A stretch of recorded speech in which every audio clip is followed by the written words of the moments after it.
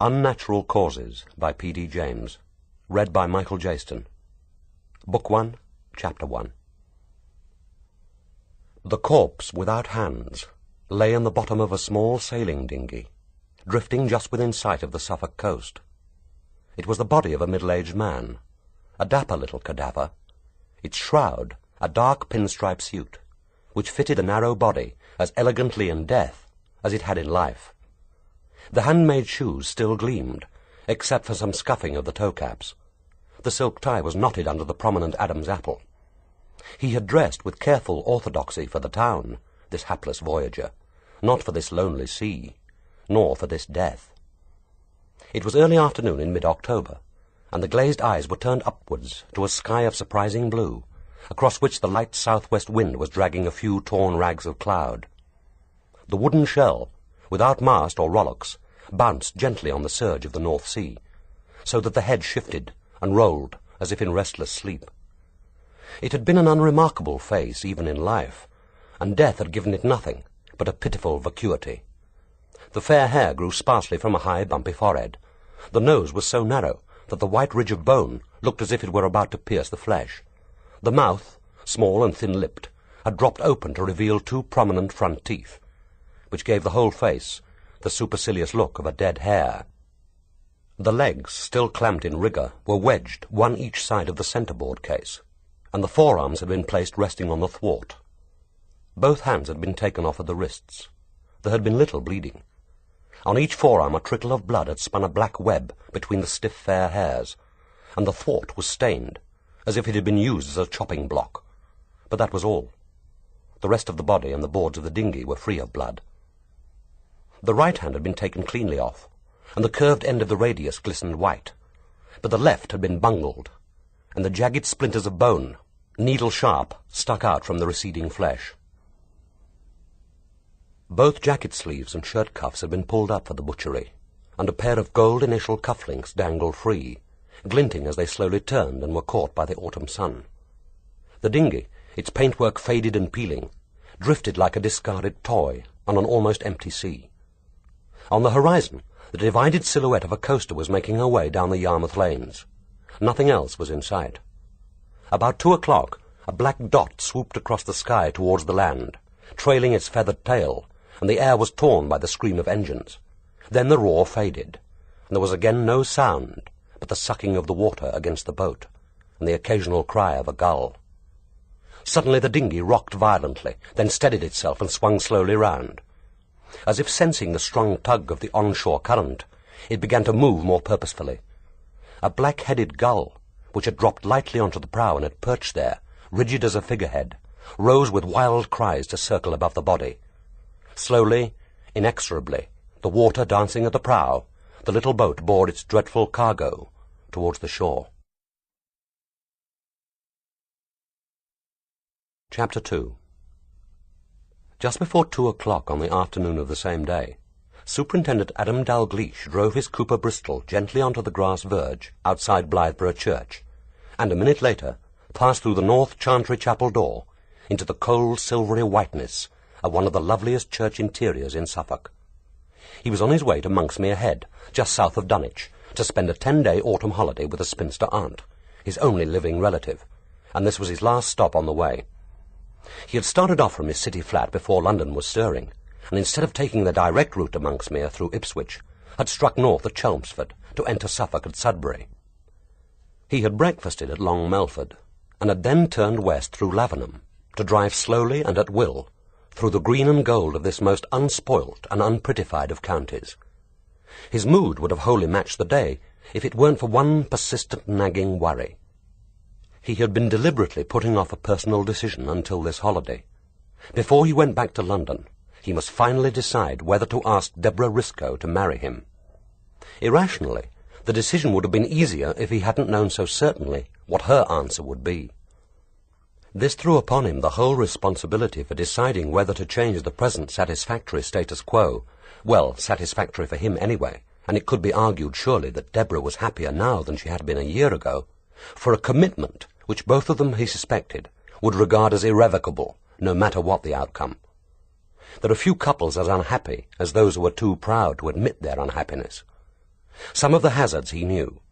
He knew that she disliked and resented his job. This wasn't surprising, nor in itself important. The job was his choice, and he had never required anyone's approval or encouragement. But it was a daunting prospect that every late duty, every emergency, might have to be preceded by an apologetic telephone call. As he walked to and fro under the marvellous cambered tie-beam roof, and smelt the Anglican odour of wax polish, flowers, and damp old hymn books, it came to him that he had got what he wanted at almost the precise moment of suspecting that he no longer wanted it. This experience is too common to cause an intelligent man lasting disappointment, but it still has powers to disconcert. It wasn't the loss of freedom that deterred him. The men who squealed most about that were usually the least free. Much more difficult to face was the loss of privacy. Even the loss of physical privacy was hard to accept. Running his fingers over the carved 15th-century lectern, he tried to picture life in the Queen Hithe flat with Deborah always there.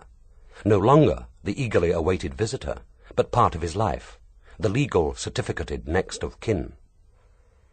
It had been a bad time at the Yard to be faced with personal problems. There had recently been a major reorganization, which had resulted in the inevitable disruption of loyalties and of routine, the expected crop of rumours and discontent, and there had been no relief from the pressure of work. Most of the senior officers were already working a 14-hour day. His last case, although successful, had been particularly tedious. A child had been murdered, and the investigation had turned into a manhunt of the kind he most disliked, and was temperamentally least suited for, a matter of dogged, persistent checking of facts, carried on in a blaze of publicity, and hindered by the fear and hysteria of the neighbourhood. The child's parents had fastened on him like drowning swimmers gulping for reassurance and hope, and he could still feel the almost physical load of their sorrow and guilt. He had been required to be at once a comforter and father-confessor, avenger and judge. There was nothing new to him in this. He had felt no personal involvement in their grief, and this detachment had, as always, been his strength, as the anger and intense outraged commitment of some of his colleagues, faced with the same crime, would have been theirs. But the strain of the case was still with him, and it would take more than the winds of a Suffolk autumn to clean his mind of some images. No reasonable woman could have expected him to propose marriage in the middle of this investigation, and Deborah had not done so. That he had found time and energy to finish his second book of verse a few days before the arrest was something which neither of them had mentioned. He had been appalled to recognize that even the exercise of a minor talent could be made the excuse for selfishness and inertia. He hadn't liked himself much recently, and it was perhaps sanguine to hope that this holiday could alter that. Half an hour later, he closed the church door quietly behind him, and set off on the last few miles of the journey to Monksmere. He had written to his aunt to say that he would probably arrive at 2:30, and with luck, he would be there almost precisely on time. If, as was usual, his aunt came out of the cottage at 2:30, she should see the Cooper Bristol just breasting the headland. He thought of her tall, angular, waiting figure with affection. There was little unusual about her story, and most of it he had guessed, picked up as a boy from snatches of his mother's unguarded talk, or had simply known as one of the facts of his childhood. Her fiancé had been killed in 1918, just 6 months before the armistice when she was a young girl. Her mother was a delicate, spoilt beauty, the worst possible wife for a scholarly country clergyman, as she herself frequently admitted, apparently thinking that this candour both justified and excused in advance the next outbreak of selfishness or extravagance. She disliked the sight of other people's grief, since it rendered them temporarily more interesting than herself, and she decided to take young Captain Maskell's death very hard. Whatever her sensitive, uncommunicative, and rather difficult daughter suffered, it must be apparent that her mother suffered more, and 3 weeks after the telegram was received, she died of influenza. It is doubtful whether she intended to go to such lengths, but she would have been gratified by the result. Her distraught husband forgot in one night all the irritations and anxieties of his marriage, and remembered only his wife's gaiety and beauty. It was, of course, unthinkable that he should marry again, and he never did.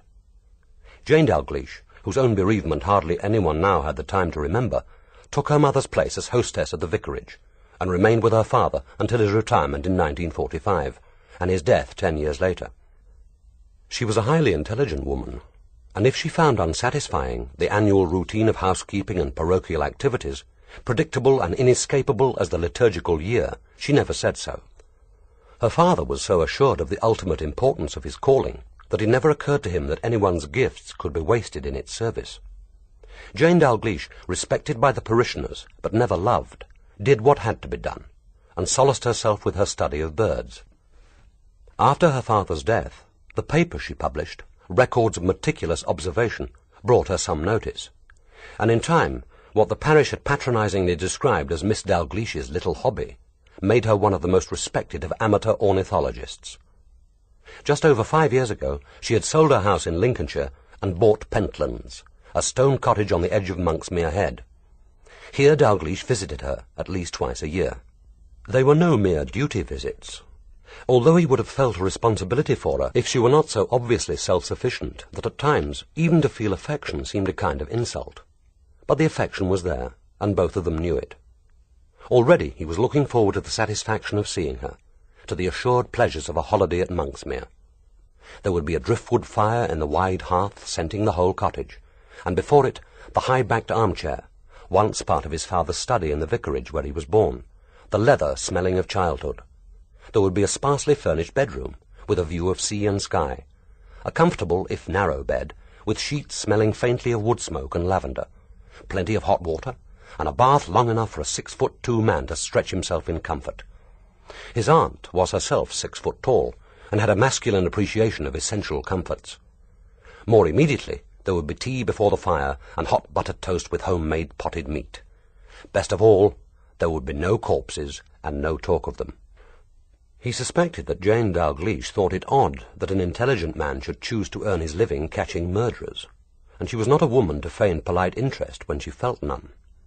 She made no demands on him, not even the demands of affection, and because of this she was the only woman in the world with whom he was completely at peace. He knew exactly what the holiday offered. They would walk together, often in silence, on the damp strip of firm sand between the sea's foam and the pebbled rises of the beach. He would carry her sketching paraphernalia. She would stride a little ahead, hands dug in her jacket pockets, eyes searching out where wheat ears, scarcely distinguishable from pebbles, had lighted on the shingle, or following the flight of tern or plover. It would be peaceful, restful, utterly undemanding.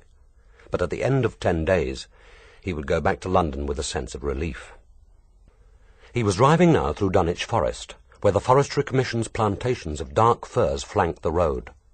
He fancied that he could smell the sea now. The salt tang borne to him on the wind was sharper than the bitter smell of the trees. His heart lifted. He felt like a child coming home. And now the forest ended. The sombre dark green of the firs ruled off by a wire fence from the water-coloured fields and hedges. And now they too passed, and he was driving through the gorse and heather of the heathlands on his way to Dunwich. As he reached the village and turned right up the hill which skirted the walled enclosure of the ruined Franciscan friary, there was the blare of a car's horn, and a jaguar, driven very fast, shot past. He glimpsed a dark head, and a hand raised in salute, before, with a valedictory hoot, the car was out of sight. So Oliver Latham, the dramatic critic, was at his cottage for the weekend. That was hardly likely to inconvenience Dalgliesh, for Latham did not come to Suffolk for company. Like his near neighbour, Justin Bryce, he used his cottage as a retreat from London, and perhaps from people, although he was at Monksmere less frequently than Bryce. Dalgliesh had met him once or twice, and had recognized in him a restlessness and tension which found an echo in his own character. He was known to like fast cars and fast driving, and Dalgliesh suspected that it was in the drive to and from Monksmere that he found his release. It was difficult to imagine why else he kept on his cottage. He came to it seldom, never brought his women there, took no interest in furnishing it, and used it chiefly as a base for wild drives around the district, which were so violent and irrational that they seemed a kind of abreaction. As Rosemary Cottage came into sight on the bend of the road, Dalgliesh accelerated. He had little hope of driving past unobserved, but at least he could drive at a speed which made it unreasonable to stop. As he shot past, he just had time to see out of the corner of his eye a face at an upstairs window. Well, it was to be expected. Celia Calthrop regarded herself as the doyenne of the small community at Monksmere, and had assigned herself certain duties and privileges. If her neighbours were so ill-advised as not to keep her informed of the comings and goings of themselves and their visitors, she was prepared to take some trouble to find out for herself. She had a quick ear for an approaching car, and the situation of her cottage, just where the rough track across the headland joined the road from Dunwich, gave her every opportunity of keeping an eye on things. Miss Calthrop had bought Brodie's barn, renamed Rosemary Cottage, 12 years previously. She had got it cheap, and by gentle but persistent bullying of local labour, had converted it equally cheaply from a pleasing if shabby stone house to the romanticised ideal of her readers. It frequently featured in women's magazines as Celia Calthrop's delightful Suffolk residence, where, amid the peace of the countryside, she creates those delightful romances which so thrill our readers. Inside, Rosemary Cottage was very comfortable in its pretentious and tasteless way. Outside, it had everything its owner considered appropriate to a country cottage: a thatched roof, deplorably expensive to insure and maintain, a herb garden, a sinister-looking patch this. Miss Calthrop was not successful with herbs, a small artificial pond, malodorous in summer, and a dovecote, but doves obstinately refused to roost in it. There was also a sleek lawn on which the writers' community, Celia's phrase, was invited in summer to drink tea. At first, Jane Dalgliesh had been excluded from the invitation, not because she didn't claim to be a writer, but because she was a solitary elderly spinster, and therefore, in Miss Calthrop's scale of values, a social and sexual failure, rating only a patronizing kindness. Then Miss Calthrop discovered that her neighbour was regarded as a distinguished woman by people well qualified to judge, and that the men who, in defiance of propriety, were entertained at Pentlands, and who were to be met trudging along the shore in happy companionship with their hostess, were frequently themselves distinguished. A further discovery was more surprising. Jane Dalgliesh dined with R.B.Sinclair at Priory House. Not all those who praise Sinclair's 3 great novels, the last written over 30 years ago, realized that he was still alive. Fewer still were invited to dine with him. Miss Calthrop was not a woman obstinately to persist in error, and Miss Dalgliesh became Dear Jane overnight. For her part, she continued to call her neighbour Miss Calthrop, and was as unaware of the rapprochement as she had been of the original disdain. Dalgliesh was never sure what she really thought of Celia. She seldom spoke about her neighbours, and the women were too rarely in each other's company for him to judge. The rough track which led across Monksmere Head to Pentlands was less than 50 yards from Rosemary Cottage. It was usually barred by a heavy farm gate, but today this stood open, biting deep into the tall hedge of brambles and elders. The car bumped slowly over the potholes, and between the stubbles of hay which soon gave way to grass and then to bracken. It passed the twin stone cottages belonging to Latham and Justin Bryce, but Dalgliesh saw no sign of either man, although Latham's Jaguar was parked at his door, and there was a thin curl of smoke from Bryce's chimney. Now the track wound uphill, and suddenly the whole of the headland lay open before him, stretching purple and golden to the cliffs and shining sea. At the crest of the track, Dalgliesh stopped the car to watch and to listen. Autumn had never been his favourite season, but in the moment which followed the stopping of the engine, he wouldn't have changed this mellow peace for all the keener sensitivities of spring. The heather was beginning to fade now, but the second flowering of the gorse was as thick and golden as the first richness of May. Beyond it lay the sea, streaked with purple, azure and brown, and to the south the mist-hung marshes of the bird reserve added their gentler greens and blues. The air smelt of heather and wood smoke, the inevitable and evocative smells of autumn. It was hard to believe, thought Dalgliesh, that one was looking at a battlefield where for nearly 9 centuries the land had waged its losing fight against the sea. Hard to realize that under that deceptive calm of veined water lay the 9 drowned churches of old Dunwich. There were few buildings standing on the headland now, but not all were old. To the north, Dalgliesh could just glimpse the low walls of Seton House, little more than an excrescence on the edge of the cliff, which Maurice Seton, the detective novelist, had built to suit his odd and solitary life. Half a mile to the south, the great square walls of Priory House stood like a last bastion against the sea, and on the very edge of the bird reserve, Pentlands Cottage seemed to hang on the brink of nothingness. As his eyes scanned the headland, a horse and buggy came into sight on the far north track, and bowled merrily over the gorse towards Priory House. Dalgliesh could see a stout little body, hunchbacked in the driving seat, and the whip, delicate as a wand, erect by her side. It must be R.B.Sinclair's housekeeper, bringing home the provisions. There was a charming domestic touch about the gay little equipage. and Dalgliesh watched it with pleasure until it disappeared behind the shield of trees which half hid Priory House. At that moment his aunt appeared at the side of her cottage and gazed up the headland. Dalgliesh glanced at his wrist. It was 33 minutes past 2. He let in the clutch, and the Cooper Bristol bumped slowly down the track towards her. Chapter 3.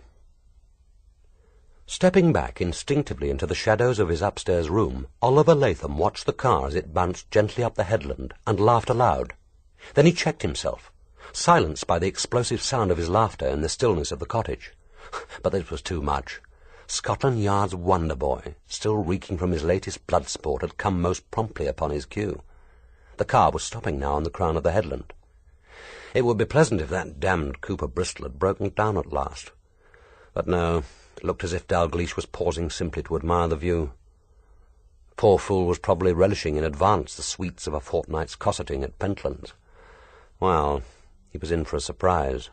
The question was, would it be prudent for him, Latham, to stay around and watch the fun? Why not? He wasn't due back in town until the first night at the Court Theatre on Thursday week, and it would look odd if he dashed back now so soon after his arrival. Besides, he was curious. He had driven to Monksmere on Wednesday expecting to be bored, but now, with luck, it was promising to be quite an exciting holiday. Chapter 4. Alice Kerrison drove the buggy behind the fringe of trees which shielded Priory House from the northern part of the headland, bounced down from her seat, and led the mare through the wide, crumbling archway to a row of 16th-century stables. As she busied herself with the unharnessing, grunting a little with the effort, her practical mind complacently reviewed the morning's work, and looked forward to the small domestic pleasures to come. First they would drink tea together, strong and over-sweet, as Mr. Sinclair liked it, sitting one each side of the great fire in the hall. Even on a warm autumn day, Mr. Sinclair liked his fire, and then before the light began to fade and the mists rose, they would take their daily walk together across the headland. And it wouldn't be a walk without a purpose. There was some burying to be done. Well, it was always satisfactory to have an object, and for all Mr. Sinclair's clever talk, human remains, however incomplete, were still human remains, and were entitled to respect. Besides, it was high time they were out of the house.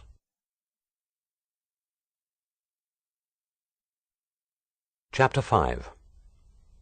It was nearly 8:30, and Dalgliesh and his aunt, their dinner over, sat in companionable silence, one each side of the living-room fire. The room, which occupied almost the whole of the ground floor of Pentlands, was stone-walled with a low roof, buttressed by immense oak beams and a floor of red quarry tiles.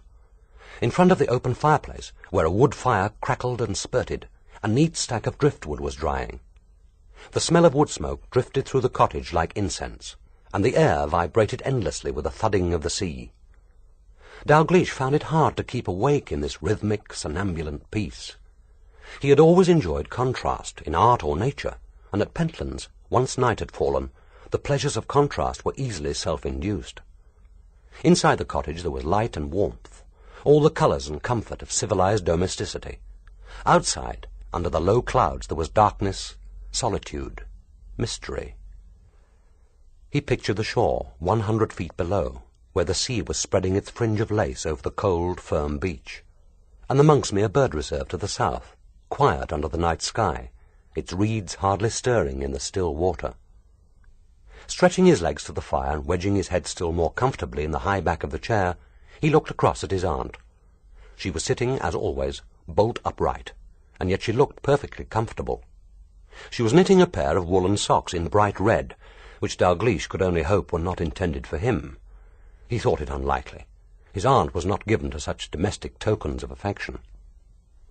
The firelight threw gules on her long face, brown and carved as an Aztec's, the eyes hooded, the nose long and straight above a wide mobile mouth. Her hair was iron grey now, coiled into a huge bun in the nape of her neck. It was a face that he remembered from childhood. He had never seen any difference in her.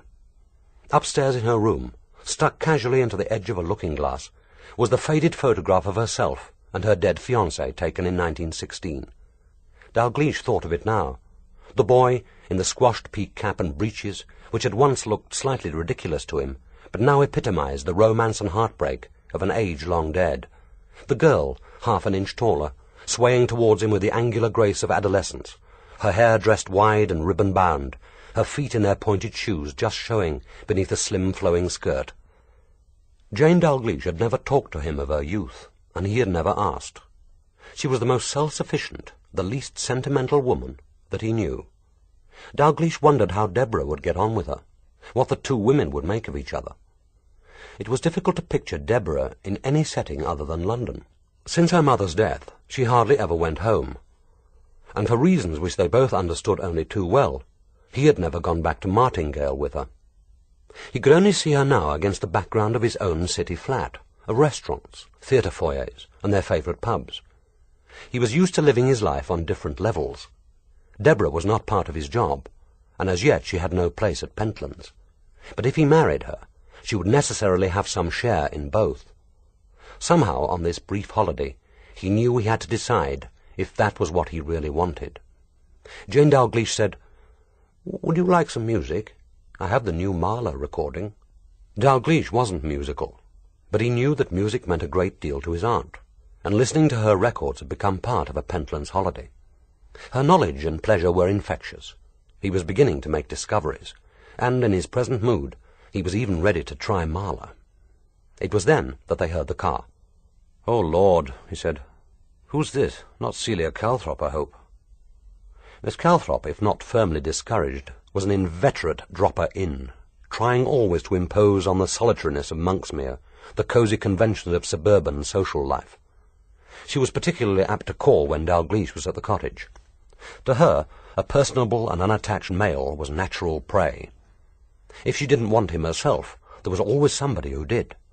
She disliked seeing anything go to waste. On one of his visits she had actually given a cocktail party in his honour.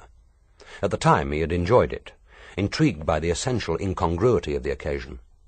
The little group of Monksmere residents, meeting as if for the first time, had munched canapes and sipped cheap sherry in Celia's pink and white drawing-room, and made inconsequent, polite conversation, while outside a gale screamed across the headland, and the sou'westers and storm lanterns were stacked in the hall. Here had been contrast indeed, but it was not a habit to encourage. Jane Dalgliesh said, "It sounds like Miss Calthrop's Maurice. She may be bringing her niece. Elizabeth is home from Cambridge, convalescing from glandular fever. I think she arrived yesterday." "Then she ought to be in bed. It sounds as if there are more than two of them. Isn't that Justin Bryce's bleat?" It was. When Miss Dalgliesh opened the door, they could see through the porch windows the twin lights of the car, and a confusion of dark forms, which gradually resolved themselves into familiar figures. It looked as if the whole of Monksmere was calling on his aunt. Even Sylvia Kedge, Maurice Seton's crippled secretary, was with them, creeping on her crutches towards the stream of light from the open door. Miss Calthrop walked slowly beside her, as if in support. Behind them was Justin Bryce, still bleating inconsequently into the night. The tall figure of Oliver Latham loomed up beside him. Last of all, sulky and reluctant, came Elizabeth Marley, shoulders hunched, hands dug into her jacket pockets. She was loitering on the path and peering from side to side into the darkness, as if disassociating herself from the party. Bryce called, "Good evening, Miss Dalgliesh. Evening, Adam. Don't blame me for this invasion. It's all Celia's idea." "We've come for professional advice, my dears, all except Oliver. We met him on the way, and he's only come to borrow some coffee, or so he says." Latham said calmly, "I forgot to buy coffee when I was driving from town yesterday, so I decided to call on my one neighbour who could be trusted to provide a decent blend without an accompanying lecture on my inefficient housekeeping. If I'd known you were having a party, I might have waited until tomorrow." But he showed no inclination to go. They came in, blinking in the light and bringing with them a gust of cold air which billowed the white wood smoke across the room. Celia Calthrop went straight to Dalglish's chair and arranged herself as if to receive an evening's homage. Her elegant legs and feet, carefully displayed to advantage, were in marked contrast to her heavy, stoutly corseted body with its high bosom and her flabby, mottled arms. Dalgliesh supposed that she must be in her late 40s, but she looked older. As always, she was heavily but skilfully made up. The little vulpine mouth was carmine, The deep-set and downward-sloping eyes, which gave her face a look of spurious spirituality, much emphasized in her publicity photographs, were blue-shadowed. Her lashes weighted with mascara. She took off her chiffon headscarf to reveal her hairdresser's latest effort, the hair fine as a baby's, through which the glimpses of pink, smooth scalp looked almost indecent. Dalgliesh had only met her niece twice before, and now, shaking hands, he thought that Cambridge had not changed her. She was still the sulky, heavy-featured girl that he remembered. It was not an unintelligent face, and might even have been attractive, if only it had held a spark of animation. The room had lost its peace. Dalgliesh reflected that it was extraordinary how much noise 7 people could make. There was the usual business of settling Sylvia Kedge into her chair, which Miss Calthrop supervised imperiously, although she did nothing active to help. The girl would have been called unusual, perhaps even beautiful, if only one could have forgotten those twisted, ugly legs, braced into calipers, the heavy shoulders, the masculine hands distorted by her crutches. Her face was long, brown as a gypsy's, and framed by shoulder-length black hair, brushed straight back from a centre parting. It was a face which could have held strength and character, but she had imposed on it a look of piteous humility, an air of suffering, meekly and uncomplainingly borne, which sat incongruously on that high brow. The great black eyes were skilled in inviting compassion. She was now adding to the general fluster by asserting that she was perfectly comfortable, when she obviously wasn't, suggesting with a deprecating gentleness which had all the force of a command that her crutches should be placed within reach, even though this meant propping them insecurely against her knees, and by generally making all present uncomfortably aware of their own undeserved good health. Dalgliesh had watched this play-acting before, but tonight he sensed that her heart wasn't in it, that the routine was almost mechanical. For once the girl looked genuinely ill and in pain. Her eyes were as dull as stones, and there were lines running deeply between her nostrils and the corners of her mouth. She looked as if she needed sleep, and when he gave her a glass of sherry, he saw that her hand was trembling.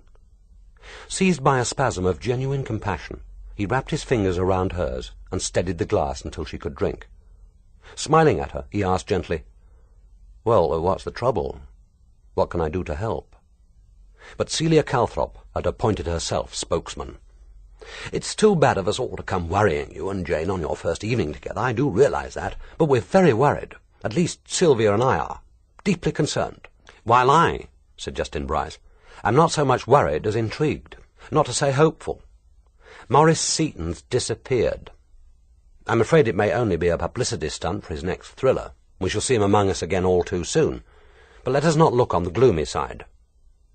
He did indeed look very far from gloomy, squatting on a stool before the fire, like a malevolent turtle, twisting his long neck towards the blaze.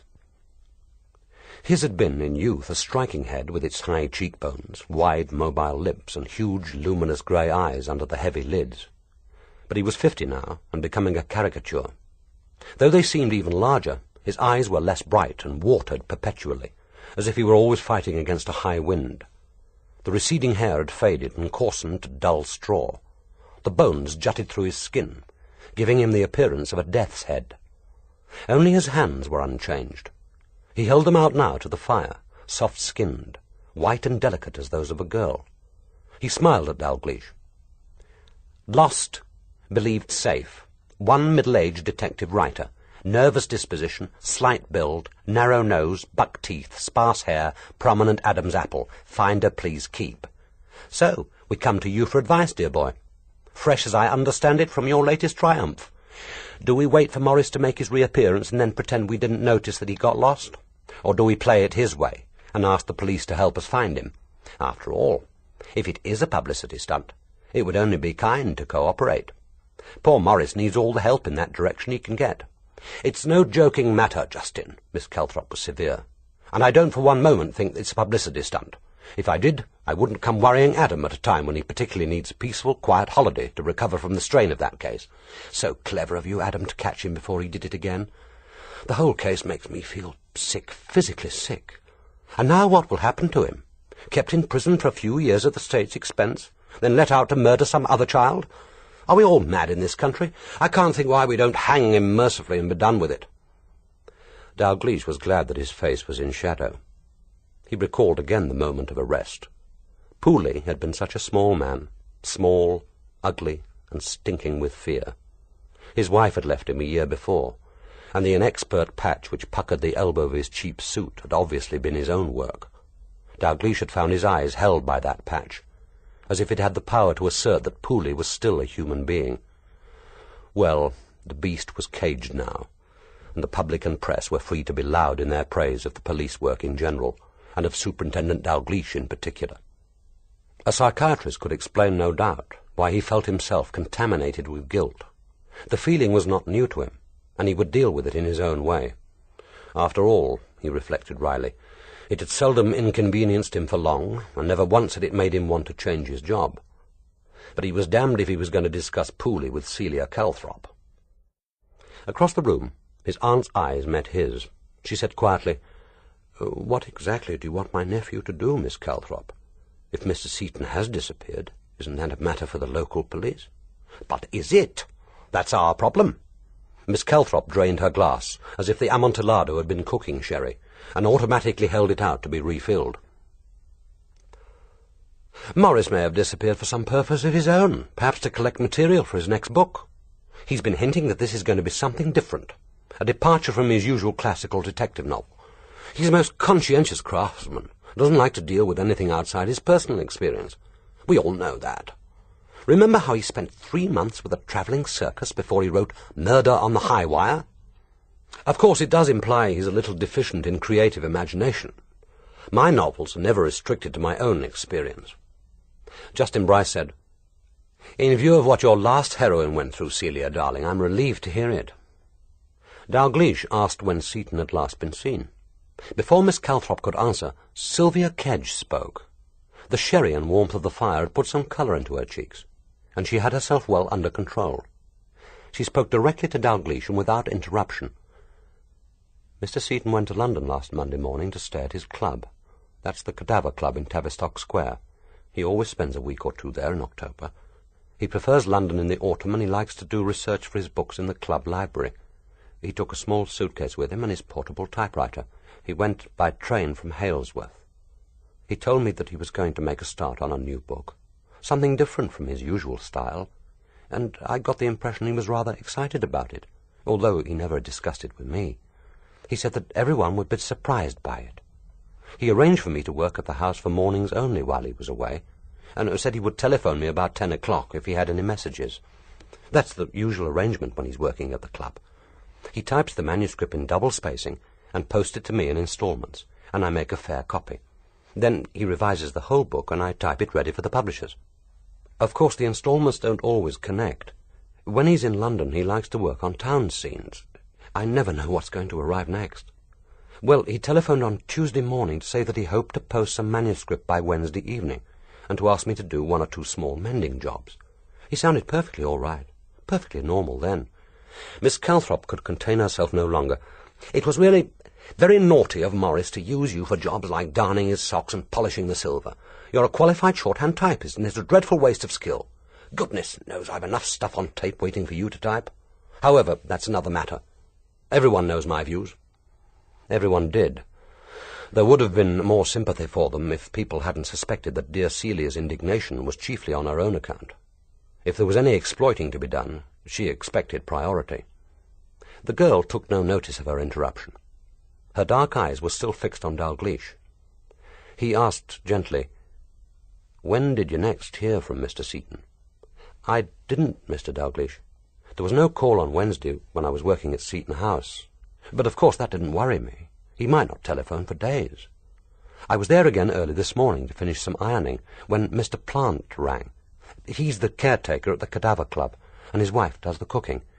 He said they were very worried because Mr. Seton had gone out before dinner on Tuesday and hadn't returned to the club. His bed hadn't been slept in, and his clothes and typewriter were still there. Mr. Plant didn't like to make too much fuss at first. He thought that Mr. Seton might have stayed out for some purpose connected with his work. But he got worried when a second night went by and still no message, so he thought he'd better telephone the house.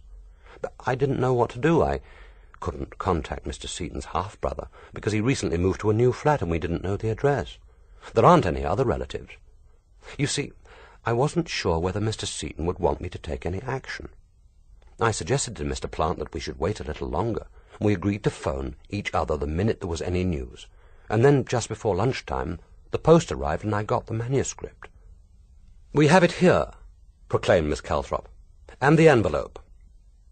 She produced them from her capacious handbag with a flourish, and handed them to Dalgliesh.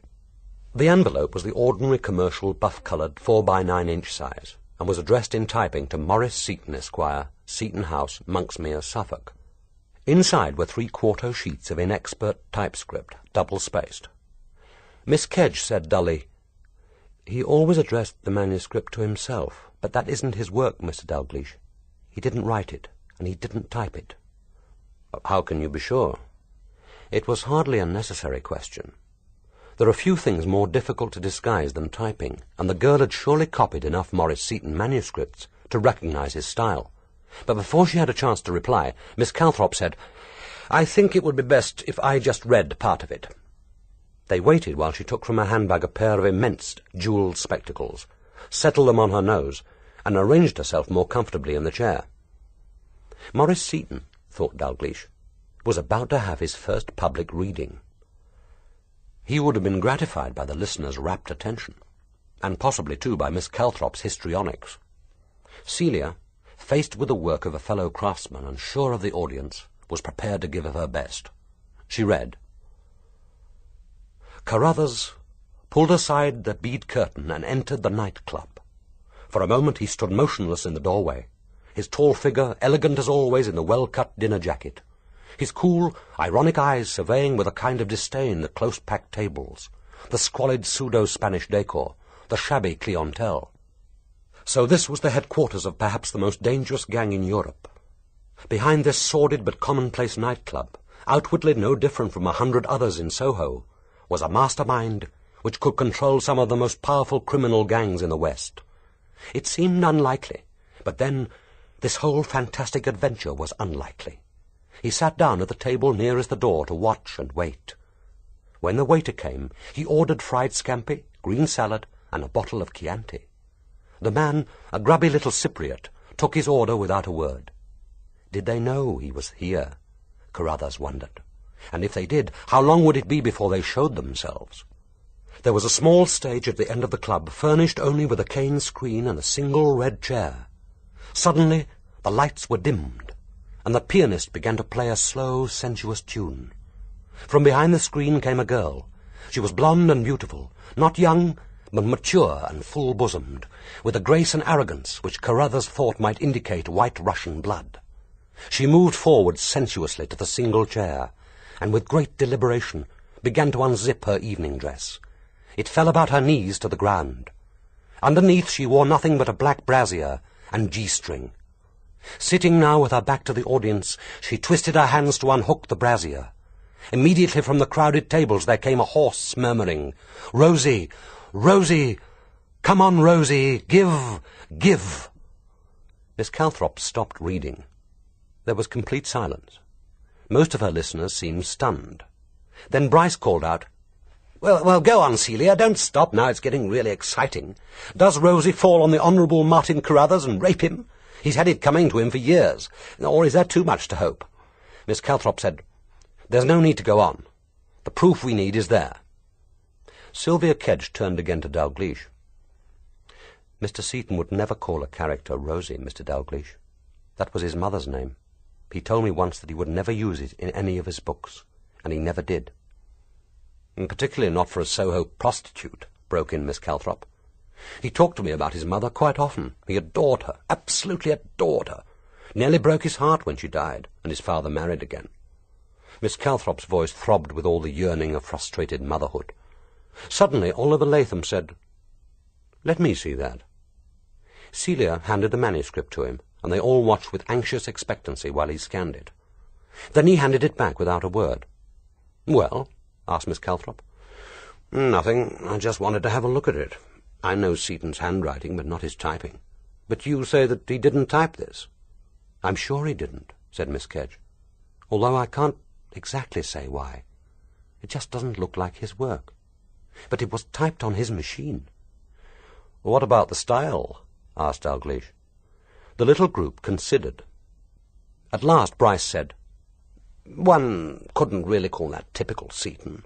After all, the man could write when he chose. It's almost artificial, isn't it? One gets the impression he was trying to write badly. Elizabeth Marley had been silent until now, sitting alone in the corner, like a discontented child who has been dragged unwillingly into the company of boring adults. Suddenly she said impatiently, "If this is a fake, it's obvious we were meant to discover it. Justin's right. The style's completely bogus. And it's too much of a coincidence that the person responsible should have hit on the one name which would arouse suspicion. Why choose Rosie? If you ask me, this is just Maurice Seton trying to be clever, and you've all fallen for it. You'll read all about it when his new book comes out. You know how he loves experimenting." "It's certainly the sort of childish scheme that Seton might think up," said Latham. "I'm not sure I want to be an involuntary participant in any of his damned silly experiments. I suggest we forget the whole thing. He'll turn up in his own time." "Maurice was always very odd and secretive, of course," agreed Miss Calthrop, "especially about his work. And there's another thing. I've been able to give him one or two useful little hints in the past. He's definitely used them, but never a word to me subsequently. Naturally, I didn't expect a formal acknowledgement. If I can help a fellow writer, I'm only too happy. But it's a little disconcerting when a book is published to find one or two of one's own ideas in the plot, and never a thank you from Maurice." "He's probably forgotten by then that he didn't think them out for himself," suggested Latham with a kind of tolerant contempt. "He never forgot anything, Oliver. Maurice had a very clear mind. He worked methodically, too. If I dropped a suggestion, he'd pretend to be only half interested, and mutter something about trying to work it in some time or other. But I could see from the look in his eyes that he'd seized on it, was only waiting to get home to file it away in one of those little index cards. Not that I resented it, really. It's just that I think he might have acknowledged the help occasionally. I gave him an idea a month or so ago, and I bet you anything it will appear in the next book." No one accepted the offer. Bryce said, "You're absolutely right about him, Celia. One contributed one's own mite from time to time. God knows why, except that one does get the occasional idea for a new method of murder. It seemed a shame to waste it when poor Seton was so obviously near the end of his resources. But, apart from that predatory gleam in his eye, not a sign of appreciation, my dears. Of course, for reasons you all appreciate, he gets no help from me now. Not after what he did to Arabella." Miss Calthrop said, "Oh, my idea wasn't for a new method of murder, exactly. It was just a situation.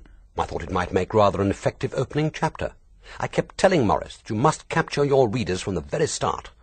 I pictured a body drifting out to sea in a dinghy, with its hands chopped off at the wrists." There was a silence, so complete, so sudden, that the striking of the carriage clock drew all their eyes towards it, as if it were chiming the hour of execution. Dalgliesh was looking at Latham. He had stiffened in his chair, and was grasping the stem of his glass with such force that Dalgliesh half expected it to snap. It was impossible to guess what lay behind that pale, rigid mask. Suddenly Bryce gave his high, nervous laugh, and the tension broke. One could almost hear the little gasps of relief. "What an extraordinarily morbid imagination you have, Celia. One would never suspect. You must control these impulses, my dear, or the League of Romantic Novelists will hurl you out of the club." Latham spoke. His voice controlled, colourless. He said, "All this doesn't help with the present problem. Do I take it that we've agreed to take no action about Seton's disappearance?" "Eliza is probably right, and it's just some nonsense Maurice has thought up. If so, the sooner we leave Mr. Dalgliesh to enjoy his holiday in peace, the better." He was rising to go, as if suddenly wearied of the whole subject, when there was a loud authoritative knock on the cottage door. Jane Dalgliesh lifted an interrogative eyebrow at her nephew, then got up silently and went through the porch to open it. The party fell silent, listening unashamedly. A caller after dusk was rare in their isolated community. Once night fell, they were used to seeing only each other, and knew by instinct of long experience whose footstep was approaching their door. But this loud summons had been the knock of a stranger. There was the soft, broken mutter of voices from the porch. Then Miss Dalgliesh reappeared in the doorway, two rain-coated men in the shadows behind her. She said, "This is Detective Inspector Reckless and Sergeant Courtney from the County C.I.D. They are looking for Digby Seton. His sailing dinghy has come ashore at Cod Head." Justin Bryce said, "That's odd. It was beached as usual at the bottom of Tanner's Lane at 5 o'clock yesterday afternoon." Everyone seemed to realize simultaneously how strange it was that a detective inspector and a sergeant should be calling after dark about a missing dinghy. But Latham spoke before the others had formed their questions. "What's wrong, Inspector?" Jane Dalgliesh replied for him. "Something very shocking, I'm afraid. Maurice Seton's body was in the boat." "Maurice's body? Maurice? But that's ridiculous!" Miss Calthrop's sharp, didactic voice cut across the room in futile protest. "It can't be Maurice. He never takes the boat out. Maurice doesn't like sailing." The inspector moved forward into the light and spoke for the first time. "He hasn't been sailing, madam. Mr. Seton was lying dead in the bottom of the boat. Dead, and with both hands taken off at the wrists." Chapter 6. Celia Calthrop, as if relishing her own obstinacy, said for the 10th time, "I keep telling you I didn't say a word about the plot to anyone except Maurice. Why should I? It's no good harping on about the date. It was about 6 months ago, perhaps longer. I can't remember just when. But we were walking along the beach to Walberswick, and I suddenly thought it would make a good start to a detective story if one described a handless corpse drifting out to sea in a boat, so I suggested it to Maurice. I certainly never mentioned it to anyone else until tonight. Maurice may have done so, of course." Elizabeth Marley burst out irritably. "Obviously he told someone. We can hardly suppose that he cut his own hands off in the cause of verisimilitude, and it's stretching coincidence too far to suggest that you and the murderer happened to think of the same idea. But I don't see how you can be so certain that you didn't talk about it to anyone else. I believe you mentioned it to me once when we were discussing how slow Maurice was to get his plots underway." No one looked as if they believed her. Justin Bryce said softly, but not so softly that others couldn't hear, "Dear Eliza, so loyal always." Oliver Latham laughed, and there was a short, embarrassed silence, broken by Sylvia Kedge's hoarse, belligerent voice. "He never mentioned it to me." "No, dear," replied Miss Calthrop sweetly, "but then there were a great many things which Mr. Seton didn't discuss with you. One doesn't tell everything to one's maid. And that, my dear, was how he thought of you. You should have had more pride than to let him use you as a household drudge. Men prefer a little spirit, you know." It was gratuitously spiteful, and Dalgliesh could sense the general embarrassed surprise. But no one spoke. He was almost ashamed to look at the girl, but she had bent her head as if meekly accepting a merited rebuke, and the 2 black swathes of hair had swung forward to curtain her face. In the sudden silence he could hear the rasping of her breath, and he wished he could feel sorry for her. Certainly Celia Calthrop was intolerable, but there was something about Sylvia Kedge which provoked unkindness. He wondered what lay behind that particular impulse to savagery. It was nearly an hour since Inspector Reckless and his sergeant had arrived, an hour in which the inspector had said little, and the rest of the company, except Dalgliesh and his aunt, had said a great deal. Not all of it had been wise.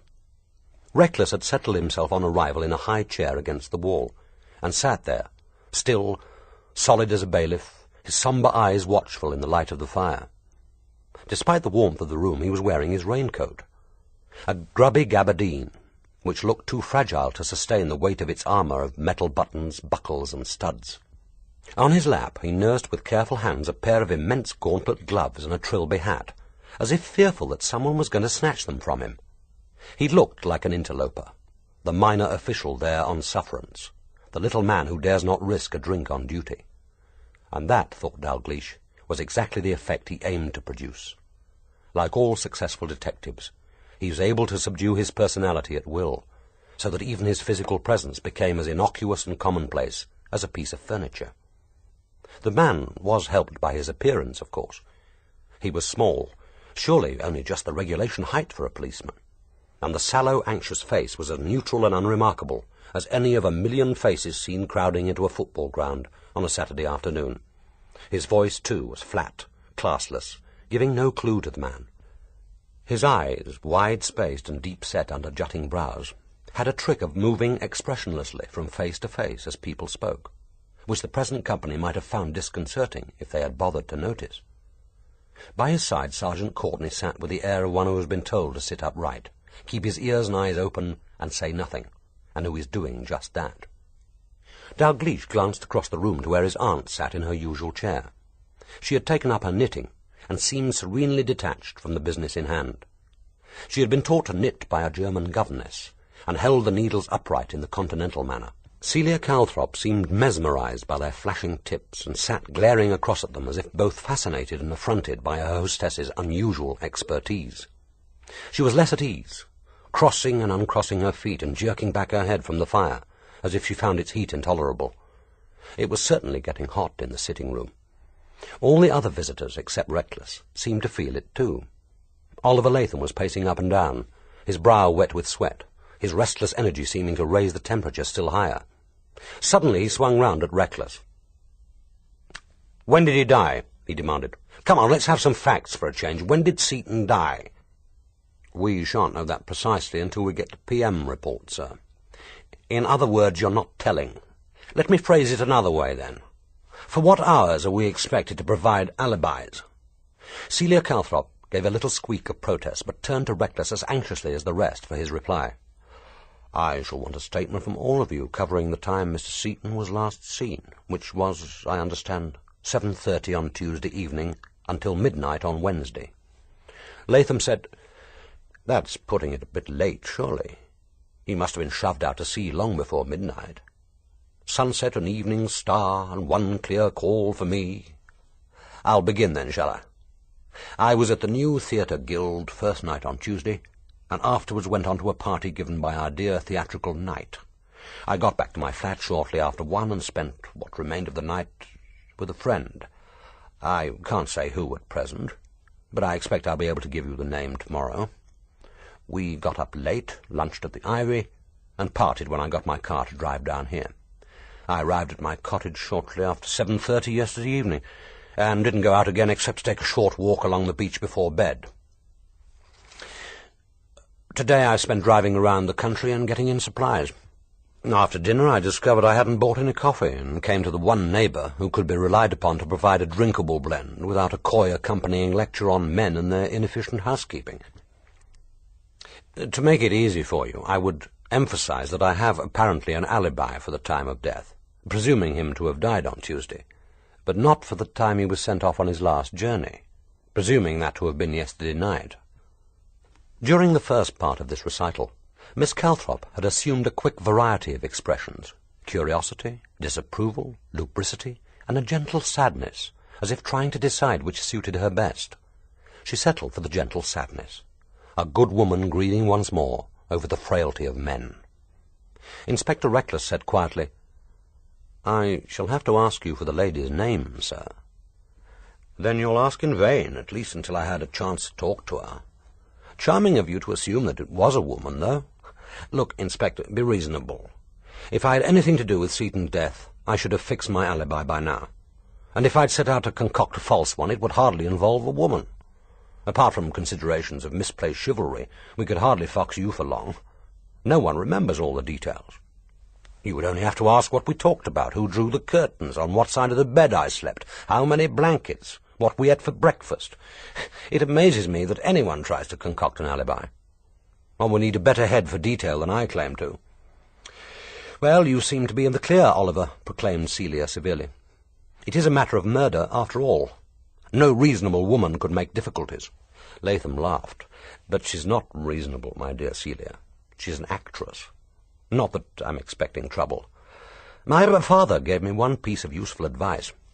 Never go to bed with a woman if either of you would be embarrassed to admit the fact next morning.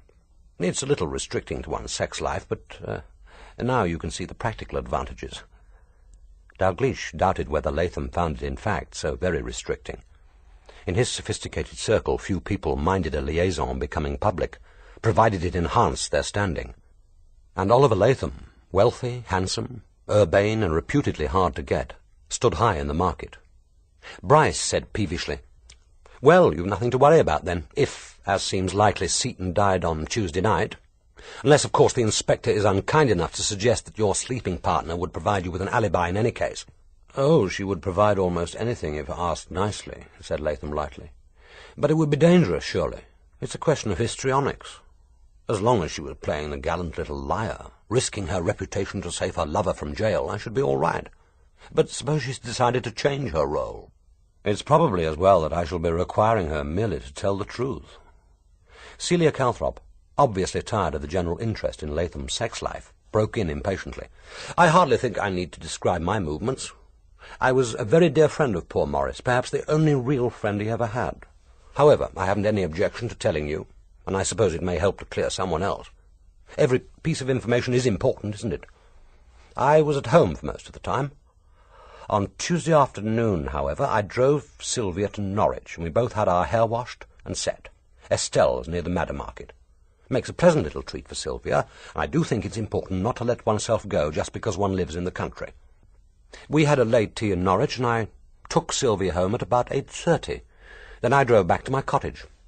I spent yesterday morning working, I dictate on tape, and I drove to Ipswich yesterday afternoon to do some shopping and call on a friend, Lady Briggs of Well Walk. It was just a chance call. Actually, she wasn't in, but the maid will remember me. I'm afraid I got a little lost coming home and wasn't back until nearly 10.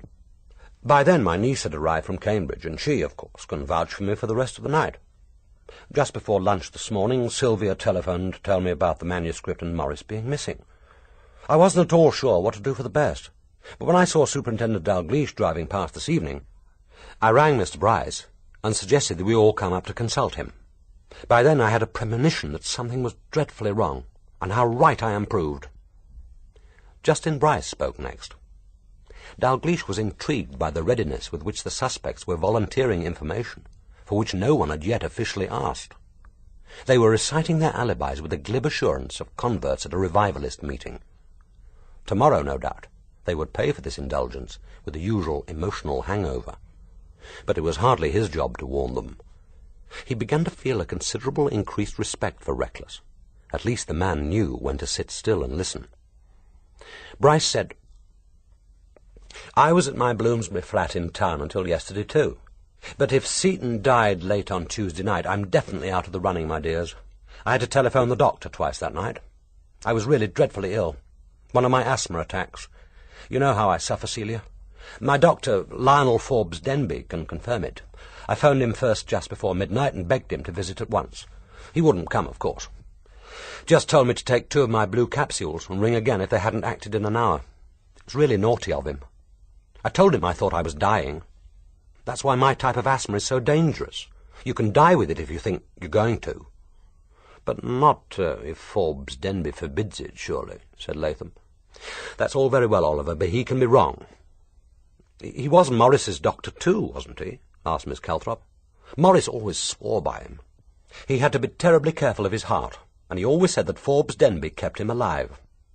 "Well, he should have visited me Tuesday night," said Bryce, aggrieved. "I rang again at 3:30, and he came at 6, but I was over the worst by then. Still, it's an alibi." "Not really, Justin," said Latham. "We've no proof that you rang."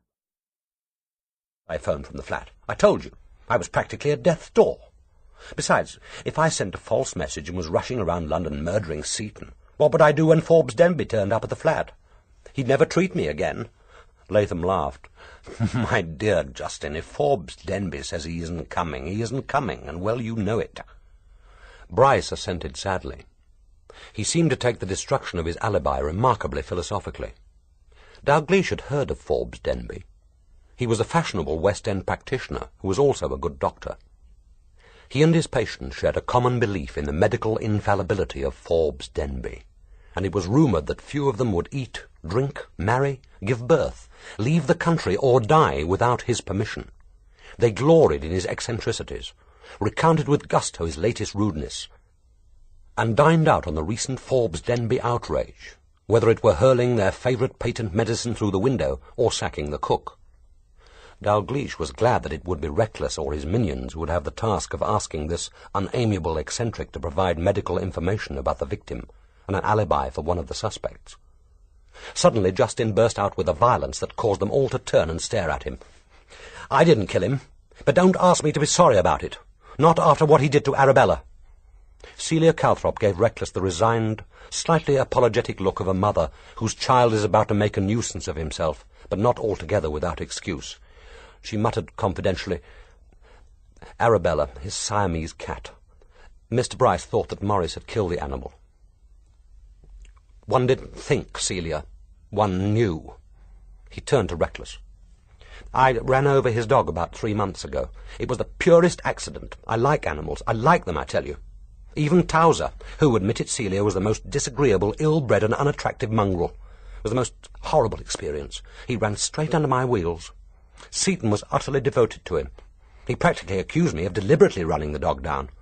And then, 4 days later, he murdered Arabella. That's the kind of man he was. Do you wonder someone has put a stop to him?"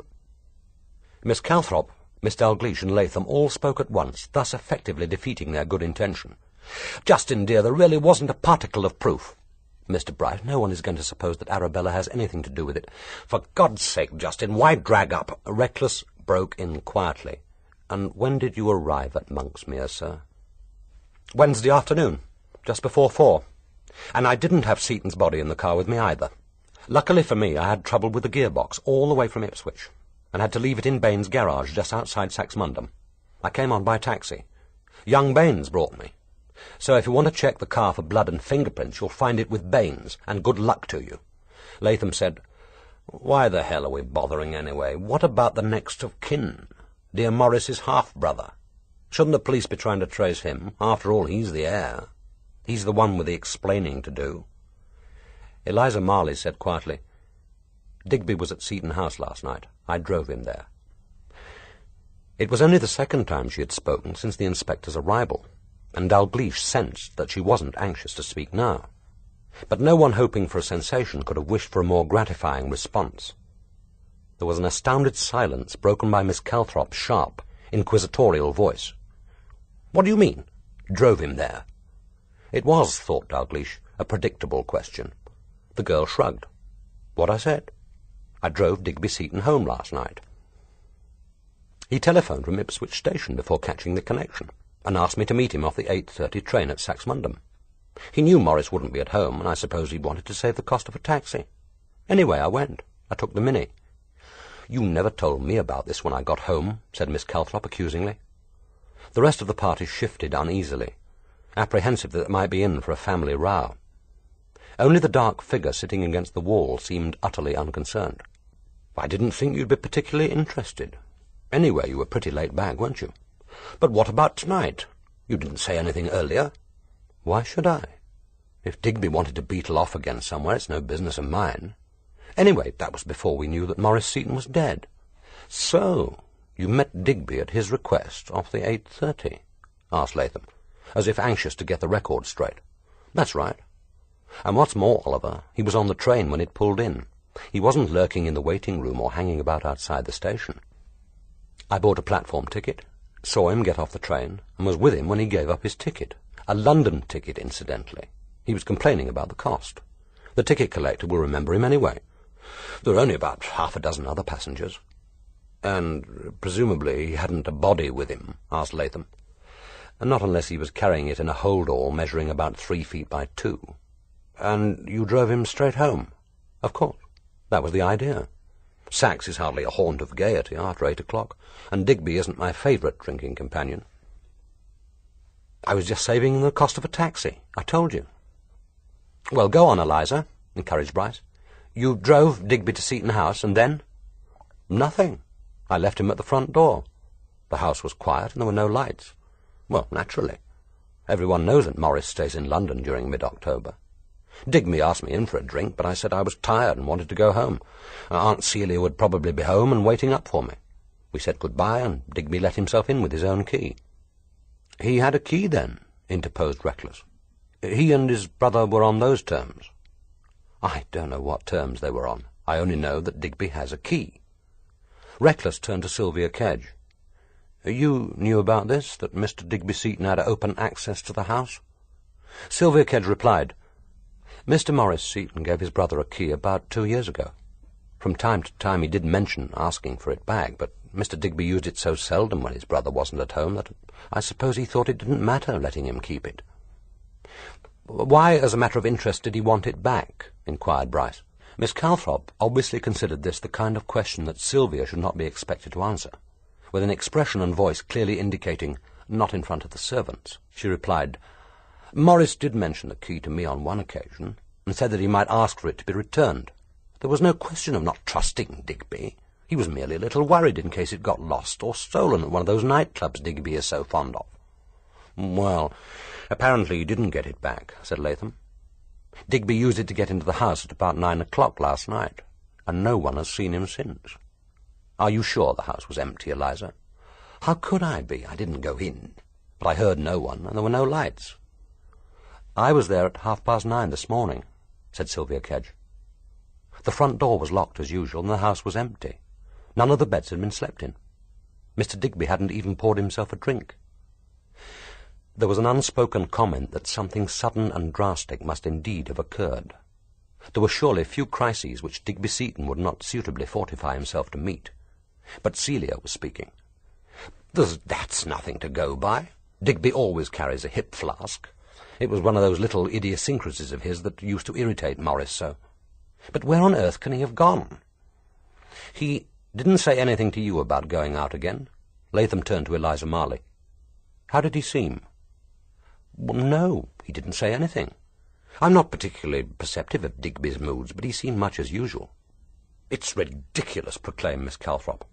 "Digby surely wouldn't go out again when he'd only just arrived. And where is there for anyone to go? Are you sure he didn't mention his plans?" Elizabeth Marley said, "He may have been called out." Her aunt's voice was sharp. "Called out? Nobody knew he was there. Called out by whom?" "I don't know. I only mention it as a possibility. As I was walking back to the car, I heard the telephone ring." "Are you sure?" asked Latham. "Why do you keep asking me if I'm sure? You know what it's like up there on the headland. The quietness, the loneliness and mystery of the place, the way sound travels at night. I tell you, I heard the phone ring." She fell silent. She was right, of course. They knew what it was like on the headland at night. And the same silence, the same loneliness and mystery, waited for them outside. Despite the heat of the room, Celia Calthrop shivered. But the heat was really getting intolerable. Bryce had been crouching on a low stool in front of the fire, feeding it compulsively from the wood basket like some demonic stoker. The great tongues of flame leapt and hissed around the driftwood. The stone walls of the sitting-room looked as if they were sweating blood. Dalgliesh went over to one of the windows and wrestled with the shutters. As he pushed open the pane, the waves of sweet, cold air passed over him, lifting the rugs on the floor, and bringing in like a clap of thunder the surge of the sea. As he turned again, he heard Reckless's flat, unemphatic voice. "I suggest someone takes Miss Kedge home. She looks ill. I shan't want to talk to her tonight." The girl looked as if she was about to remonstrate, but Elizabeth Marley said with brief finality, "I'll take her. I want to get home myself. I'm supposed to be convalescent, and this hasn't exactly been a restful evening, has it? Where's her coat?" There was a little spurt of activity. Everyone seemed to feel relief in action, and there was much fuss over Sylvia Kedge's coat, her crutches, and her general comfort. Miss Calthrop handed over her car keys and said graciously that she would walk home, escorted, of course, by Oliver and Justin. Sylvia Kedge, surrounded by a bodyguard of helpers, began to hobble her way to the door. It was then that the telephone rang. Immediately the little party froze into a tableau of apprehension. The raucous sound, at once so ordinary and so ominous, petrified them into silence. Miss Dalgliesh had moved to the telephone and lifted the receiver, when Reckless rose swiftly, and without apology took it from her hand. They could make little of the conversation, which on Reckless's part was conducted briefly, and in monosyllables. He seemed to be speaking to a police station. For most of the time he listened in silence, interspersed with grunts. He ended, "Right. Thank you. I shall be seeing you at Seton House first thing in the morning. Good night." He replaced the receiver and turned to face the waiting company, who were making no effort to hide their anxiety. Dalgliesh half expected him to disappoint them, but instead he said, "We've found Mr. Digby Seton. He's telephoned Lowestoft police station to say that he was admitted to hospital last night after driving his car into a ditch on the Lowestoft road. They are discharging him first thing tomorrow morning." Miss Calthrop's mouth had opened for the inevitable question when he added, "His story is that someone telephoned him just after 9 o'clock last night to ask him to go at once to Lowestoft police station to identify his brother's body. The caller told him that Mr. Maurice Seton's corpse had come ashore in a dinghy, with both hands chopped off at the wrists." Latham said incredulously, "But that's impossible. I thought you said the body wasn't found until early this evening." "Nor was it, sir. No one telephoned from the Lowestoft police yesterday night. No one knew what had happened to Mr. Maurice Seton till his body came ashore this evening.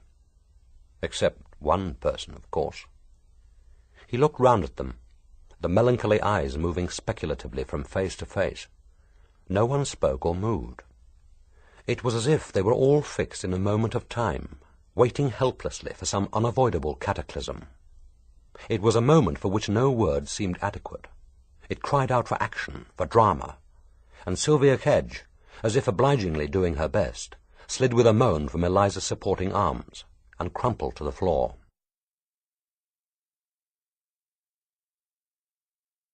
Chapter 7.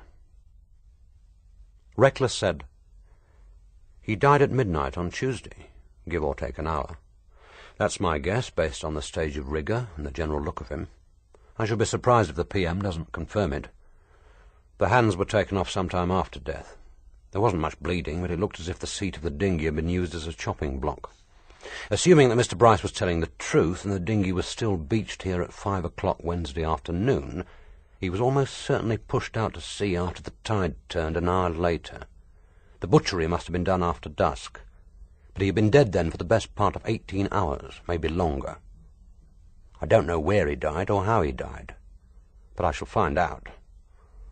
The three policemen were together in the sitting-room. Jane Dalgliesh had made an excuse to leave them alone by offering them coffee.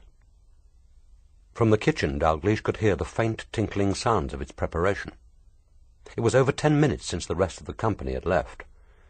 It had required little time or effort to revive Sylvia Kedge, and once she and Liz Marley were on their way, there had been a general tacit agreement that the excitements of the evening might now be drawn to a close.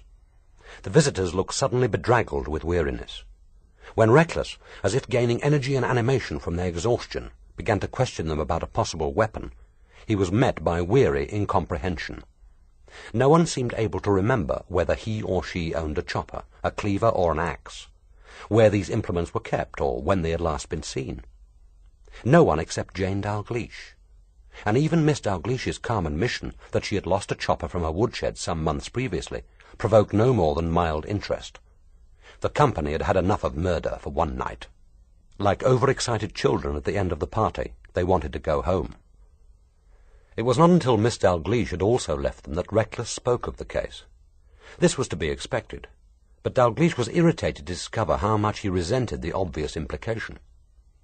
Reckless was presumably neither stupid nor crassly insensitive. He would utter no warnings. He wouldn't antagonize Dalgliesh by inviting a discretion and cooperation which both of them knew he had the right to take for granted. But this was his case. He was in charge. It was for him to decide at leisure which pieces of the puzzle he would lay out for Dalglish's inspection, how much he would confide, and to whom. The situation was a novel one for Dalgliesh, and he wasn't sure he was going to like it. The room was still very close.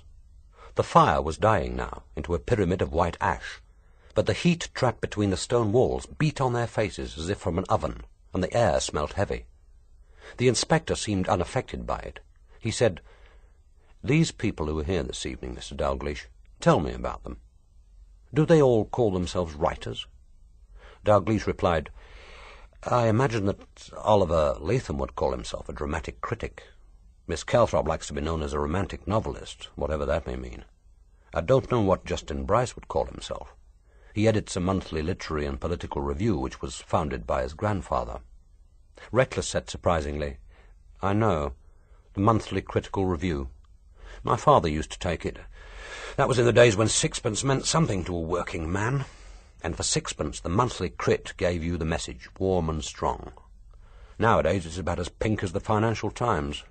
Advice on your investments, reviews of books which nobody wants to read, cosy competitions for the intelligentsia. You can't make a living out of that." Dalgliesh replied that so far from making a living, Bryce was known to subsidize the review from his private income. Reckless said, "He's apparently one of those men who don't mind people thinking he's a queer. Is he, Mr. Dalgliesh?" It was not an irrelevant question. Nothing about a suspect's character is irrelevant in a murder investigation, and the case was being treated as one of murder. But irrationally, Dalgliesh was irritated. He replied, I don't know. He may be a little ambivalent. Is he married? Not as far as I know. But we surely haven't yet reached the point where every bachelor over 40 is automatically suspect. Reckless did not reply. Miss Dalgliesh had returned with the tray of coffee, and he accepted a cup with grave thanks and with no appearance of really wanting it. When she had again left them, he began noisily sipping, his sombre eyes above the rim of the cup, fixed on a watercolour of Avocet's in Flight by Jane Dalgliesh, which hung on the opposite wall. He said, "They're a spiteful lot, queers. Not violent on the whole, but spiteful." And there was a spiteful crime. That secretary girl, the cripple. Where does she come from, Mr. Dalgliesh?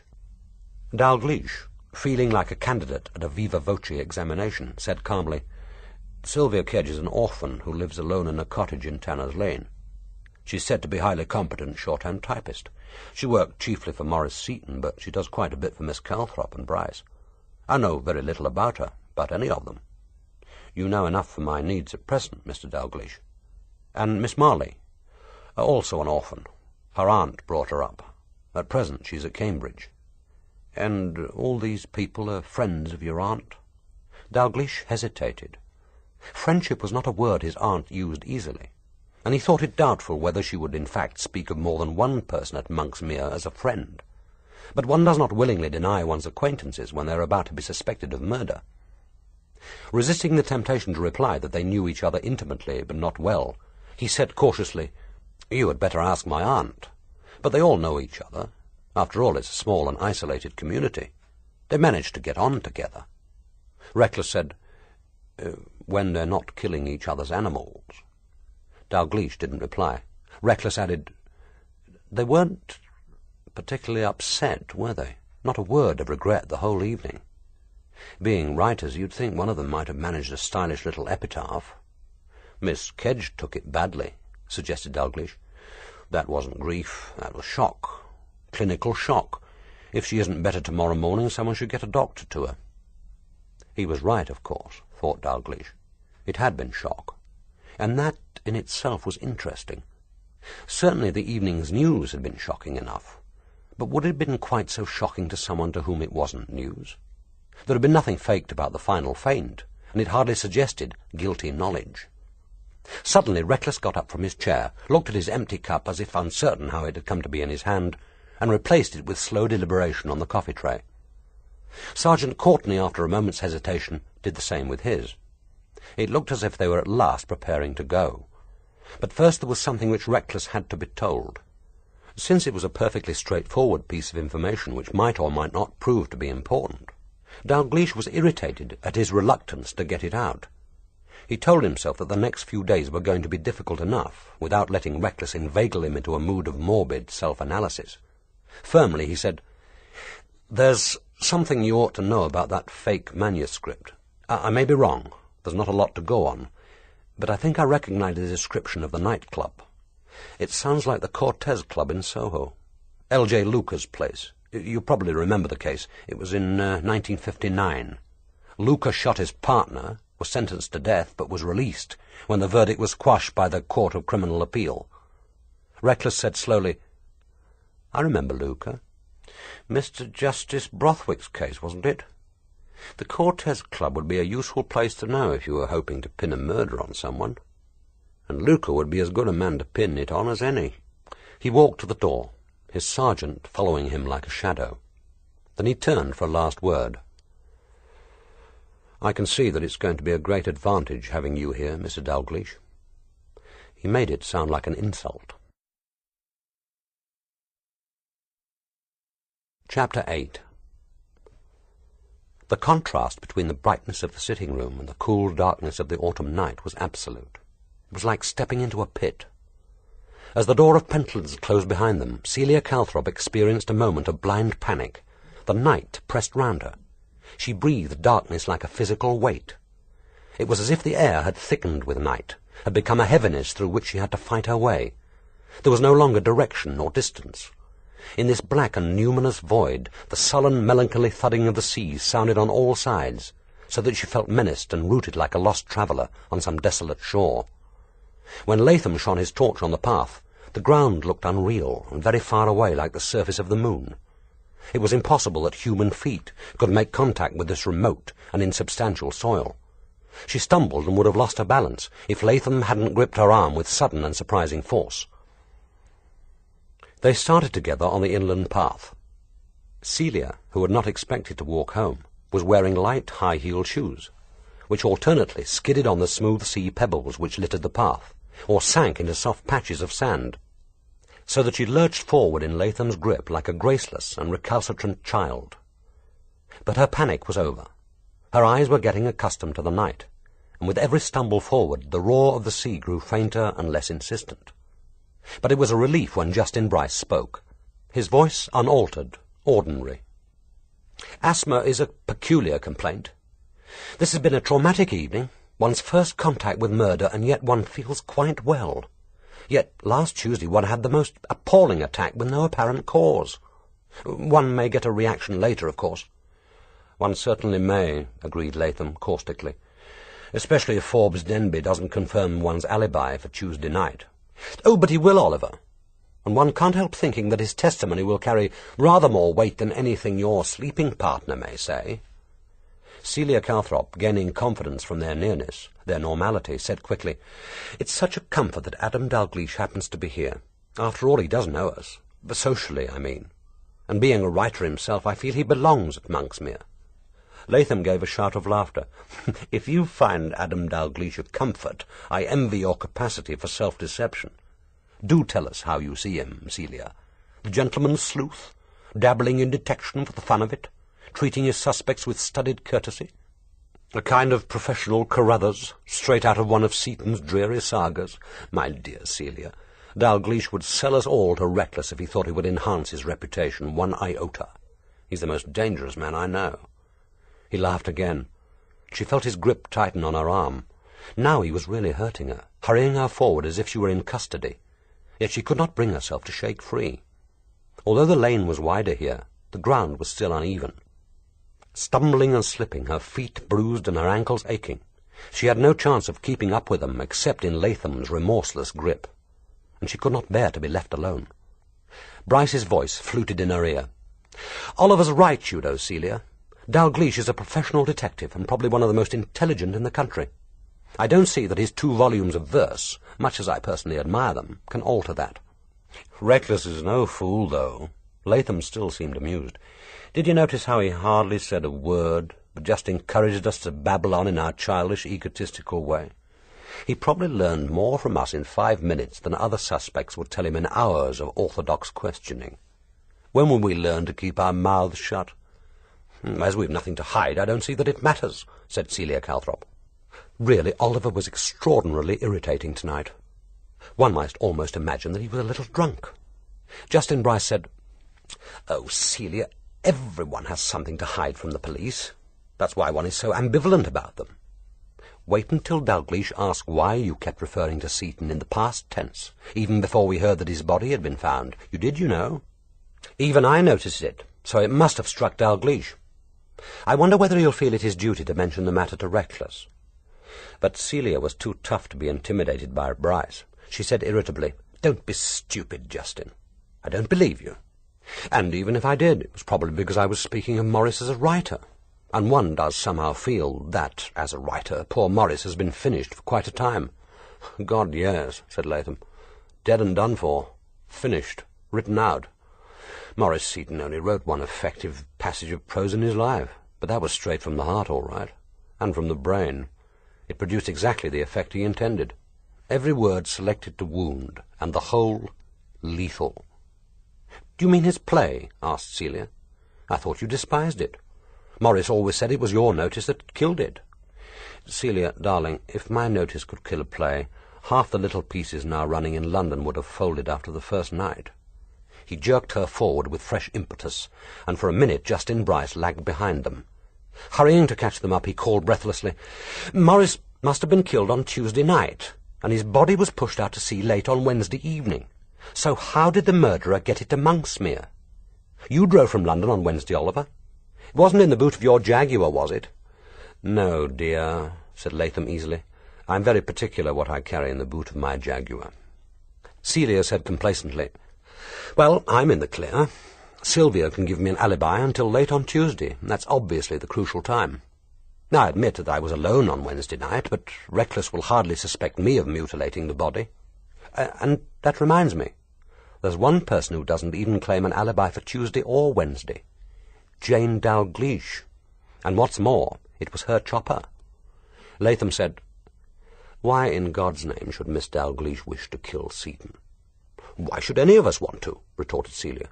"And I'm not saying she did. I'm merely pointing out that it was apparently her chopper." Bryce said happily, "I wanted to at one time. I murder Seton, I mean. After I found Arabella, I could willingly have killed him, but I didn't. All the same, I can't feel sorry about it. I wonder if I ought to ask to view the body after the inquest. It might shock me out of this insensitivity, which I can't feel is at all healthy." But Latham was still meditating on the missing chopper. He said fiercely, "Anyone could have taken it, anyone. We all walk in and out of each other's houses at will. No one locks up anything. There's never been the need, and we don't even know yet that it was the weapon." "My dears," said Bryce, "consider this and calm yourselves. Until we know the cause of death, we can't even be sure that Maurice was murdered." Chapter 9. They left her at the door of Rosemary Cottage, and she watched them disappear into the night. Justin's high voice and Latham's laugh came back to her long after their figures had merged with the darker shadows of hedgerow and tree. There were no lights in the cottage, and the sitting-room was empty. So Elizabeth was in bed. She must have driven home fast from Tanner's cottage. Her aunt was uncertain whether to be glad or sorry. She had a sudden need of company, but she couldn't face questions or arguments. There would be much to discuss, but not tonight. She was too tired. She switched on the table lamp, and, kneeling on the hearthrug, poked ineffectually at the slates and ashes of the dead fire. Then she got unsteadily to her feet, grunting with the effort like an old woman, and let herself down into an armchair. Opposite her, an identical chair loomed squat and solid, plump with cushions, empty and poignant. Here Maurice had sat on that October afternoon 6 years ago. It was a day of the inquest, a day of cold and sudden squalls. There had been a good fire that evening. She'd been expecting him, and had taken care that both she and the room were ready. The firelight and one discreet lamp had shed a nicely calculated glow over the polished mahogany, and cast soft shadows on the soft pinks and blues of cushions and carpet. The tray of drinks had been set ready to hand. Nothing had been left to chance. And she had waited for him as eagerly as a young girl before her first date. She had worn a dress of soft blue-grey wool. It had really made her look quite slim, quite young. It still hung in the wardrobe. She had never cared to wear it again. And he had sat opposite her, stiff and black in his formal mourning, an absurd little mannequin with his black tie and armband, his face rigid with grief. But she hadn't understood then that it was grief. How could she? It was impossible that he could be grieving for that shallow, egotistical, monstrous nymphomaniac. Of course there had been the shock of hearing that Dorothy was dead, had killed herself, the horror of identifying the drowned body, the ordeal of the inquest, of facing the rows of white, accusing faces. He knew what they were saying all right, that he had driven his wife to suicide. No wonder he had looked shocked and ill. But grief? It had never occurred to her that he might grieve. Somehow she had taken it for granted that there must, in his heart, have been a spring of relief.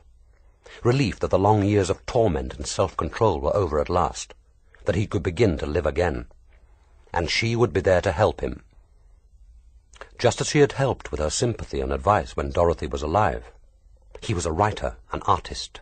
He needed affection and understanding. From tonight, he need never be alone ever again. Had she loved him, she wondered? It was difficult to remember. Perhaps not. Perhaps it had never been love as she imagined love to be. But it had been as close as she would ever get to that longed-for, elusive, oft-imagined cataclysm. She had dealt with its counterfeit in nearly 40 novels, but the coin itself had never come within her grasp. Sitting in front of the dead fire, she recalled the second when she had known the truth, and her cheeks burned at the memory. Suddenly he had begun to cry, awkwardly as a child. In that moment all artifice had been forgotten. Only pity remained. She had knelt beside him, cradling his head in her arms, murmuring her comfort and love. And then it had happened. His whole body stiffened and withdrew. He looked at her, catching his breath. She saw his face. It was all there, pity, embarrassment, a trace of fear, and hardest of all to accept, physical repulsion. In one bitter moment of complete clarity she had seen herself with his eyes.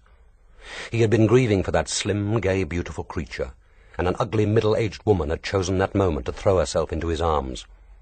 He had recovered himself, of course. Nothing had been said. Even the dreadful sobbing had been cut off in mid-gasp, like that of a child suddenly offered a sweet. She reflected bitterly that there was nothing like personal danger to take the edge off grief. Somehow, gracelessly, she had stumbled back to her own chair, her face burning. He had stayed for as long as politeness dictated, and she had handed him his drinks, listened to his sentimental reminiscences about his wife. Dear God, had the poor fool forgotten so soon, and feigned interest in his plans for a long holiday abroad, to try to forget. It was 6 months before he had thought it prudent to revisit Rosemary Cottage alone, and even longer before he began tentatively to establish the understanding that she would be available whenever he wanted to escort a woman in public. Just before he left for his holiday, he had written to tell her that she was named in his will, in appreciation of your sympathy and understanding on the death of my dear wife. She had understood all right. It was the kind of crude, insensitive gesture which he would consider an adequate, appropriate apology. But her first reaction hadn't been anger or humiliation. She had merely wondered how much it would be. Since then she had wondered increasingly, and now the question had a fascinating immediacy. It might, of course, be a mere 100 or so. It might be thousands. It might even be a fortune. After all, Dorothy was reputed to have been a wealthy woman, and Maurice hadn't anyone else to leave it to. He had never had much use for his half-brother, and lately they had grown even further apart. Besides, didn't he owe it to her? A slant of light from the hall fell across the carpet. Silently, Elizabeth Marley came into the room, her feet bare, her red dressing-gown glowing in the half-light. She stretched herself out stiffly in the chair opposite her aunt, her feet towards the dying fire, her face deep in the shadows. She said, "I thought I heard you come in. Can I get you anything? Hot milk, Ovaltine?" The tone was ungracious, embarrassed, but the offer was unexpected, and Miss Calthrop was touched. "No, thank you, dear. You go back to bed. We'll catch cold." "I'll make the drink and bring yours up." The girl did not move. Miss Calthrop made a fresh attack on the fire. This time a tongue of flame hissed round the coals, and she felt the first welcome warmth on her hands and face. She asked, "You got Sylvia home all right? How did she seem?" "Not too good, but then she never does." Her aunt said, "I wondered afterwards whether we ought to have insisted she stay here. She really looked very ill, not safe to be alone." Elizabeth shrugged. "I did tell her that we had a spare bed until the new au-pair girl comes, and that she was welcome to it. She wouldn't consider it. When I pressed her, she became overwrought, so I left. After all, she's 30, isn't she? She's not a child. I couldn't force her to stay." "No, of course not." Celia Calthrop thought that her niece would hardly have welcomed Sylvia in the house. She had noticed that most women were less sympathetic to the girl than were men, and Elizabeth made no secret of her dislike. The voice from the armchair asked, "What happened after we left?" "Nothing very much. Jane Dalgliesh seems to think that he may have been killed with her chopper. Apparently she missed it about 4 weeks ago." "Did Inspector Reckless tell you that he was killed that way?" "No, but surely—" "Then we still don't know how he died. He could have been killed in a dozen different ways and his hands chopped off after death. I imagine that they were. It wouldn't be an easy thing to do if your victim were alive and conscious. Inspector Reckless must know if it happened that way. There wouldn't be very much bleeding, for one thing, and I expect he knows the time of death to an hour or so, even without the PM report."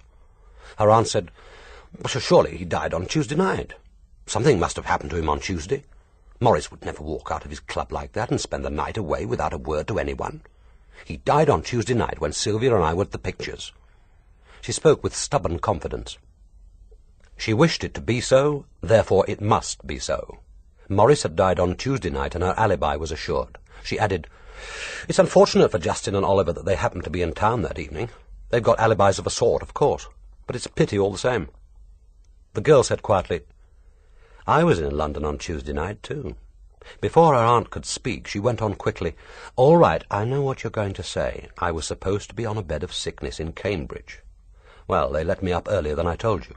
I took the first fast train to Liverpool Street on Tuesday morning. I was meeting someone there for lunch. No one you know. Someone from Cambridge. He's gone down now. Anyway, he didn't turn up. There was a message, of course, very polite, very regretful. It's a pity, though, that we arranged to meet where we were known. I didn't much enjoy seeing the head waiter look sorry for me. Not that I was surprised, really. It isn't important. But I wasn't going to have Oliver and Justin gossiping over my affairs. I don't see why I should tell Reckless either. Let him find out for himself. Celia thought, but you told me. She felt a surge of happiness so acute that she was glad that they sat in the shadows. This was the first real confidence she had ever received from the girl, and happiness made her wise. Resisting the first impulse to comfort or question, she said, I'm not sure, dear, that it was sensible of you to spend the whole day in town. You're not really strong yet. Still, it doesn't seem to have done you any harm. What did you do after lunch? Oh, worked for the afternoon in the London Library. Then I went to a news theatre. It was getting latish then, so I thought I'd better stay the night. After all, you weren't expecting me at any particular time. I had a meal at the Coventry Street Lions and then managed to get a room at the Walter Scott Hotel in Bloomsbury. Most of the evening I spent just walking in London. I suppose I collected my key and went to my room just before 11. Miss Calthrop broke in eagerly. Then the porter will be able to vouch for you, and perhaps someone will remember you at Lyons. But I think you are right to say nothing about it for the present. It's entirely your own concern. What we'll do is to wait until we know the time of death. We can reconsider the whole matter then. It was difficult for her to keep the ring of happiness from her voice. This was what she had always wanted. They were talking together, planning together. She was being asked, however obliquely and unwillingly, for reassurance and advice. How odd that it should take Maurice's death to bring them together. She babbled on. I'm glad you're not upset about the luncheon date. Young men today have no manners. If he couldn't telephone you by the day before at the latest, he should have made it his business to turn up. But at least you know where you stand. The girl got up from the chair and walked without speaking to the door. Her aunt called after her. I'll get the drinks and we'll have them together, in your room. I won't be a moment. You go up and get into bed. I don't want anything, thank you. But you said you'd like a hot drink. You ought to have something. Let me make you some Ovaltine, or just hot milk, perhaps. I said I don't want anything, and I'm going to bed. I want to be left in peace. But Eliza... The door closed. She could hear nothing more, not even a soft footfall on the stairs. There was nothing but the hissing of the fire, and outside the silence, the loneliness of the night. Chapter 10. Dalgliesh was woken next morning by the ring of the telephone. His aunt must have answered it quickly, for the ringing stopped almost immediately, and he dozed again into that happy trance between waking and sleeping, which follows a good night. It must have been half an hour before the telephone rang again, and this time it seemed louder and more insistent. He opened his eyes wide and saw, framed by the window, the translucent oblong of blue light with only the faintest hairline separating the sea and the sky. It promised to be another wonderful autumn day. It was already another wonderful autumn day. He saw with surprise that his watch showed 10:15. Putting on his dressing gown and slippers, he pattered downstairs in time to hear his aunt answering the phone. I'll tell him, Inspector, as soon as he wakes. Is it urgent? No, except that this is supposed to be his holiday. I'm sure he'll be glad to come as soon as he's finished breakfast. Goodbye. Dalgliesh bent over and placed his cheek momentarily against hers. It felt, as always, as soft and tough as a chamois glove. Is that Reckless? Yes. He says he's at Seton's house and would be glad if you would join him there this morning. He didn't say in what capacity, I suppose. Am I supposed to work or merely to admire him working? Or am I possibly a suspect? It is I who am the suspect, Adam. It was almost certainly my chopper. Oh, that's been taken notice of.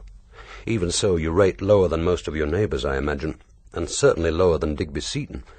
We police are simple souls at heart. We like to see a motive before we actually make an arrest.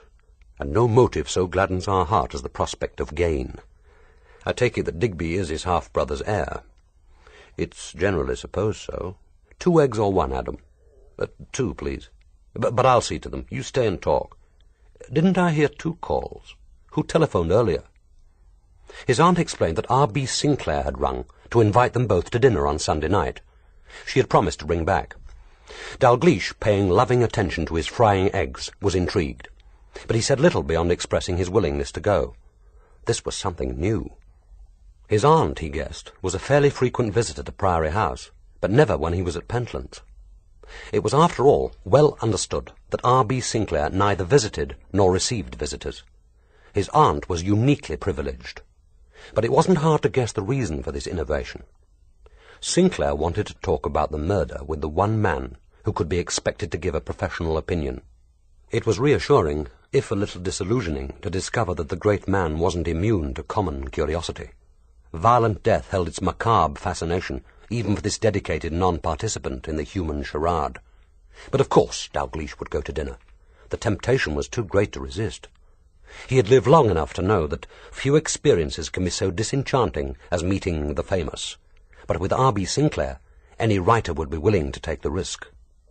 Dalgliesh made an unhurried business of washing up after his breakfast, put on a tweed jacket over his sweater, and hesitated at the cottage door, where a jumbled collection of walking sticks, left by past guests as a happy return, tempted him to add a final touch to the part of an energetic holiday-maker.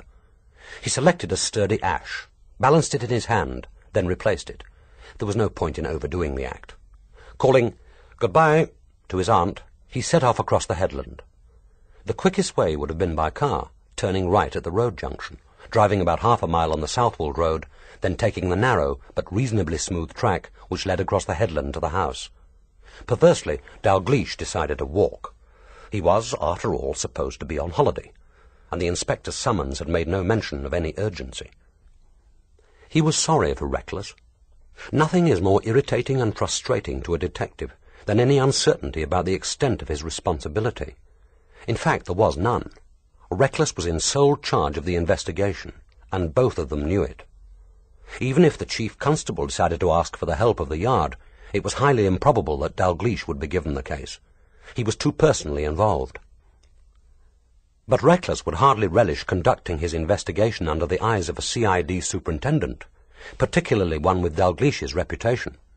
Well, it was hard luck on Reckless, but harder luck, thought Dalgliesh, on himself.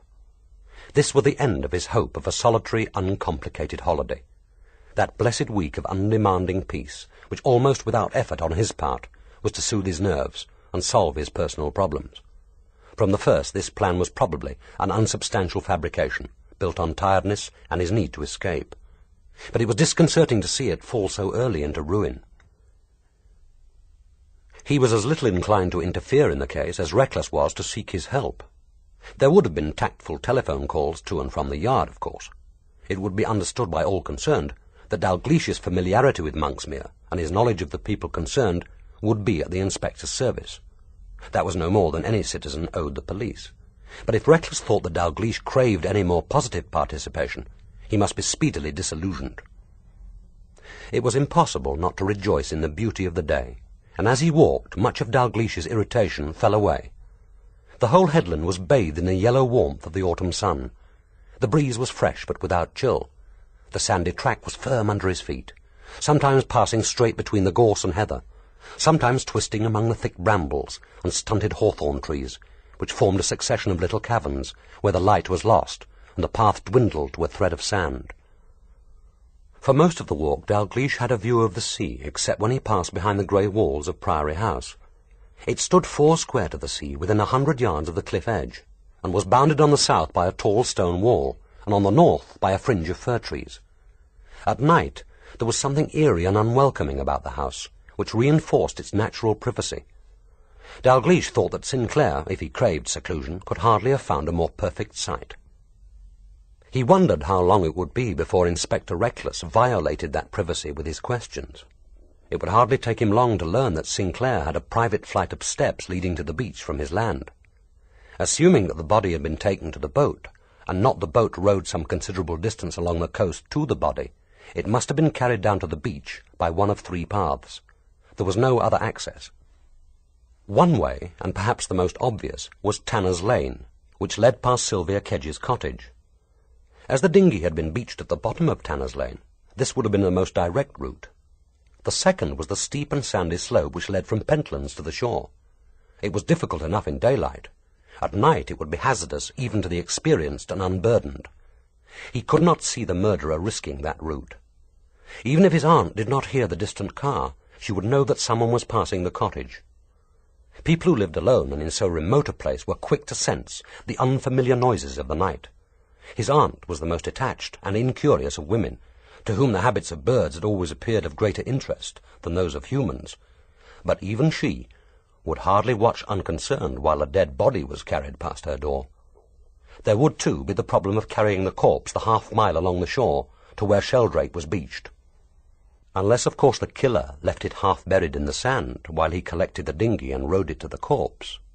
But that would surely add unnecessarily to the risks, and it would be impossible to remove all traces of sand from the body.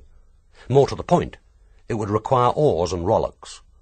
He wondered whether Reckless had checked on these. The third way of access to the beach was by Sinclair's steps. These were only some 50 yards from the bottom of Tanner's Lane, and they led to a small secluded cove where the cliffs, taller here than at any other point, had been crumbled and eroded by the sea into a gentle curve. This was the only part of the beach where the killer, if killer there were, could have worked on the corpse without fear of being watched either from the north or south. Only in the unlikely event of one of the local inhabitants deciding to take a late walk along the shore would there be danger of discovery, and in this place, once dusk had fallen, the countryman did not choose to walk alone on the shore. Priory House was behind Dalgliesh now, and he had come to the thin beechwood which fringed Tanner's Lane. Here the earth was brittle with fallen leaves, and through the lattice of the bare boughs there was a haze of blue which could have been sea or sky. The wood ended suddenly, and Dalgliesh clambered over a stile and dropped into the lane. Immediately before him was the squat, red-brick cottage where Sylvia Kedge had lived alone since the death of her mother. It was an ugly building, as uncompromisingly square as a doll's house, with its 4 small windows, each heavily curtained. The gate and the front door had been widened, presumably to take the girl's wheelchair, but the change had done nothing to improve the proportions of the house. No attempt had been made to prettify it. The diminutive front garden was a dark patch, cut in two by a gravel path. The paint on doors and windows was a thick, institutional brown. Dalgliesh thought that there must have been a tanner's cottage here for generations, each built a little higher up the lane, until it too crumbled, or was swept away in the great storms. Now this square, red 20th-century box stood firm to take its chance against the sea. Obeying an impulse, Dalgliesh pushed open the garden gate and walked up the path. Suddenly his ears caught a sound. Someone else was exploring. Round the corner of the house came the figure of Elizabeth Marley. Unembarrassed, she gave him a cool glance and said, "Oh, it's you. I thought I heard someone snooping around. What do you want?" "Nothing. I snoop by nature. Whereas you, presumably, were looking for Miss Kedge. Sylvia's not here. I thought she might be in her little dark room at the back, but she isn't. I've come with a message from my aunt. Ostensibly, she wants to make sure that Sylvia's all right after the shock of last night. Really, she wants her to come and take dictation before Oliver Latham or Justin nab her. There's going to be great competition for La Kedge, and I've no doubt she'll make the most of it." They all liked the idea of having a private secretary on call for 2 bob a 1,000 words, carbon supplied. Is that all Seton paid her? Why didn't she leave? She was devoted to him, or pretended to be. She had her own reasons for staying, I suppose. After all, it wouldn't be easy for her to find a flat in town. It'll be interesting to know what she's been left in the will. Anyway, she enjoyed posing as the loyal, overworked little helpmeet who would be so happy to transfer to Auntie, if only it didn't mean letting poor Mr. Seton down. My aunt never saw through it, of course, but then she's not particularly intelligent, whereas you have us all neatly catalogued. But you're not suggesting that someone killed Maurice Seton to get his shorthand typist?" She turned on him furiously, her heavy face blotched with anger. "I don't care a damn who killed him or why. I only know it wasn't Digby Seton. I met him off that train Wednesday night, and if you're wondering where he was on Tuesday night, I can tell you. He told me on the drive home. He was locked up in West Central Police Station from 11 o'clock onwards. They picked him up drunk, and he came before the magistrate on Wednesday morning. So, luckily for him, he was in police custody from 11 o'clock on Tuesday night until nearly midday on Wednesday. Break that alibi if you can, Superintendent." Dalgliesh pointed out mildly that the breaking of alibis was Reckless's business, not his. The girl shrugged, dug her fists into her jacket pockets, and kicked shut the gate of Tanner's cottage. She and Dalgliesh walked up the lane together in silence. Suddenly she said, I suppose the body was brought down this lane to the sea. It's the easiest way to where Sheldrake was beached. The killer would have had to carry it for the last 100 yards, though. The lane's much too narrow for a car or even a motorcycle. He could have got it by car as far as Cole's meadow and parked the car on the grass verge. There were a couple of plainclothesmen there when I came past, looking for tyre marks. They won't get much joy. Someone left the gate open last night, and Cole's sheep are all over the lane this morning. This, as Dalgliesh knew, was not unusual. Ben Coles, who farmed a couple of 100 unproductive acres on the east of the Dunwich Road, did not keep his gates in the best of repair, and his sheep, with the blind perversity of their kind, were as often in Tanner's Lane as in their own meadow. At tripper time the lane became a shambles when the bleating flock in full cry mingled with a herd of horn-happy motorists, frantically trying to edge each other out of the only parking space in the lane. But that open gate might have been highly convenient for someone. Coles's sheep in their happy scamperings might have been following an old local tradition. It was well known that in smuggling days the flocks were driven nightly along the sheep paths which crossed the Westleton marshes, so that all traces of horses' hooves were obliterated before the excise officers made their morning search. They walked on together until they came to the stile which gave access to the northern half of Monksmere Head. Dalgliesh was pausing to say good-bye when the girl suddenly blurted, "I suppose you think I'm an ungrateful bitch? She makes me an allowance, of course. 400 a year, in addition to my grant. But I expect you know that. Most people here seem to." There was no need to ask whom she meant. Dalgliesh could have replied that Celia Calthrop was not the woman to let her generosities go unremarked. But he was surprised by the amount. Miss Calthrop made no secret of the fact that she had no private income. "Poor little me. I'm a working girl. I earn every penny I get." But it was not therefore assumed that she lacked money. Her sales were large, and she worked hard, incredibly hard by the standards of Latham or Bryce, who were apt to assume that dear Celia had only to lean back in a comfortable armchair with her tape recorder on, and her reprehensible fiction would gush forth in an effortless and highly rewarding stream. It was easy to be unkind about her books, but if one were buying affection, and the price of even a reluctant toleration was a Cambridge education and £400 a year, much might be necessary. A novel every 6 months, a weekly stint in Home and Hearth, appearances whenever her agent could get them on those interminably boring television panels, short stories written under one name or another for the women's weeklies, the gracious appearances at church bazaars, where the publicity was free even if the tea had to be paid for.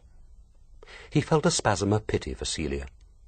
The vanities and ostentations which were such a source of amused contempt to Latham and Bryce suddenly appeared no more than the pathetic trappings of a life both lonely and insecure.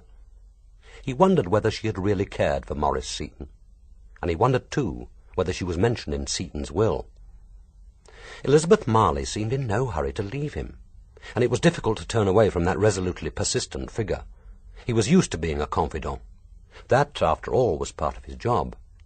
But he wasn't on duty now, and he knew well that those who confided most were apt to regret it soonest. Besides, he had no real wish to discuss Celia Calthrop with her niece. He hoped the girl didn't intend to walk all the way to Seton House with him. Looking at her, he could see where at least some of that £400 allowance went. Her fur-lined jacket was real leather. The pleated skirt of thin tweed looked as if it had been tailored for her. Her shoes were sturdy, but they were also elegant. He remembered something he had once heard Oliver Latham say. He couldn't remember when or where. Elizabeth Marley has a passion for money. One finds it rather engaging in this age, when we're all so busy pretending to have minds above mere cash. She was leaning back against the stile now, effectively blocking his way. "She got me to Cambridge, of course. You can't do that without either money or influence, if you're only moderately intelligent like me. It's all right for the alpha people. Everyone's glad to get them. For the rest of us, it's a matter of the right school, the right crammers, and the right names on your application form. Aunt could manage even that. She has a real talent for making use of people. She's never afraid of being a vulgar nuisance, which makes it easier, of course." "Why do you dislike her so much?" inquired Dalgliesh. "Oh, it's nothing personal. Although we haven't much in common, have we? It's her work. The novels are bad enough. Thank God we haven't the same name. People are pretty tolerant at Cambridge. If, like the waterman's wife, she was a receiver of stolen property, under guise of keeping a brothel, no one would care a damn, and nor would I. But that column she writes, it's utterly humiliating. Worse even than the books. You know the kind of muck. Her voice rose to a sickly falsetto. "Don't give in to him, dear. Men are only after one thing." In Dalglish's view, men, including himself, frequently were, but he thought it prudent not to say so. Suddenly he felt middle-aged, bored, and irritated. He had neither wanted nor expected company, and if his solitude had to be disturbed, he could have named more agreeable companions than this peevish and dissatisfied adolescent. He hardly heard the rest of her complaint. She had dropped her voice, and the words were blown from him on the freshening breeze, but he caught the final mutterings. "It's so completely amoral in the real sense of the term. Virginity as a carefully preserved bait for eligible males, in this day and age." "I haven't much sympathy with that point of view myself," Dalgliesh said. "But then, as a man, your aunt would no doubt consider me prejudiced. But at least it's realistic. You could hardly blame Miss Calthrop for dishing out the same advice week after week when she gets so many letters from the readers wishing they'd taken it in the first place." The girl shrugged. "Naturally, she has to adopt the orthodox line. The hag-rag wouldn't employ her if she dared to be honest. Not that I think she knows how, and she needs that column. She hasn't any money except what she earns, and the novels can't go on selling forever." Dalgliesh caught the note of anxiety in her voice. He said brutally, "I shouldn't worry. Her sales won't fall. She writes about sex. You may not like the packaging, but the basic commodity will always be in demand.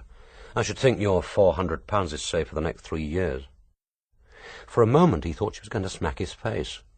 Then, surprisingly, she gave a shout of laughter and moved away from the stile. "I deserve that. I've been taking myself too seriously.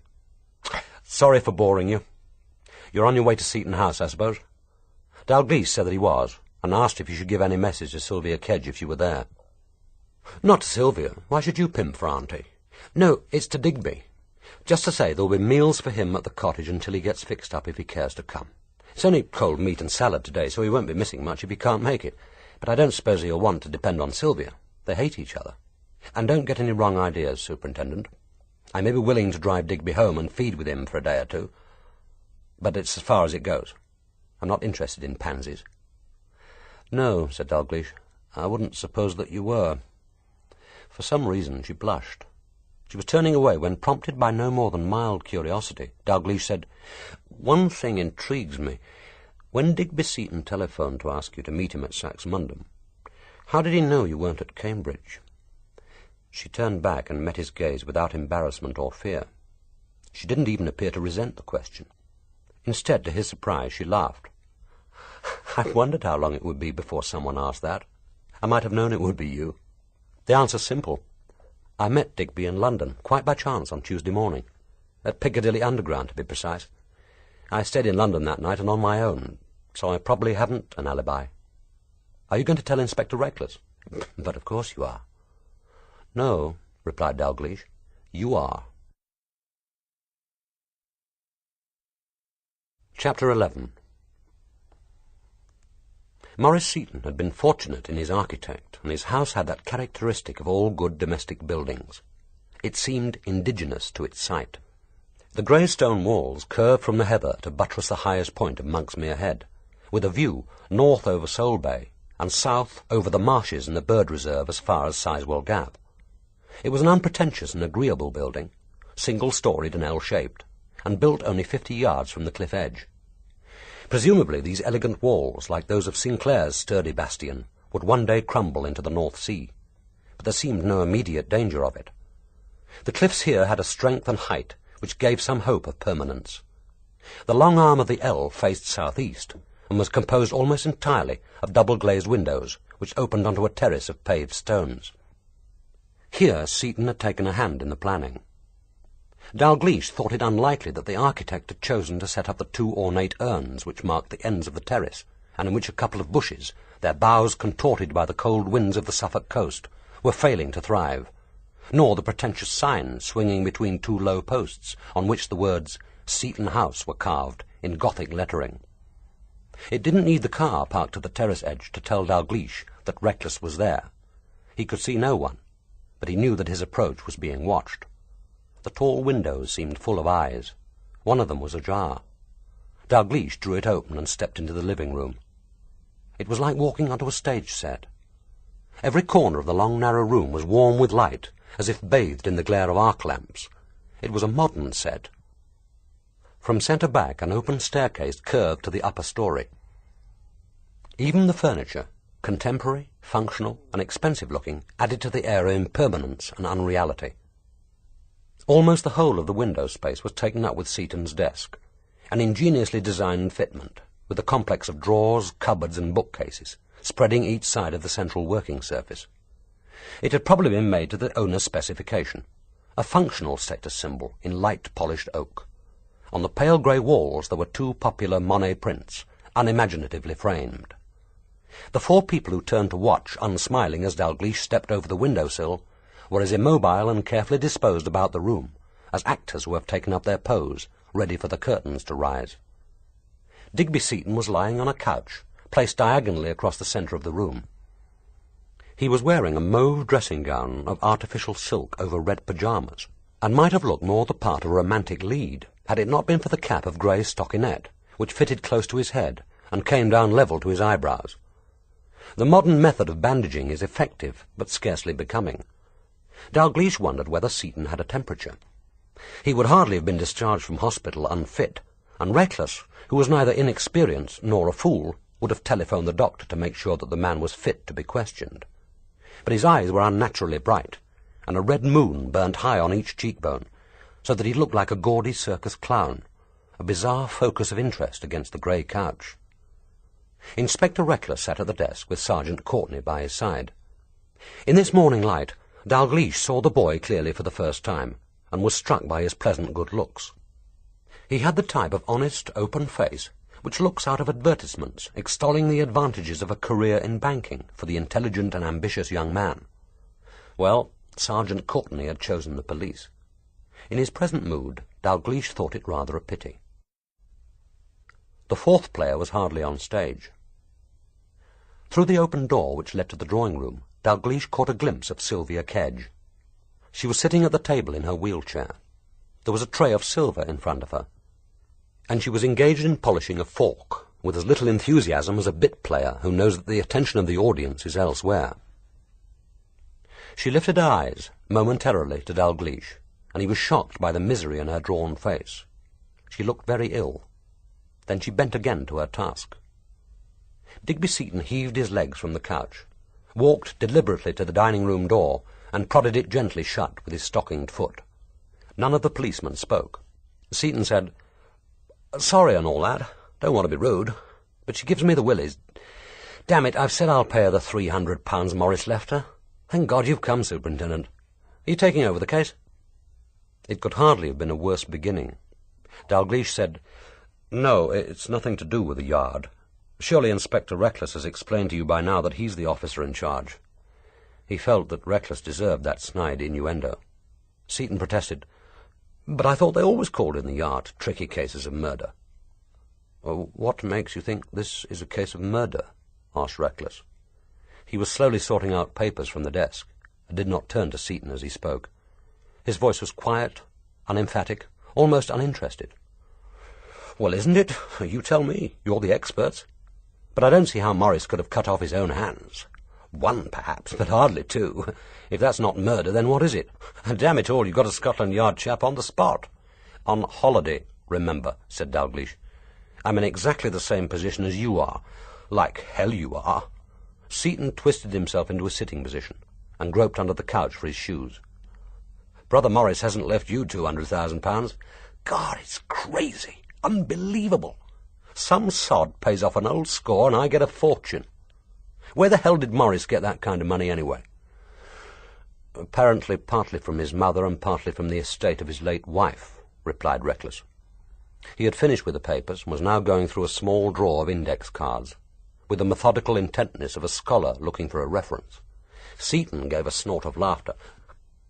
"Is that what Pettigrew told you?" "Pettigrew! I ask you, Dalgliesh. Trust Maurice to have a solicitor called Pettigrew. What else could the poor devil be with a name like that? Pettigrew. Doomed from birth to be a respectable provincial solicitor. Can't you picture him? Dry, precise, 60-ish, resplendent watch chain and pinstripes. God, I hope he knows how to draw up a valid will." "I don't think you need worry on that score," said Dalgliesh. Actually, he knew Charles Pettigrew, who was his aunt's solicitor. It was an old firm, but the present owner, who had inherited it from his grandfather, was a capable and lively 30-year-old, reconciled to the tedium of a country practice by the nearness of the sea and a passion for sailing. He said, "I gather you found a copy of the will." "It's here." Reckless passed over the single sheet of stiff paper, and Dalgliesh scanned it. The will was short and soon read. Maurice Seton, after instructing that his body be used for medical research and afterwards cremated, left £2,000 to Celia Calthrop, in appreciation of her sympathy and understanding on the death of my dear wife, and £300 to Sylvia Kedge, provided she has been 10 years in my service at the time of my death. The remainder of the estate was left to Digby Kenneth Seton, on trust until he married, and then to revert to him absolutely. If he died before his half-brother, or died unmarried, the estate went absolutely to Celia Calthrop. Seton said, "Poor old Kedge. She's lost her £300 by 2 months. No wonder she looks sick. Honestly, I'd no idea about the will. At least I knew I would very likely be Maurice's heir. He more or less said so once. Anyway, he hadn't anyone else to leave it to. We've never been particularly close. We did have the same father, and Maurice had a great respect for the old man. But £200,000! Dorothy must have left him a packet.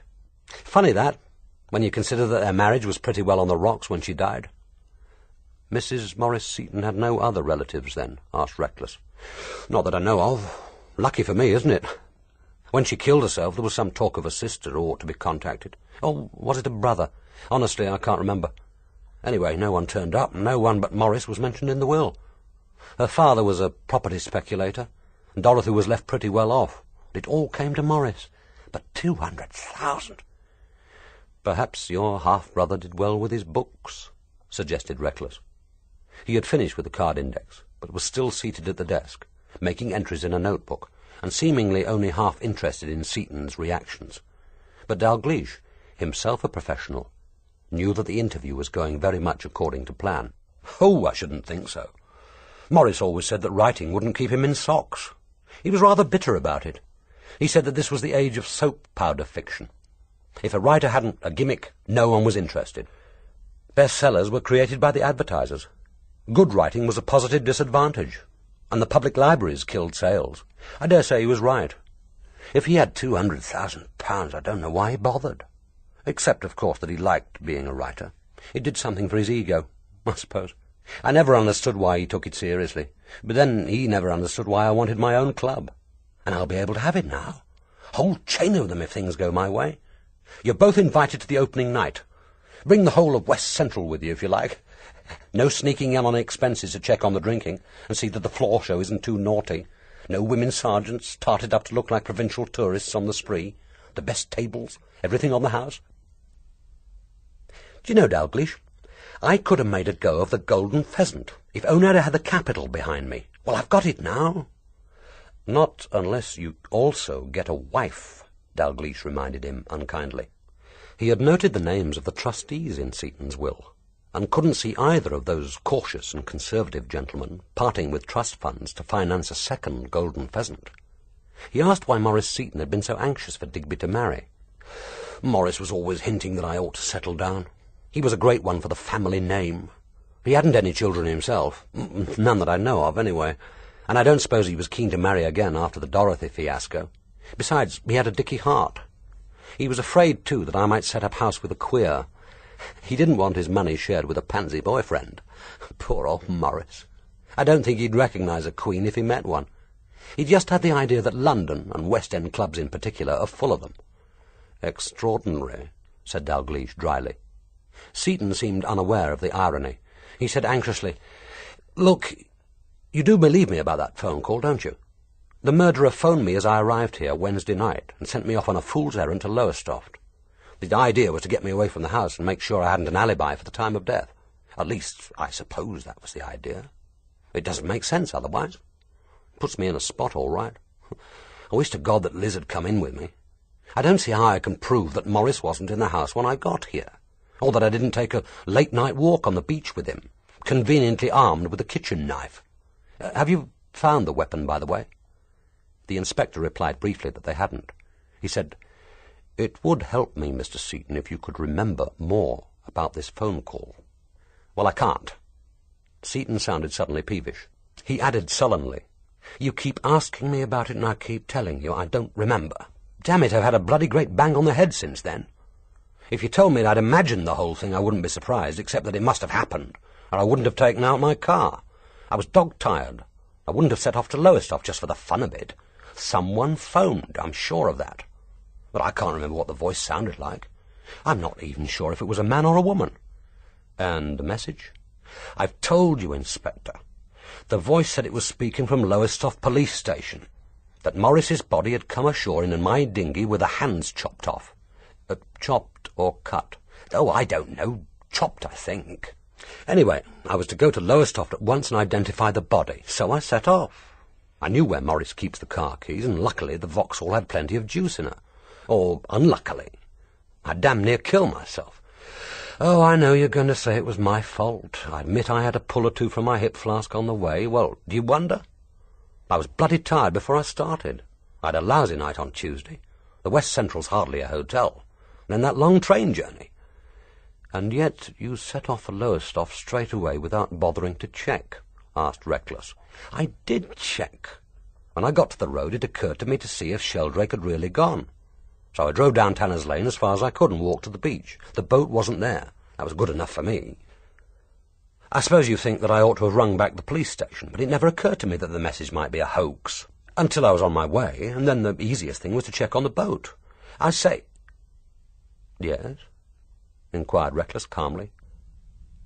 Whoever phoned must have known that I was here, and it couldn't have been Liz Marley because she'd only just left when the phone rang. Now, how could anyone else have known? You could have been seen arriving, suggested Reckless. And I suppose you put the lights on when you got in. They could be seen for miles. Well, I put them on all right. The whole bloody lot. This place gives me the creeps in the dark. Still, it's odd. It was odd, thought Dalgliesh. But the inspector's explanation was probably correct. The whole of Monksmere Head could have seen those blazing lights, and when they went out, somebody would know that Digby Seton was on his way. But why send him?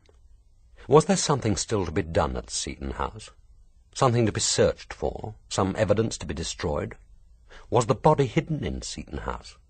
But how was that possible if Digby was telling the truth about the missing boat? Suddenly Digby said, What am I supposed to do about handing the body over for medical research? Maurice never said anything to me about being keen on medical research. Still, if that's what he wanted. He looked from Dalgliesh to Reckless inquiringly. The inspector said, I shouldn't worry about that now, sir. Your brother left the necessary instructions and official forms among his papers, but it will have to wait. Seton said, Yes, I suppose so. But I wouldn't like... I mean, if that's what he wanted. He broke off uncertainly. Much of the excitement had left him, and he was looking suddenly very tired. Dalgliesh and Reckless glanced at each other, sharing the thought that there might be a little more to be learnt from Maurice's body, once Walter Sydenham had finished with it. The eminent and thorough Dr. Sydenham, whose textbook on forensic pathology made it plain that he favoured an initial incision from the throat to the groin. Seton's limbs might be useful for raw medical students to practice on, which was probably not what he had in mind. But his cadaver had already made its contribution to medical science. Reckless was preparing to leave. He explained to Seton that he would be required at the inquest in 5 days' time, an invitation which was received without enthusiasm, and began putting his papers together with the satisfied efficiency of an insurance agent at the end of a good morning's work. Digby watched him with the puzzled and slightly apprehensive air of a small boy who has found the company of adults a strain, but isn't sure that he actually wants them to leave. Strapping up his briefcase, Reckless asked his last question with no appearance of really wanting to know the answer. Don't you find it rather strange, Mr. Seton, that your half-brother should have made you his heir? It isn't as if you were particularly friendly. But I told you, Seton wailed his protest. There wasn't anyone else. Besides, we were friendly enough. I made it my business to keep in with him. He wasn't difficult to get on with. If you flattered him about his bloody awful books and took a bit of trouble with him. I like to get on with people if I can. I don't enjoy quarrelling and unpleasantness. I don't think I could have stood his company for long, but then I wasn't here very often. I told you I haven't seen him since August Bank Holiday. Besides, he was lonely. I was the only family he had left, and he liked to think that there was someone who belonged. Reckless said, "So you kept in with him because of his money, and he kept in with you because he was afraid of being completely alone?" "Well, that's how things are." Seton was unabashed. "That's life. We all want something from each other. Is there anyone who loves you, Inspector, for yourself alone?" Reckless got up and went out through the open window. Dalgliesh followed him, and they stood together on the terrace in silence. The wind was freshening, but the sun still shone, warm and golden. On the green-blue sea, a couple of white sails moved fitfully like twists of paper blown in the wind. Reckless sat down on the steps which led from the terrace to the narrow strip of turf and the cliff edge. Dalgliesh, feeling unreasonably that he could hardly remain standing, since it put Reckless at a disadvantage, dropped down beside him. The stones were unexpectedly cold to his hands and thighs, a reminder that the warmth of the autumn sun had little power. The inspector said, "There's no way to the beach here. You'd have thought Seton would want his own way down. It's a fair walk to Tanner's Lane." "Oh, the cliffs are pretty high, and there's little solid rock. It could be tricky to build a stairway," suggested Dalgliesh. "Maybe. He must have been a strange sort of chap. Fussy, methodical. That card index, for instance. He picked up ideas for his stories from newspapers, magazines, and from people, or just thought of them for himself. But they're all neatly catalogued there, waiting to come in useful." "And Miss Calthrop's contribution?"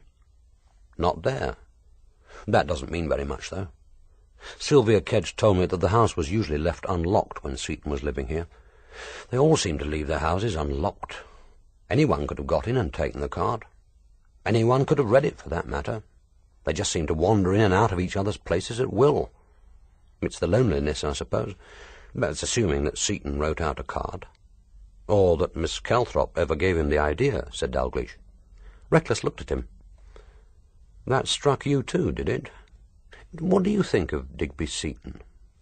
"The same as I've always thought. It requires an effort of will to understand a man whose passionate ambition is to run his own club. But then he probably finds it difficult to understand why we should want to be policemen. I don't think our Digby has either the nerve or the brains to plan this particular killing. Basically, he's unintelligent. He was in the nick most of Tuesday night. I gave West Central a ring, and it's true, all right. What's more, he was drunk. There was nothing feigned about it. It was very convenient for him. It's always convenient to have an alibi, Mr. Dalgliesh. But there are some alibis I don't intend to waste time trying to break, and that's the kind he's got. What's more, unless he was acting just now, he just doesn't know that the weapon wasn't a knife, and he thinks that Seton died on Wednesday night. Maurice couldn't have been in this house alive when Digby and Miss Marley arrived on Wednesday. That's not to say that the body wasn't here. But I can't see Digby acting the butcher, and I can't see why he should. Even if he found the body here and panicked, he's the sort to hit the bottle, then belt off back to town, not to plan an elaborate charade. And he was on the Lowestoft, not the London road, when he crashed. Besides, I don't see how he could have known about Miss Calthrop's pleasant little opening for a detective story. Unless Eliza Marley told him on the way here. Why should she tell Digby Seton? It's not a likely topic for conversation on the drive home, but all right. We'll assume that she did know, and that she told Digby Seton, or that somehow or other he knew. He arrives here and finds his brother's body. So he immediately decides to provide a real-life mystery by chopping off Maurice's hands and pushing the body out to sea. Why? And what did he use for a weapon? I saw the body, remember, and I'd swear those hands were chopped off, not cut, nor sawed, chopped. So much for the kitchen knife. Seton's chopper is still in the pantry, and your aunt's, if that was the weapon, was stolen 3 months ago. So Digby Seton is out. What about the others? No, we've only had time for a preliminary check. I'm taking their statements this afternoon, but it looks as if they've all got alibis of a sort for the time of death. All except Miss Dalgliesh. Living alone as she does, that's not surprising. The flat, monotonous voice did not change. The sombre eyes still looked out to sea, but Dalgliesh was not deceived. So this was the reason for the summons to Seton House, for the inspector's unexpected outburst of confidence. He knew how it must look to Reckless. Here was an elderly, unmarried woman living a lonely and isolated life. She had no alibi for the time of death, nor for Wednesday night when the body was launched out to sea. She had an almost private access to the beach. She knew where Sheldrake lay. She was nearly 6 foot tall, a strong, agile countrywoman, addicted to strenuous walking, and accustomed to the night. Admittedly, she had no apparent motive, but what did that matter? Despite what he had said to his aunt that morning, Dalgliesh knew perfectly well that motive was not the first concern. The detective who concentrated logically on the where, when, and how would inevitably have the why revealed to him in all its pitiful inadequacy. Dalglish's old chief used to say that the 4 L's, love, lust, loathing, and lucre, comprised all motives for murder. Superficially, that was true enough. But motive was as varied and complex as human personality. He had no doubt that the inspector's horribly experienced mind was already busy recalling past cases where the weeds of suspicion, loneliness, or irrational dislike had flowered into unexpected violence and death. Suddenly Dalgliesh was seized with an anger so intense that for a few seconds it paralyzed speech and even thought. It swept through his body like a wave of physical nausea, leaving him white and shaken with self-disgust. Choked with this anger, he was luckily saved from the worst follies of speech, from sarcasm, indignation, or the futile protest that his aunt would, of course, make no statement except in the presence of her solicitor. She needed no solicitor. She had him. But God, what a holiday this was proving to be. There was a creak of wheels, and Sylvia Kedge spun her wheelchair through the French windows and manoeuvred it up beside them. She didn't speak, but gazed intently down the track towards the road. Their eyes followed hers. A post-office van, brightly compact as a toy, was careering over the headland towards the house. "It's the post," she said. Dalgliesh saw that her hands were clamped to the chair sides, the knuckles white. As the van drew up before the terrace, he watched her body half rise and stiffen as if seized with a sudden rigour. In the silence which followed the stopping of the engine, he could hear her heavy breathing. The postman slammed the van door and came towards them, calling a cheerful greeting. There was no response from the girl, and he glanced, puzzled, from her rigid face to the still figures of the 2 men. Then he handed Reckless the post. It was a single foolscap envelope, buff-coloured and with a typewritten address. "It's the same kind as before, sir," he said. "Like the one I gave her yesterday." He nodded towards Miss Kedge, then, still getting no response, backed awkwardly towards his van, muttering, "Good morning." Reckless spoke to Dalgliesh. "Addressed to Maurice Seton, Esquire. Posted either late on Wednesday or early on Thursday from Ipswich. Postmark midday yesterday." He held the envelope delicately by one corner, as if anxious not to impose more fingerprints. With his right thumb he edged it open. Inside there was a single sheet of foolscap paper covered with double-spaced typescript. Reckless began to read aloud. "The corpse without hands lay in the bottom of a small sailing dinghy drifting just within sight of the Suffolk coast. It was the body of a middle-aged man, a dapper little cadaver, its shroud a dark pinstripe suit, which fitted the narrow body as elegantly in death as it had been tailored in life." Suddenly Sylvia Kedge held out her hand. "Let me see." Reckless hesitated, then held the sheet before her eyes. "He wrote it," she said hoarsely. "He wrote it. And that's his typewriting." "Maybe," said Reckless. "But he couldn't have posted it. Even if this went into the box late on Wednesday night, he couldn't have put it there. He was dead by then." She cried out, "He typed it. I know his work, I tell you. He typed it. And he hadn't any hands." She burst into peal upon peal of hysterical laughter. It rang over the headland like a wild echo, so startling a flock of gulls that, shrieking their alarm, they whirled from the cliff edge in a single white cloud. Reckless looked at the rigid body, the screaming mouth, with speculative unconcern, making no move to comfort or control her. Suddenly Digby Seton appeared in the French windows, his face white under the ridiculous bandage. "What the hell—" Reckless looked at him, expressionless, and said in his flat voice, We've just heard from your brother, Mr. Seton. Now, isn't that nice?"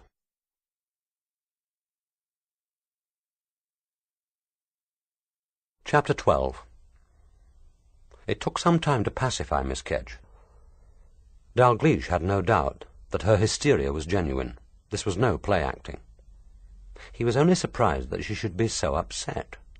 Of all the little community at Monksmere, Sylvia Kedge alone seemed to be genuinely shocked and distressed at Seton's death, and certainly the shock was real enough. She had looked and behaved like a woman maintaining a precarious self-control which had snapped at last. But she made visible efforts to pull herself together, and was at last well enough to be escorted back to Tanner's cottage by Courtney, who had succumbed entirely to the pathos of her drawn face and pleading eyes, and who pushed her wheeled chair down the lane like a mother displaying her fragile newborn to the glares of a potentially hostile world. Dalgliesh was relieved to see her go. He had discovered that he did not like her, and was more ashamed of the emotion because he knew that its roots were unreasonable and ignoble. He found her physically repellent. Most of her neighbours used Sylvia Kedge to gratify, at small expense, an easy impulse to pity, while ensuring that they got their money's worth. Like so many of the disabled, she was at once patronized and exploited. Dalgliesh wondered what she thought of them all. He wished he could feel more sorry for her, but it was difficult not to watch with a kind of contempt the way in which she made use of her disability. But then what other weapons had she? Despising the young constable for his easy capitulation, and himself for lack of feeling, Dalgliesh set off back to Pentlands for lunch. He walked back by the road. It took longer and was less interesting, but he had always disliked retracing his footsteps. The route took him past Bryce's cottage. As he reached it, an upstairs window was opened, and the owner shot his long neck out and called, "Come in, Adam, dear boy. I've been watching out for you. I know you've been spying for that dreary little friend of yours, but I don't hold it against you. Just leave your rhino whip outside and help yourself to whatever drink you prefer. I'll be down in a jiffy." Dalgliesh hesitated, then pushed open the cottage door. The little sitting-room was as untidy as always. A repository of bric-a-brac, which could not appropriately be housed in his London flat. Deciding to wait for his drink, Dalgliesh called up the stairs. "He's not my dreary little friend. He's a highly competent police officer." "Oh, no doubt." Bryce's voice was muffled. Apparently he was pulling clothes over his head. "Competent enough to nab me if I'm not cunning. I was stopped for speeding on the A13 about 6 weeks ago, and the officer concerned, a beefy brute with one of those metamorphic glares, was most uncivil. I wrote to the chief constable about it. It was a fatal thing to do, of course. I see that now. They've got it in for me, all right. My name's on a little list somewhere, you may be sure." He had padded into the room by now, and Dalgliesh saw with surprise that he did indeed look concerned. Murmuring reassurance, he accepted sherry. Bryce's drinks were always excellent, and settled himself in the latest acquisition, a charming Victorian high-backed chair. "Well, Adam, give, as they say. What has Reckless discovered? Such an inappropriate name. I'm not altogether in his confidence, but another instalment of manuscript has arrived. It's rather better written this time. A description of a handless body in a boat, and typed, apparently, by Seton himself." Dalgliesh saw no reason why Bryce should be denied this bit of information. Sylvia Kedge was hardly likely to keep it to herself. "Posted when?" "Before lunch yesterday, from Ipswich." Bryce wailed his dismay. "Oh, no, not Ipswich. One was in Ipswich on Thursday. One often is. Shopping, you know. One hasn't an alibi." "You're probably not the only one," Dalgliesh pointed out consolingly. "Miss Calthrop was out in her car. So was Latham. So was I, come to that. Even that woman from Priory House was out in the buggy. I saw her as I drove over the headland. Oh, that would be Alice Kerrison, Sinclair's housekeeper. I don't suppose she went any further than Southwold. Probably fetching the groceries. On Thursday afternoon. Isn't that early closing?" "Oh, Adam, dear, what does it matter? I expect she was just out for a drive. She'd hardly drive the buggy as far as Ipswich just to post an incriminating document. She hated Seton, though. She was housekeeper at Seton House before his wife died. Sinclair took her on after Dorothy killed herself. She's been there ever since. It was a most extraordinary thing. Alice stayed with Seton until after the inquest. Then, without a word to him, she packed her bags and walked out to Priory House to ask Sinclair if he had a job for her. Apparently Sinclair had reached the point when the urge for self-sufficiency didn't extend to the washing up, and he took her on. As far as I know, neither has regretted it. "Tell me about Dorothy Seton," invited Dalgliesh. "Oh, she was lovely, Adam. I've got a photograph of her somewhere, which I must show you. She was madly neurotic, of course, but really beautiful. Manic-depressive is the correct jargon, I believe. Exhaustingly gay one minute, and so down the next that one felt positively contaminated with gloom. It was very bad for me, of course. I've had enough trouble living with my own neuroses without coping with other people's. She led Seton a terrible life, I believe. One could almost pity him, if it weren't for poor Arabella." "How did she die?" inquired Dalgliesh. "That was the most appalling thing. Seton strung her up from that meat hook in the beam of my kitchen. I shall never forget the sight of that darling furry body hanging there, elongated like a dead rabbit. She was still warm when we cut her down. Look, I'll show you." Dalgliesh had been half dragged into the kitchen before he grasped that Bryce was talking about his cat. He successfully fought down the first impulse to nervous laughter and followed Bryce. The man was shaking with anger, grasping Dalglish's forearm in a surprisingly powerful grip, and gesticulating at the hook in impotent fury, as if it shared Seton's guilt. There seemed no immediate chance of getting any information about Dorothy Seton's death, now that Arabella's end was so vividly recalled. Dalgliesh sympathized with Bryce. His own love of cats was as great, if less vocal. If Seton had indeed wantonly destroyed a beautiful animal out of malice and revenge, it was difficult to regret him. More to the point, such a man must have made his share of enemies. Dalgliesh inquired who had found Arabella. "Sylvia Kedge. She had come up to take some dictation for me, and I was delayed arriving from London. I got here about 5 minutes later. She had phoned Celia to come and cut Arabella down. She couldn't reach the body herself. Naturally, both of them were terribly upset. Sylvia was physically sick. We had to push the wheelchair to the kitchen, and she threw up all over my washing up. I won't dwell on my own sufferings, but I thought you knew all the details. I asked Miss Dalgliesh to write. I hoped you might have come down to prove Seton did it. The local police were quite hopeless. Now, if it had been a human being, think of the fuss and nonsense. Just like Seton. So ridiculous. I'm not one of those sentimentalists who think that human beings are more important than any other form of life. There are too many of us anyway. Most of us neither know how to be happy ourselves nor make anyone else happy. But we're ugly. Ugly. You knew Arabella, Adam. Wasn't she the most beautiful creature? Didn't you feel it was a privilege to watch her? She was life-enhancing." Dalgliesh, wincing at Bryce's choice of words, said the appropriate complimentary things about Arabella, who had indeed been a beautiful cat, with every appearance of knowing it.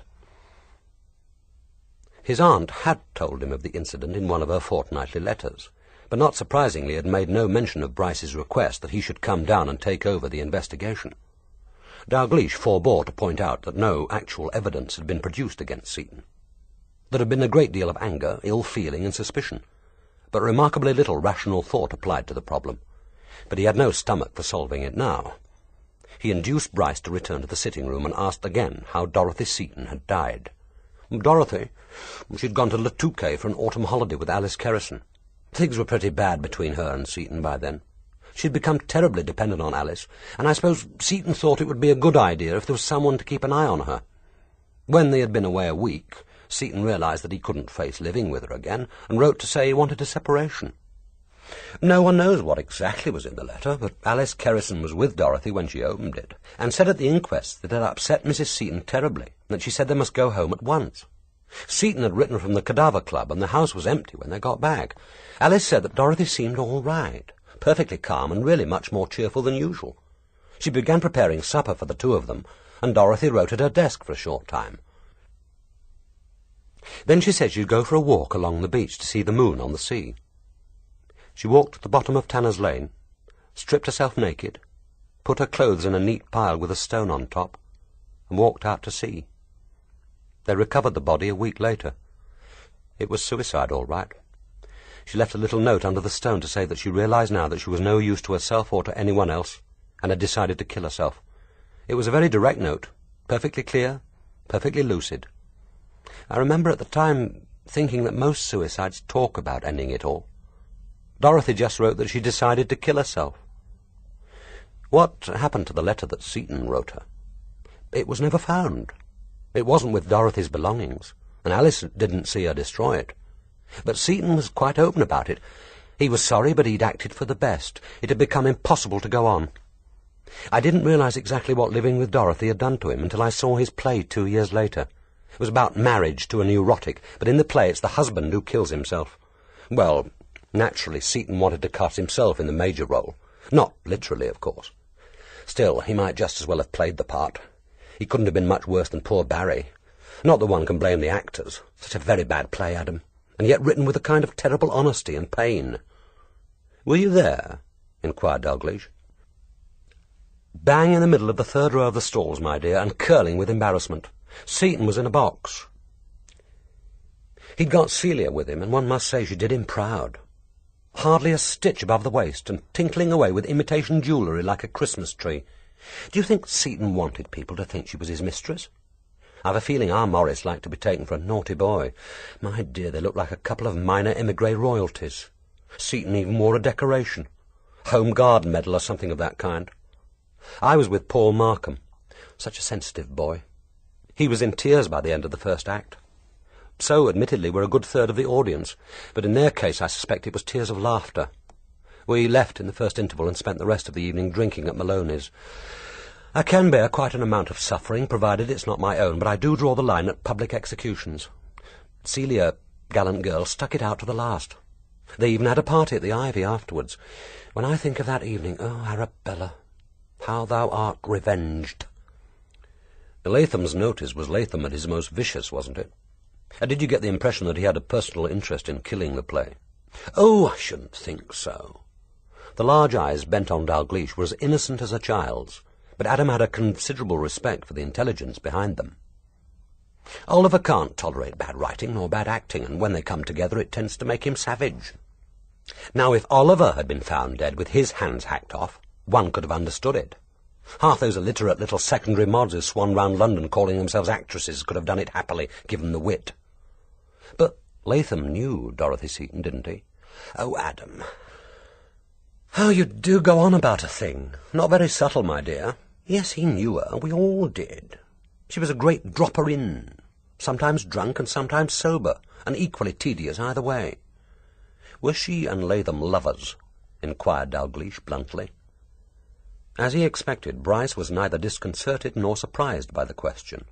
Like all inveterate gossips, he was fundamentally interested in people. This was one of the first questions he would ask himself about any man or woman in his circle who seemed to find each other's company agreeable. Celia always said so, but then she would. I mean, the dear girl can't conceive of any other relationship between a heterosexual man and a pretty woman. And where Latham's concerned, she's probably right. One could hardly blame Dorothy, stuck in that glass-house with Seton. So dull. She was entitled to find consolation anywhere so long as it wasn't with me. But do you think Latham was particularly fond of her? I don't know. I shouldn't have thought so. Poor Oliver suffers from self-disgust. He pursues a woman, then, when she falls in love with him, he despises her for lack of discrimination. The poor dears simply can't win. It must be so exhausting to dislike oneself so much. Now, I'm lucky. I find myself fascinating. The fascination was beginning to pall on Dalgliesh. He glanced at his watch, said firmly that it was 12:45, and his lunch would be ready and made to go. Oh, but you must see that snap of Dorothy. I've got it somewhere. It will give you some idea how lovely she was. He opened the sliding lid of his writing desk and rummaged among the piles of papers. Dalgliesh thought that it looked a hopeless task. But there must have been some order in the chaos, for in less than a minute Bryce had found what he wanted. He brought the photograph over to Dalgliesh. Sylvia Kedge took it when we were picnicking on the beach one July. She does quite a bit of amateur photography. There was certainly nothing professional about the photograph. It showed the picnic party grouped around Sheldrake. They were all there. Maurice and Digby Seton, Celia Calthrop with a sulky-looking child, recognizable as Liz Marley, Oliver Latham and Bryce himself. Dorothy Seton, wearing a bathing costume, was leaning against the hull of the dinghy and laughing at the camera. The snap was clear enough, but it told Dalgliesh nothing except that she had an agreeable figure and knew how best to show it off. The face was that of a pretty woman, but no more. Bryce looked at the snap over his shoulder.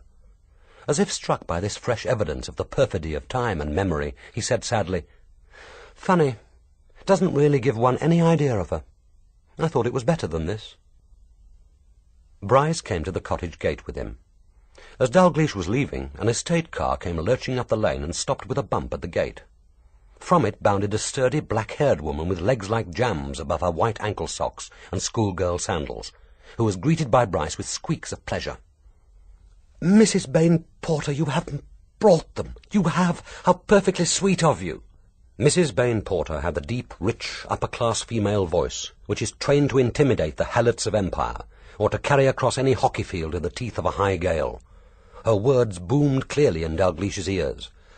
"When I got your letter yesterday, I thought I'd take a chance. I brought the 3 best from the litter. So much nicer to choose them in your own home, I think. Nicer for them, too." The back of the car was open now. Mrs. Bain Porter, helped by Bryce, was carefully lifting out 3 cat baskets, from which there rose at once an agitated, squealing treble descant to Mrs. Bain Porter's bass and Bryce's joyful chirpings. The concert party disappeared through the cottage door. Dalgliesh trudged home to his lunch in contemplative mood. It was one of those little things that can mean everything or nothing. But if Mrs. Bain Porter got a letter from Julian Bryce on Thursday, it was posted on Wednesday at the latest, which meant that on Wednesday Bryce had either decided to take a chance on Seton's cat-killing propensities, or had known that there was no longer anything to fear.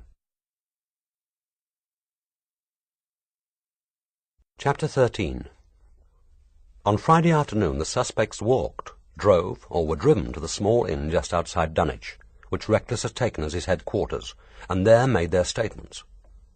They had always thought of the Green Man as their local pub. They took it for granted that George Pryke ran the place principally for their benefit, and the inspector's choice was criticised as showing crass insensitivity and a general disregard for the comfort of others. Celia Calthrop was particularly bitter, although she used the Green Man less than most, and was scathing in her denunciation of George's folly in allowing himself to be inveigled in such an invidious position. She was not at all sure she would be happy to continue to buy her sherry from George if she were going to be reminded of Inspector Reckless every time she had a drink, and a visit to the saloon bar would become intolerably traumatic. Latham and Bryce shared her view of the inspector. Their first impression of him hadn't been favourable, and thinking it over later they decided that they disliked him. Perhaps, as Bryce suggested, a too close acquaintance with Seton's Inspector Briggs had spoilt them for the real thing. Briggs, who was occasionally called Briggsy by the Honourable Martin in an excess of spurious camaraderie, had a humility which they hadn't detected in Inspector Reckless. Despite his eminence at the yard, Briggsy was always happy to play second fiddle to Carruthers, and so far from resenting the Honourable Martin's interference with his cases, made a practice of calling him in when his special expertise was required.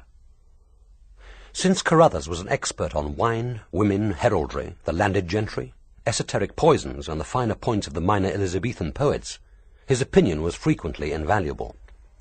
As Bryce pointed out, Inspector Briggs did not turn people out of their favourite pub, nor gaze at them fixedly from dark, morose eyes, as if hearing only half they were saying, and disbelieving that. Nor did he give the impression of regarding writers as no different from lesser men, except in their capacity to invent more ingenious alibis. Inspector Briggs' suspects, if required to make statements, which was seldom, made them in the comfort of their own home, attended by obsequious policemen, and with Carruthers present to ensure, in the nicest possible way, that Inspector Briggs kept his place. They were careful not to arrive at the inn together. The artless confidences of Thursday night had been followed by a certain wariness. By Friday afternoon there had been time to think, and Seton's death was seen less as a bizarre excursion of fiction into life than as a highly embarrassing fact. Certain unpalatable truths were recognized. Seton admittedly had last been seen alive in London, but his mutilated body had been floated out to sea from Monksmere beach. It hardly needed any complicated calculations with charts, wind force, or tide drift and race to convince anyone of that. He might well have run into trouble in London, in his naive search for copy, but the forged manuscript, the severed hands, the telephone call to Seton House had a more local flavour. Celia Calthrop was the most voracious supporter of the London gang of crooks theory, but even she could advance no convincing explanation of how the criminals knew where Sheldrake was beached, or why they had chosen to bring the corpse back to Suffolk. To throw suspicion on us, of course, was generally thought to beg more questions than it answered. After the statements were made, there was a certain amount of telephoning. Cautiously, as if half believing that the lines were being tapped, the little community exchanged those scraps of information, rumour or guesswork, which pieced together probably told as much as there was to know. They were reluctant at present to meet each other, afraid of what they might be told, or worse, inadvertently tell. But they were avid for information. Telephone calls to Pentlands were invariably answered by Jane Dalgliesh, courteous, uncooperative, and uncommunicative. No one liked to betray himself by asking to speak to Adam, except Celia Calthrop, and she met with such little success that she found it more convenient to believe that he had nothing to tell. But they spoke to each other, gradually abandoning caution in their need to confide and their hunger for news. The snippets of information, most of which changed subtly in the telling, and some of which were founded on hope rather than fact, built up an incomplete and amphigoric picture. No one had changed his or her story, and the various alibis for Tuesday night, which had been put forward with such eager confidence, had stood up to such investigation as there had been time for. It was understood that Latham's house guest had made no trouble in supporting his story, but as Reckless was completely uncommunicative, and Latham was maintaining a gentlemanly reticence, the general curiosity about her name seemed likely to remain unsatisfied. The news that Eliza Marley had admitted to spending Tuesday night in London created a certain amount of pleasurable speculation, stimulated by Celia's frequent and unconvincing explanations of her niece's need to visit the London Library. As Bryce said to Latham, one could understand it if the poor girl had been at a red brick. But there had been quite a number of books in Cambridge when he was up. Both Bryce's and Latham's cars had been examined by the police, but the owners had made so little protest over the proceedings that it was commonly agreed that they had nothing to fear. It was reported that Dr. Forbes Denby had been gratifyingly offensive to Inspector Reckless on the telephone, while Bryce was at the Green Man, and had insisted on regarding Bryce's telephone call as a matter of sacred confidence between himself and his patient. Eventually, however, on Bryce's almost hysterical insistence, he had agreed that it had been made. Celia's story that she had given Seton the idea for a floating corpse was supported by an old Walberswick fisherman who called at the Green Man to say that he remembered Mr. Seton inquiring some months previously where a body in a dinghy would come ashore if it were pushed out from Monksmere beach. As no one had doubted Celia's statement, this wasn't regarded as more than mildly interesting. In face of their united wish to find support for the London gang of crooks theory, it was distressing that no one except Bryce had seen any strangers at Monksmere on the Wednesday night. He had been outside bringing in wood from his shed shortly after 7, when a motorcyclist had come roaring down the lane from the road and had reversed just outside his cottage. Justin abominated motorcycles, and the noise had been quite unendurable. He had shouted his protest, and the lad had retaliated by roaring up and down in front of the cottage for several minutes, making what Bryce described as obscene gestures. Eventually, with a parting blast of his horn, he had roared away. It wasn't known what Reckless made of this, although he did ask Bryce for a full description of the cyclist, and would probably have noted it down if Bryce had been able to provide it. But the man had worn a black leather suit with helmet and goggles, and Bryce could say no more than that he was obviously young, and his manners were abominable. But Celia was sure he was a member of the gang. What else would he be doing in Monksmere? By midday on Saturday, the rumours had grown and multiplied. Digby had been left 100,000, 200,000, 500,000. The post-mortem was held up because Dr. Sydenham couldn't discover the cause of death. The cause of death was drowning, strangulation, poison, suffocation, hemorrhage. Forbes Denby had told Reckless that Seton was good for another 20 years. Seton's heart was liable to give out at any moment. Adam Dalgliesh and the inspector were hardly on speaking terms. Reckless would have arrested Jane Dalgliesh if only he could have discovered a motive. Sylvia Kedge was being very difficult and wouldn't accept the legacy of £300, which Digby had offered to pay her. Reckless had called at Priory House late on Friday night, and he and his men had been seen with torches on the cliff path. The inquest was to be held on Wednesday at 2:30. Only on the last was there unanimity. The inquest was certainly arranged for the following Wednesday. Digby Seton and Sylvia Kedge had been summoned to attend. Those who had a choice in the matter were uncertain whether their presence would arouse curiosity, help allay suspicion, or be prudent as showing a proper respect for the dead. On Saturday morning it was made known that Inspector Reckless had left Monksmere for London by car late on Friday, and wasn't expected back until Sunday morning. Presumably he had gone to check on the London alibis and investigate the Cadaver Club. There was no surprise that he was expected back so shortly. It was plain that he knew only too well where his business lay. But even this temporary absence was a relief. It was as if a cloud lifted from Monksmere Head. That gloomy, silent, accusing presence had taken his preoccupations elsewhere, and the air felt freer for his going. He left behind a restlessness which found relief in action. Everyone seemed anxious to get away from Monksmere. Even Jane Dalgliesh and her nephew, who were the least affected by Reckless, were seen to set off early along the beach in the direction of Sizewell, laden with painting paraphernalia, binoculars and knapsacks. It was obvious that they wouldn't be back until after dark. Latham drove off soon afterwards. The Jaguar was doing 65 when it passed Rosemary Cottage, and Celia observed tartly that Oliver was off again on one of his attempts to break his neck. She and Eliza were to take Sylvia Kedge on a picnic to Aldborough, but Eliza changed her mind just before they were due to start, and set off on a solitary walk to Walberswick. No one knew what Digby Seton had planned, but a telephone call to Seton House by Miss Calthrop, who hoped to persuade him to join the picnic, met with no reply.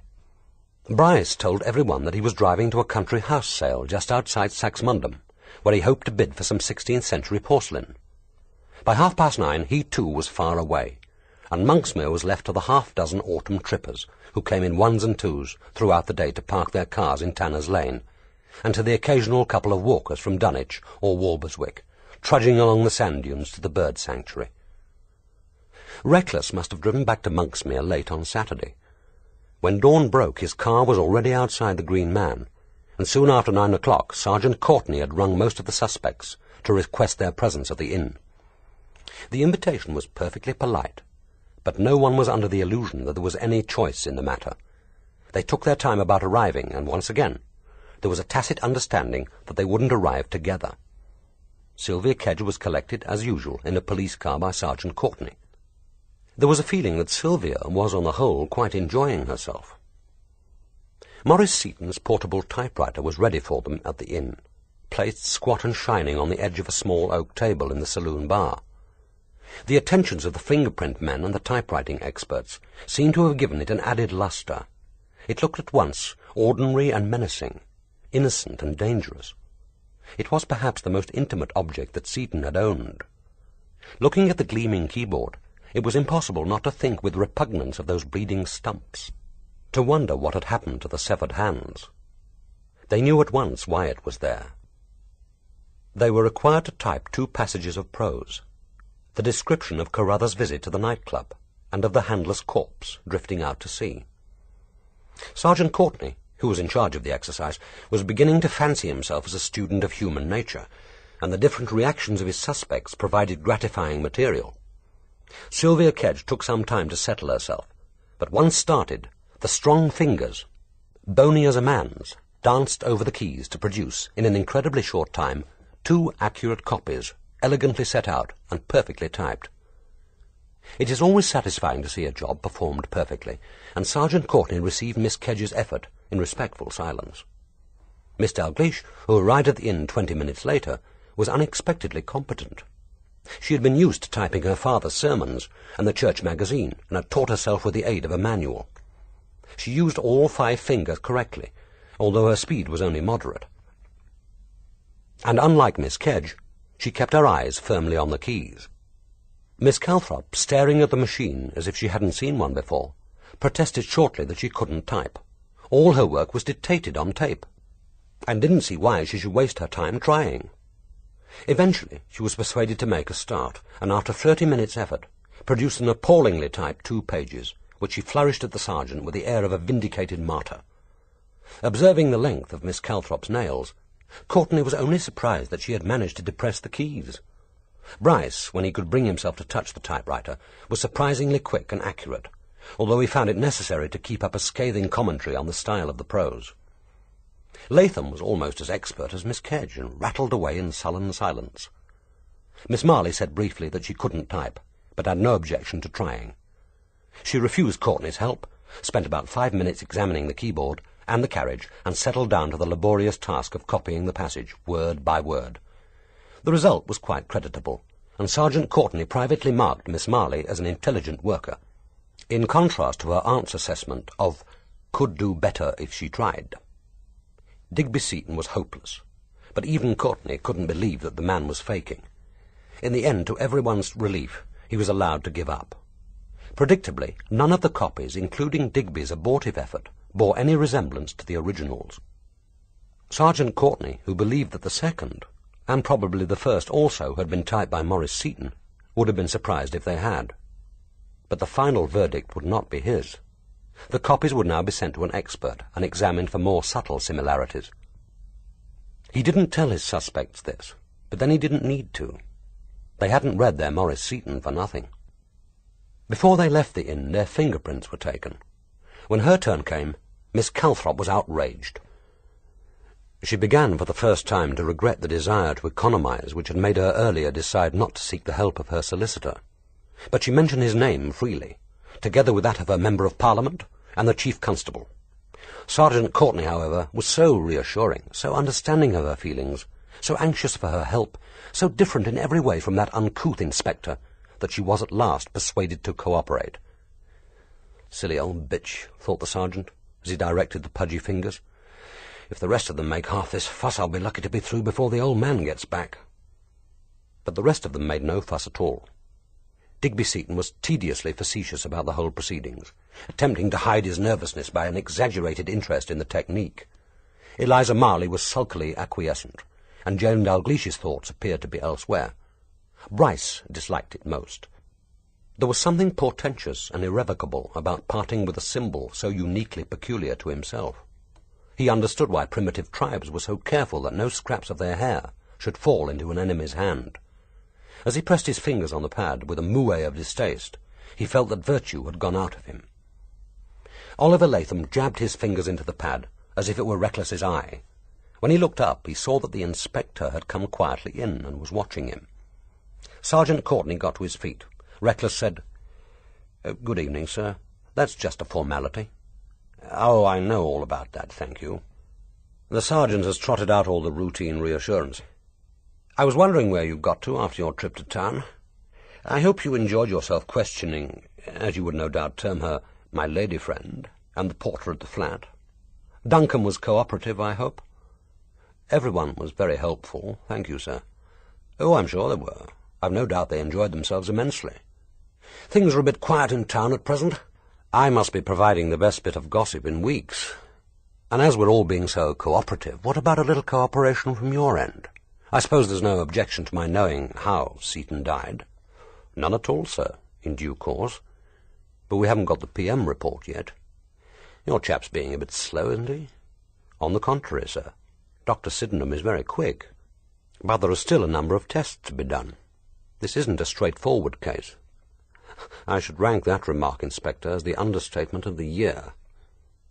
Taking his handkerchief from his pocket, Latham carefully wiped his already clean fingers. Watching him, the inspector said quietly, "If you're so impatient, Mr. Latham, why not ask some of your friends? You know as well as I do that someone at Monksmere could tell you precisely how Maurice Seton died." Chapter 14. Since his half-brother's death, Digby Seton had taken to dropping in at Rosemary Cottage for meals, and his neighbours didn't fail to remark with wry amusement on just how often the Vauxhall was seen parked on the grass verge outside the cottage. They conceded that Celia was unlikely to discourage the company of a very rich young man, but Digby's motives were less obvious. No one assumed that the charms of Eliza attracted him, or that he saw in her sullen gracelessness a means of getting his hand on Maurice's capital. On the whole, people thought that he probably preferred Celia's food, uninteresting though it was, to the tedium of driving twice a day into Southwold, or the effort of cooking for himself, and that he was glad to get out of the way of Sylvia Kedge. Since the murder, the girl had haunted Seton House with the persistence of a funeral mute, waiting for her pay. The obsessional care which she had given to Maurice's work now seemed to be devoted to his house, and she tidied, polished, cleaned, counted linen, and dragged herself about on her crutches, duster in hand, as if she expected the late owner to appear at any minute and run his fingers over the window ledges. As Digby told Eliza Marley, it made him nervous. He had never liked Seton House, which, despite its bright modernity, he found curiously sinister and depressing. Now, when those smouldering black eyes were liable to turn on him from every corner and cupboard, he felt he was living in one of the gloomier Greek dramas, with the Eumenides lurking outside ready to make their entrance. The remark had interested Eliza, since it suggested that Digby might be more perceptive and sensitive than was commonly assumed.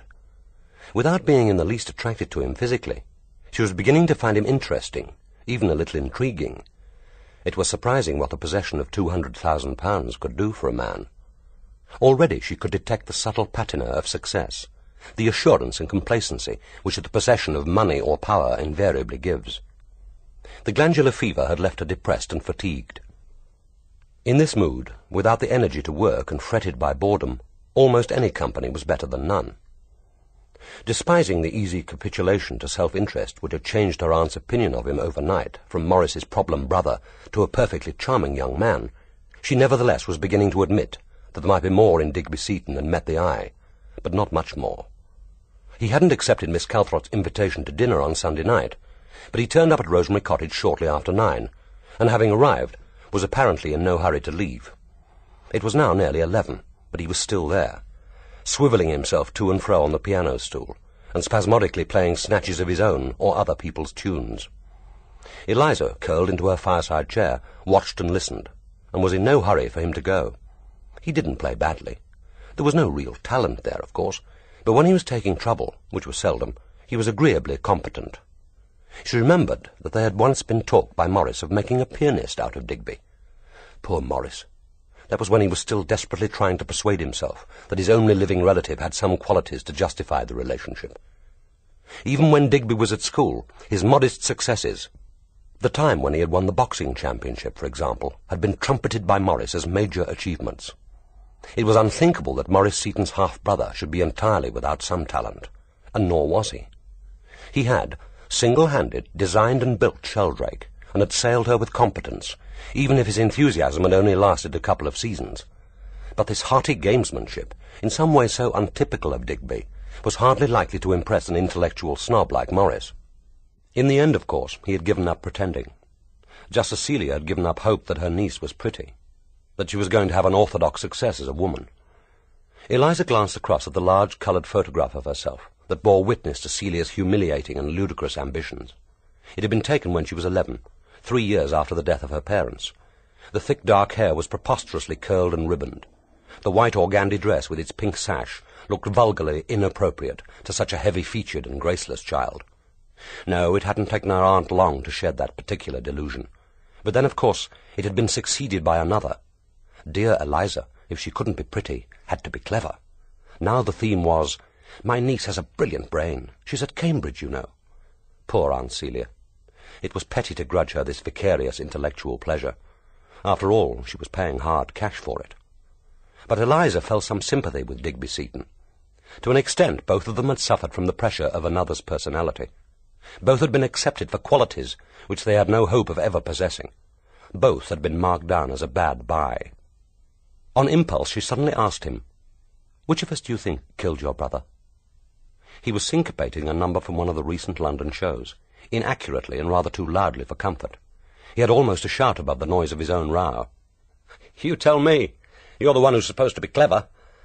"Not as clever as Aunt makes out, but clever enough to wonder why it was I you phoned to meet you at Saxmundham. We've never been particularly friendly." "Perhaps I thought it was time we were. Anyway, assuming I wanted a free lift to Monksmere, who else could I phone? And there is that. And assuming you wanted an alibi for the time of the train journey. I had an alibi. The ticket collector recognized me. And I had an interesting chat with an old gentleman in the carriage about the naughtiness of the modern generation. I expect he would remember me. I can prove I was on that train, darling, without your help." "But can you prove where you got on?" "Liverpool Street. It was pretty crowded, so I don't suppose anyone noticed me. But let Reckless try to prove that I didn't." "Why are you so suspicious all of a sudden?" "I'm not really. I don't see how you could have done it." "Thank you for nothing. Nor did the police at West Central Station." The girl shivered and said with sudden force, "Those hands. It was a horrible thing to do, horrible. Don't you feel that? Particularly to a writer. Horrible and significant. I don't think you hated him that much." He dropped his hands from the keys and swung round to face her. "I didn't hate him at all. Damn it, Eliza, do I look like a murderer?" "How should I know? You're the one with the motive. £200,000 worth. Not until I get a wife." "What about applying for the job?" "No, thank you. I like men to have an IQ at least approximate to mine. We wouldn't suit." "What you want for the club, surely, is a glamorous blonde with a 40-inch bust, a heart of low-carat gold, and a mind like a calculating machine." "Oh, no," he said seriously. "I know what I want for the club. Now I've got the money, I can pay for it. I want class." The door into the study opened, and Miss Calthrop poked her head through, and gave them a vaguely puzzled look. She spoke to Eliza. "I seem to have lost one of my new tapes. You haven't seen it, I suppose?" Her niece's only response was a disinterested shrug, but Digby sprang to his feet and peered hopefully around the room as if expecting the reel to materialize on top of the piano, or pop out from under the cushions. Watching his ineffectual antics, Eliza thought, "Quite the little gentleman, aren't we? He's never bothered with Auntie before. What the hell is he playing at, anyway?" The search was, of course, unsuccessful, and Digby turned his charming, deprecatory smile on Miss Calthrop. "So sorry, doesn't seem to be here." Celia, who had been waiting with ill-concealed impatience, thanked him and went back to her work. As soon as the door closed behind her, Digby said, "She's taking it rather well, isn't she?" "Taking what?" "Maurice's will. After all, if it weren't for me, she'd be a very wealthy woman." Did the fool really imagine that they didn't know it, that the arithmetic had somehow escaped them? She glanced across at him and caught his look of secret satisfaction, complacent, amused. It came to her suddenly that he must know something about Maurice's death, that the secret smile meant more than a momentary satisfaction at their disappointment and his own good luck. It was on the tip of her tongue to utter a warning. If he really had discovered something, he would be in danger. He was typical of the fool who stumbles on part of the truth and hasn't the sense to keep his mouth shut. But she checked herself, irritated by that glimpse of secret satisfaction. Probably she was only being fanciful. Probably he had guessed nothing. And if he had, well, Digby Seton would have to look after himself, would have to take his chance like the rest of them. Chapter 15. In the dining-room at Priory House, dinner was nearly over. Dalgliesh had enjoyed his meal. He wasn't sure exactly what he had expected. It could have been a 6-course dinner served on Sèvres china, or a nut cutlet eaten off wooden plates and followed by communal washing up. Neither would have surprised him. They had, in fact, been given an agreeable chicken casserole, cooked with herbs and followed by a salad and cheeses. The Bordeaux rouge had been cheap and a little rough, but there had been plenty of it, and Dalgliesh, no wine snob, had never subscribed to the view that the only proper alternative to good wine is no wine at all. He sat now, content, almost happy, in a gentle daze of well-being, and let his eyes wander over the immense room, where the 4 of them sat, dwarfed as puppets, round the simple oak table. It was easy to see that the house had once been part of a monastery. This room must have been the refectory. It was a huge version of the sitting-room at Pentland's, but here the oak hammer beams smoked with age, arched against the roof like great trees, and merged into a black void nearly 20 feet above the faint sphere of the 6 tall candles which lit the dining table.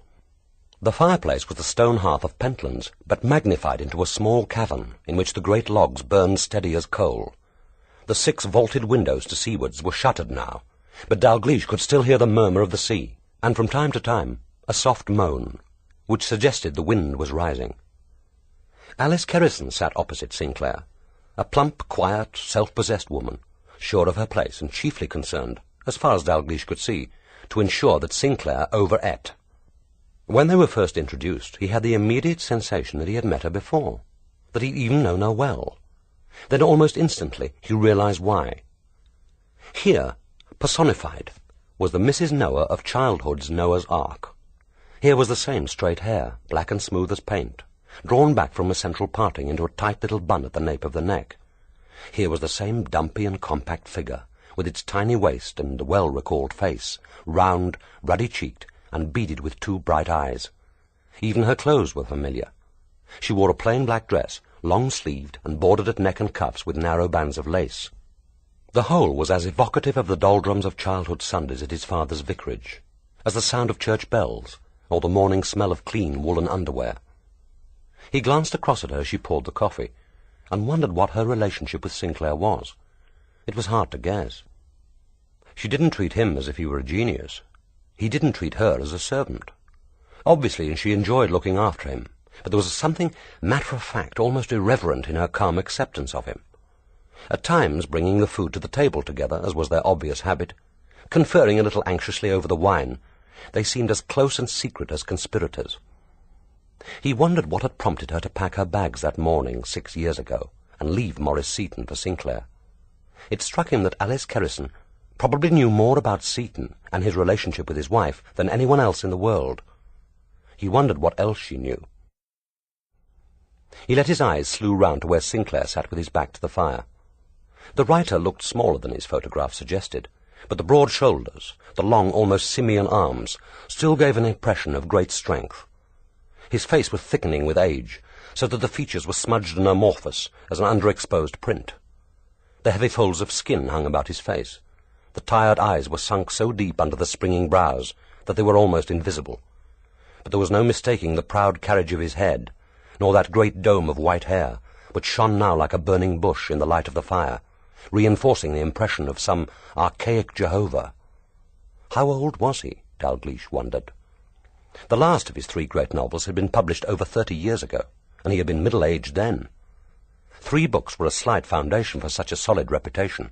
Celia Calthrop, peeved by her failure to persuade Sinclair to participate in a Monksmere literary festival, accept the dedication of one of her novels, or even invite her to tea, was fond of saying that he was overrated, that it was a quantity as well as quality that constituted greatness. Sometimes Dalgliesh thought that she had a point, but always one returned to the novels with a sense of wonder. They stood like great rocks on the foreshore, where so many literary reputations had crumbled like sandcastles in the changing tide of fashion. Priory House would one day disappear beneath the sea, but Sinclair's reputation would stand. Dalgliesh was not so naive as to suppose that a great writer is necessarily a good talker, nor presumptuous enough to expect Sinclair to entertain him. But his host had not been silent during the meal. He had spoken knowledgeably and appreciatively of Dalgliesh's 2 volumes of verse, but not, his guest felt, out of any desire to please. He had the directness and self-absorption of a child. As soon as the topic ceased to interest him, he changed the subject. Most of the talk was of books, although he had no further interest, it seemed, in his own, and his favourite light reading was, it appeared, detective fiction. He was completely unconcerned with world affairs. "Men will either have to learn to love each other, my dear Dalgliesh, in the entirely practical and unsentimental use of the word, or they will destroy themselves. I have no further influence either way." And yet Dalgliesh felt that Sinclair was neither disillusioned nor cynical. He had detached himself from the world, but neither out of disgust nor despair. It was merely that in extreme old age he had simply ceased to care. He was talking now to Jane Dalgliesh, discussing apparently whether the avocet was likely to nest that year, both of them giving the subject the serious attention which other topics had failed to excite. Dalgliesh looked across the table at his aunt. She was wearing a cherry-red blouse in fine wool, high-necked and with the sleeves buttoned almost as high as the elbows. It was an appropriate dress for dining out on the cold eastern seaboard, and she had worn it with little variation as long as he remembered. But now, inexplicably, it was in fashion, and to her individual, dégagé elegance was added the hint of a contemporary smartness, which Dalgliesh found alien to her. Her left hand was resting against her cheek. The long brown fingers were heavy with the family rings which she wore only in the evenings. In the candlelight the rubies and diamonds struck fire. They were talking now of a skull which Sinclair had recently picked up on his stretch of the beach.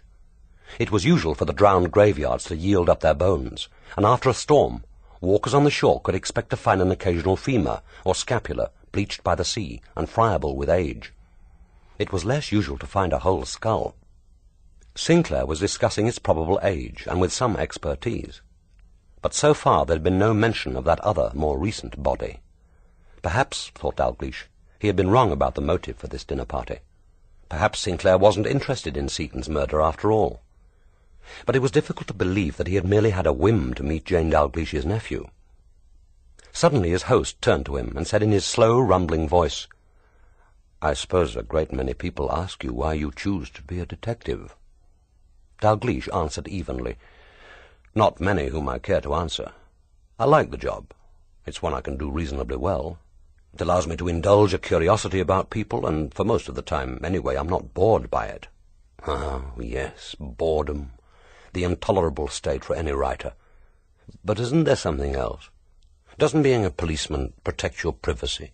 You have a professional excuse for remaining uninvolved. Policemen are separate from other men. We treat them, as we do parsons, with superficial fellowship, but essential distrust. We are uneasy in their company. I think you are a man who values his privacy. Then we are alike, suggested Dalgliesh. I have my job, you have Priory House. Sinclair said, "It didn't protect me this afternoon. We had a visit from your colleague, Inspector Stanley Gerald Reckless. Tell Mr. Dalgliesh about it, Alice." Dalgliesh was wearying of disclaiming any responsibility for Reckless, but he was curious to know how Sinclair had discovered the inspector's full names, probably by the simple expedient of asking. Alice Kerrison said, "Reckless. It isn't a Suffolk name. He looked ill to me. An ulcer, most likely. Worry and overwork, maybe." She could be right about the ulcer, thought Dalgliesh, remembering the pallor, the pain-filled eyes, the deep clefts between nose and mouth. He heard the calm voice continue, "He came to ask if we had killed Mr. Seton." "But with more tact, surely," suggested Dalgliesh. Sinclair said, "He was as tactful as he knew how to be. But that's what he came for, nevertheless. I explained to him that I didn't even know Seton, although I had tried to read one of his books. But he never came here.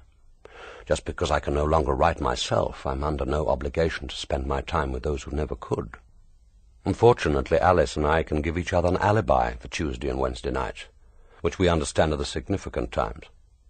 I told the inspector that neither of us had left the house. I'm not sure that he altogether believed me. Incidentally, Jane, he asked whether we had borrowed your chopper. I deduced from that question that you had unwittingly supplied the weapon. We showed the inspector our 2 choppers, both in excellent order, I'm glad to say, and he could see for himself that no one had used them to chop off poor Maurice Seton's hands." Alice Kerrison said suddenly, "He was a wicked man, and he's better dead. But that's no excuse for murder." "In what way was he wicked?" asked Dalgliesh.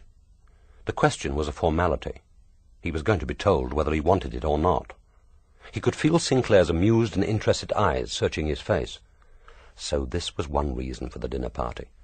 It wasn't just that Sinclair hoped to gain information. He had some to give.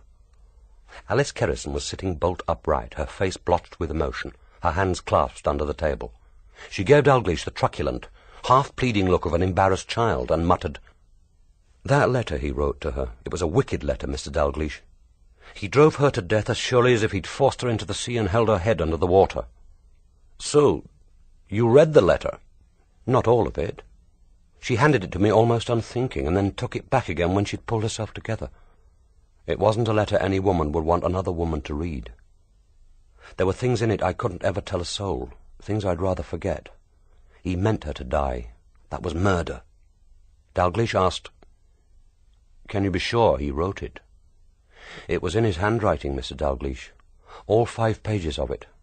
He only typed her name at the top, nothing more. I couldn't mistake Mr. Seton's hand." Of course not, thought Dalgliesh. And Seton's wife would have been even less likely to mistake it. So Seton had deliberately driven his wife to suicide. If this were true, it was an act of wanton cruelty, greater in degree, but of the same nature as the killing of Bryce's cat. But somehow this picture of a calculating sadist was subtly out of focus. Dalgliesh had only met Seton twice, but the man had never struck him as a monster. Was it really possible that this pedantic, nervous, and self-opinionated little man, with his pathetically overvalued talent, could have nourished so much hatred? Or was this skepticism merely the arrogance of a detective who was beginning to fancy himself as a diagnostician of evil? After all, even if one gave little Crippen the benefit of the doubt, there were still plenty of nervous, ineffectual men on record, who would prove far from ineffectual when it came to getting rid of their wives. How could he, after 2 brief meetings, know the essential Seton as well as Alice Kerrison must have known him? And there was the evidence of the letter, a letter which Seton, whose carefully filed correspondence at Seton House was all typewritten, had taken the trouble to write with his own hand. He was about to ask what Dorothy Seton had done with it when the telephone rang. It was an incongruously strident noise in the silence of that immense candle-lit room. Dalgliesh, startled, realized that he had unreasonably taken it for granted that there was no electricity at Priory House. He peered around for the instrument. The bell seemed to be ringing from a bookcase in the dark recess at the far end of the room. Neither Sinclair nor Alice Kerrison made any move to answer it. Sinclair said, "That will be a wrong number. No one ever rings us. We only have the telephone in case of emergency, but the number isn't in the book." He glanced across at the instrument complacently, as if gratified to know that it was actually in working order. Dalgliesh got up. "Excuse me," he said, "but it may be for me." He groped for the instrument and laid hold of its smooth coldness among the impedimenta which littered the top of the bookcase. The irritating noise ceased. In the quiet, he could almost believe that everyone present could hear Inspector Reckless speaking. "Mr. Dalgliesh, I'm speaking from Pentlands. Something has happened which I think you should know about. Would it be convenient for you to come now?" Then, as Dalgliesh hesitated, he added, "I've got the PM report. I think it will interest you." He made it sound like a bribe, thought Dalgliesh, but he would, of course, have to go. The formal, unemphatic tone of the request didn't deceive either of them. If they had been working on a case together, Superintendent Dalgliesh would have summoned Inspector Reckless, not the other way round. But they weren't working on a case together, and if Reckless wanted to interview a suspect, or even the nephew of a suspect, he could choose his own time and place. All the same, it would be interesting to know what he was doing at Pentlands. Miss Dalgliesh hadn't locked the cottage when they left Priory House. Few people at Monksmere bothered to lock up, and the possible murder of a neighbour hadn't induced his aunt to change her habits. But it was unlike Reckless to make himself so at home. He made his excuses to his host, who accepted them with little sign of regret. Dalgliesh suspected that Sinclair, unused to company other than his aunt, was glad enough to see their party reduced to the familiar 3. For some reason of his own, he had wanted Dalgliesh to hear Alice Kerrison's story. Now it had been told, and he could speed his guess with satisfaction and some relief. He merely reminded Dalgliesh to pick up his torch on the way out, and instructed him not to return for his aunt, as he and Alice would escort her home. Jane Dalgliesh seemed happy enough with this arrangement. Dalgliesh suspected that she was being tactful. Reckless had only asked to see him, and his aunt had no wish to be an unwelcome third, even in her own house. He saw himself out, stepping into darkness so impermeable that at first his eyes could distinguish nothing but the white blur of the path at his feet. Then the clouds moved from the face of the moon, and the night became visible, a thing of forms and shadows, heavy with mystery and pungent with the sea. Dalgliesh thought how in London one could rarely experience the night, riven as it was by the glare of lights and the restlessness of men. Here it was an almost palpable presence, so that there moved along his veins the stirring of an atavistic fear of darkness and the unknown. Even the Suffolk countryman, no alien to the night, could hardly walk these cliff paths without a sense of mystery. It was easy to understand how the local legends had grown, that sometimes, on an autumn night, one could hear the muffled beats of horses' hooves, as smugglers brought their kegs and bales from Sizewell Gap, to hide them in the marshes, or carry them inland across the desolate Westleton heathlands. Easy, too, on such a night to hear from the sea faint bells of long-drowned churches, St. Leonard's, St. John's, St. Peter's, and All Saints, clanging their dirges for the souls of dead men. And now there might be new legends to keep the countryman indoors on the autumn nights, the October legends. One of a naked woman, pale under the moon, walking through the waves to her death. One of a dead and handless man drifting out on the tide. Dalgliesh perversely decided to walk home along the edge of the cliff. It would add 15 minutes to his journey, but it wouldn't hurt Reckless, comfortably ensconced at Pentlands, to wait another quarter of an hour. He found the path with his torch and followed the little pool of light which moved before him like a wraith. He looked back at the house. It was formless now, a black mass against the night sky, with no sign of habitation, except the thin shafts of light between the dining-room shutters and one high round window, which blazed out like a cyclops' eye. While he watched, the light went out. Someone, probably Alice Kerrison, had gone upstairs. He was nearing the edge of the cliff now. The waves thudded more clearly in his ears, and somewhere, piercingly shrill, a sea-bird called. He thought that the wind might be rising, although it was still little more than a strong breeze. But here on this exposed headland, It was as if sea, land and sky shared a perpetual and gentle turbulence. The path was becoming more overgrown. For the next 20 yards it was little more than a tortuous clearing through the brambles and gorse whose thorned branches caught at his legs. He was beginning to think that it would have been wiser to take the inland path. The gratification of making reckless wait struck him now as irrational and childish, and certainly not worth the ruining of a pair of perfectly good trousers. If Seton's body had been carried from Priory House through this prickly jungle, there would be some evidence of its passing. Reckless would certainly have gone over the ground with care. He wondered what, if anything, he had found. And it wasn't only the path. There would be 40 or so rackety wooden steps down to the beach to be negotiated. Sinclair was a strong man despite his age, and Alice Kerrison was a healthy countrywoman. But Seton, small as he was, would have been literally a dead weight. It would have been an exhausting, almost impossible journey. Suddenly he saw a white shape to the left of the path. It was one of the few remaining tombstones on this part of the cliff. Most of them had long since crumbled with age, or been swept under the sea, to yield in time their quota of bones to the human debris washed up by the tides. But this one stood, and, on impulse, Dalgliesh went over to examine it. It was taller than he had expected, and the lettering was cut clear and deep. Crouching low, he shone his torch on the inscription. In memory of Henry William Scrivener, shot from his horse by a party of smugglers while travelling in these parts. 24th of September, 1786. The cruel balls have pierced me to the heart. No time have I to pray ere I depart. Traveller, pause. Thou knowest not the day when thou must meet thy Maker on the way. Poor Henry Scrivener. What ill chance, Dalgliesh wondered, had brought him travelling on the lonely road to Dunwich. He must have been a man of some substance. It was a fine stone. He wondered how many years it would be before Scrivener, his stone and its pious exhortation, were in turn swept away and forgotten. He was scrambling to his feet when the torch jerked in his hand and shone full on the grave itself. He saw with surprise that someone had opened it. The turf had been replaced, the brambles twisted together again to form a dense and prickly panoply, but the grave had undoubtedly been disturbed. He knelt again and gently shifted the soil with his gloved hands. It was light and friable. Hands other than his had been there before. Within a few seconds he unearthed a femur, then a broken scapula, and finally a skull. Henry Scrivener had been given companions in death. Dalgliesh guessed at once what had happened. This was Sinclair or Alice Kerrison's way of disposing of the bones they found on the beach. All of them were very old, all bleached by the sea. Someone, and he thought it was probably Alice, had wanted to give them a reburial in consecrated ground. He was musing over this fresh insight into the ways of that odd couple at Priory House, and turning the skull over in his hands, when he caught the soft thud of approaching footsteps.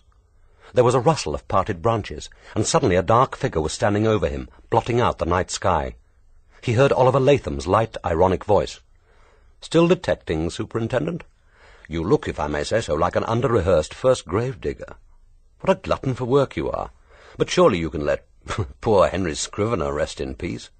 It's a little late, I should have thought, to start investigating that particular murder. Besides, aren't you trespassing?" "Rather less than you are at the moment," said Dalgliesh evenly. Latham laughed. "So you've been dining with B.Sinclair. I hope you appreciated the honour. And what did our great apostle of universal love have to say about Seton's peculiarly unpleasant end?" "Not much." Dalgliesh scooped a hole in the soft earth and began covering up the skull. He smoothed soil over the pale forehead, and trickled it into the eye sockets and the gaps between the teeth. Without looking up, he said, "I didn't know you were fond of nocturnal walks." "It's a habit I've only recently taken up. It's most rewarding. One sees such interesting sights." He watched Dalgliesh as the reburial was completed and the turfs replaced. Then, without speaking, he turned to go.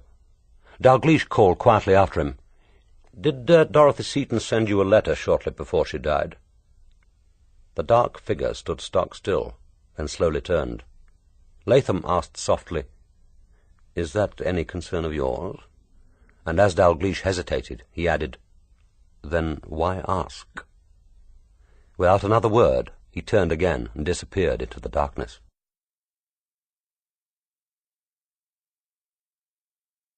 Chapter 16. The light was on over the cottage porch, but the sitting-room was almost in darkness. Inspector Reckless was sitting alone in front of the dying fire, rather like a guest who, unsure of his welcome, is making a propitiatory gesture of economizing on the lights. He rose as Dalgliesh entered and switched on a small table lamp. The two men faced each other in its soft but inadequate glow. "Alone, Mr. Dalgliesh? You had some trouble, perhaps, in getting away?" The inspector's voice was expressionless. It was impossible to detect either criticism or inquiry in the flat statement. "I got away all right. I decided to walk back along the cliff. How did you know where to find me?" "When I found the cottage empty, I supposed you and Miss Dalgliesh must be dining somewhere in the district. I tried the most likely house first. There are developments which I wanted to discuss with you tonight, and I didn't want to talk on the phone." "Well, talk away. But what about something to drink?" Dalgliesh found it almost impossible to keep the note of cheerful encouragement from his voice. He felt uncomfortably like a housemaster, jollying along a promising but nervous examination candidate. And yet Reckless was entirely at ease. The sombre eyes gazed at him with no trace of embarrassment or civility. "For God's sake, what's wrong with me?" thought Dalgliesh. "Why can't I feel at ease with the man?" "I won't have anything now, thank you, Mr. Dalgliesh.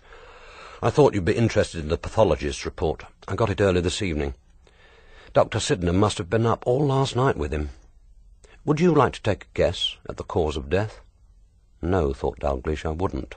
This is your case, and I wish to God you'd get on with solving it. I'm not in the mood for guessing games." He said, "Asphyxia?" "It was natural causes, Mr. Dalgliesh. He died of a heart attack." "What?" "There's no doubt of it. He had a mild angina, complicated by a defect of the left antrim. That adds up to a pretty poor heart, and it gave out on him. No asphyxia, no poisoning, no marks of violence apart from the severed hands. He didn't bleed to death, and he didn't drown. He died 3 hours after his last meal, and he died of a heart attack." "And the meal was, as if I need to ask?"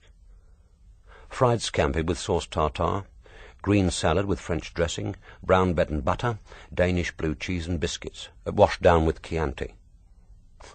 "I shall be surprised if he ate that at Monksmere," said Dalgliesh.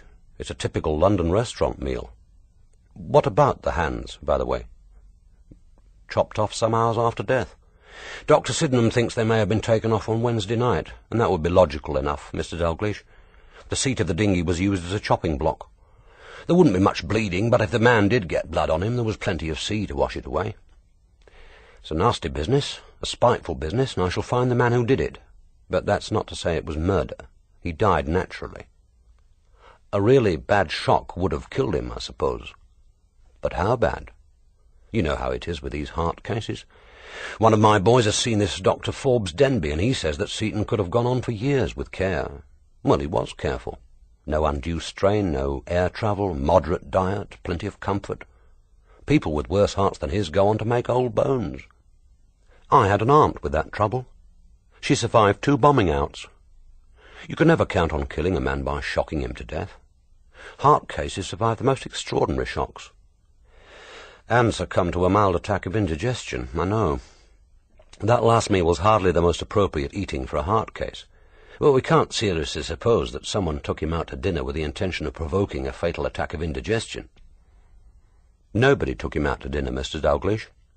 He dined where you thought he might have done, at the Cortez Club in Soho, Luca's place. He went there straight from the Cadaver Club and arrived alone. And left alone? No, there's a hostess there, a blonde called Lily Coombs, a kind of right-hand woman to Luca, and keeps an eye on the girls and the booze and jollies along the nervous customers. You know her, I dare say, if she was with Luca in '59 when he shot Martin. Her story is that Seton called her to his table and said that a friend had given him her name. He was looking for information about the drug racket and had been told that she could help. Dalgliesh said, "Lil isn't exactly a Sunday school teacher, but as far as I know, she's never been mixed up in the dope business. Nor has Luca, yet. Seton didn't tell her the name of his friend, I suppose. She says that she asked, but he wouldn't tell. Anyway, she saw the chance of making a few quid, and they left the club together at 9:30. Seton told her that they couldn't go back to his club to talk, because women weren't admitted. And that's true, they aren't. So they drove around Hyde Park and the West End in a taxi for about 40 minutes. He paid her £5 for her information. I don't know what sort of yarn she pitched him, and he got out at Paddington Underground Station, leaving her to take the cab back to the Cortez. She arrived back at 10:30 and remained there in view of about 30 customers until 1 in the morning. But why leave in the first place? Couldn't she have spun in the yarn at his table? She said he seemed anxious to get out of the place. The waiter confirmed that he looked nervy and on edge, and Luca doesn't like her to spend too much time with one customer. If I know Luca, he'd take an even poorer view of her leaving the club for 40 minutes to take a trip round Hyde Park. But it all sounds very respectable. Lil must have changed since the old days. Did you think it a likely story? Reckless said, "I'm a provincial police officer, Mr. Dalgliesh. I don't take the view that every Soho tart is necessarily a liar. I thought she was telling the truth, although not necessarily the whole truth. And then, you see, we've traced the cab driver. He confirmed that he picked them up outside the club at 9:30 and dropped Seton outside the District Line entrance at Paddington about 40 minutes later. He said they seemed to be talking together very seriously for the whole of the journey, and that the gentleman made notes in a pocket-book from time to time. If he did, I should like to know what happened to it. There was no pocket-book on him when I saw the body." Dalgliesh said, "You've worked quickly. So the time he was last seen alive is pushed forward to about 10:10, and he died less than 2 hours later. Of natural causes, Mr. Dalgliesh. I think he was intended to die. Maybe, but I'm not arguing with facts. Seton died at midnight last Tuesday, and he died because he had a weak heart and it stopped beating. That's what Dr. Sydenham tells me, and I'm not going to waste public money trying to prove that he's wrong. Now, you're telling me that someone induced that heart attack. I'm not saying it's impossible. I am saying that there's no evidence yet to support it. I'm keeping an open mind on this case. There's a lot we don't know yet." That remark struck Dalgliesh as a considerable understatement. Most of the facts Reckless didn't yet know were surely almost as crucial as the cause of death. He could have catalogued the unanswered questions. Why had Seton asked to be dropped at Paddington? Who, if anyone, was he on the way to meet? Where had he died? Where was his body from midnight on Tuesday onwards? Who moved it to Monksmere, and why? If the death had indeed been premeditated, how did the murderer contrive so successfully to make it look like natural death? And this led on to a question which Dalgliesh found the most intriguing of all. Having done so, why didn't he leave the body in London, dumped perhaps at the side of the road to be later identified as that of a middle-aged, unimportant detective novelist who had been walking in London on his own mysterious business and had been overcome by a heart attack? Why bring the body back to Monksmere and stage an elaborate charade which couldn't fail to arouse suspicion of foul play, and which would inevitably bring the whole Suffolk CID buzzing round his ears?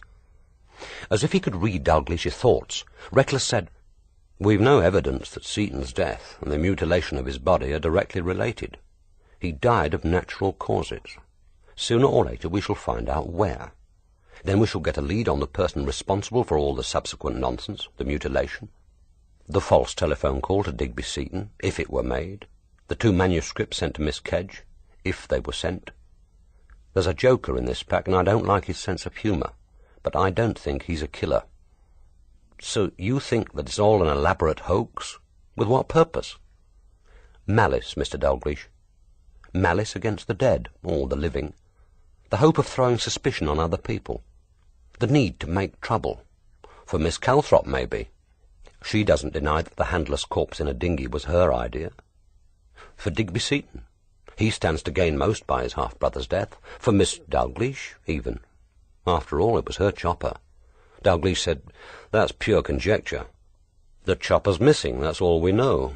There's no evidence whatsoever that it was the weapon." "There's evidence now. You see, it's been returned. Switch on the lights, Mr. Dalgliesh, and you'll see." The chopper had indeed been returned.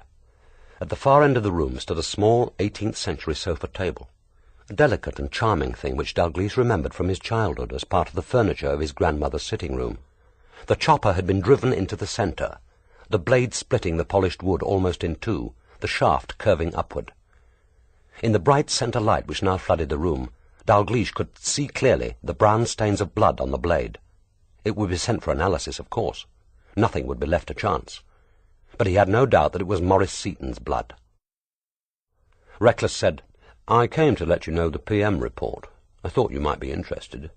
The door was half open when I arrived, so I came in, calling for you.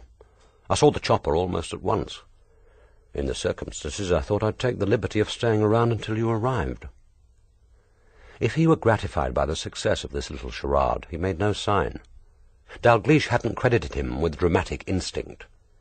It had been quite cleverly stage-managed. The soft conversation in the gloaming, the sudden blaze of light. The shock of seeing something beautiful and irreplaceable wantonly and maliciously destroyed.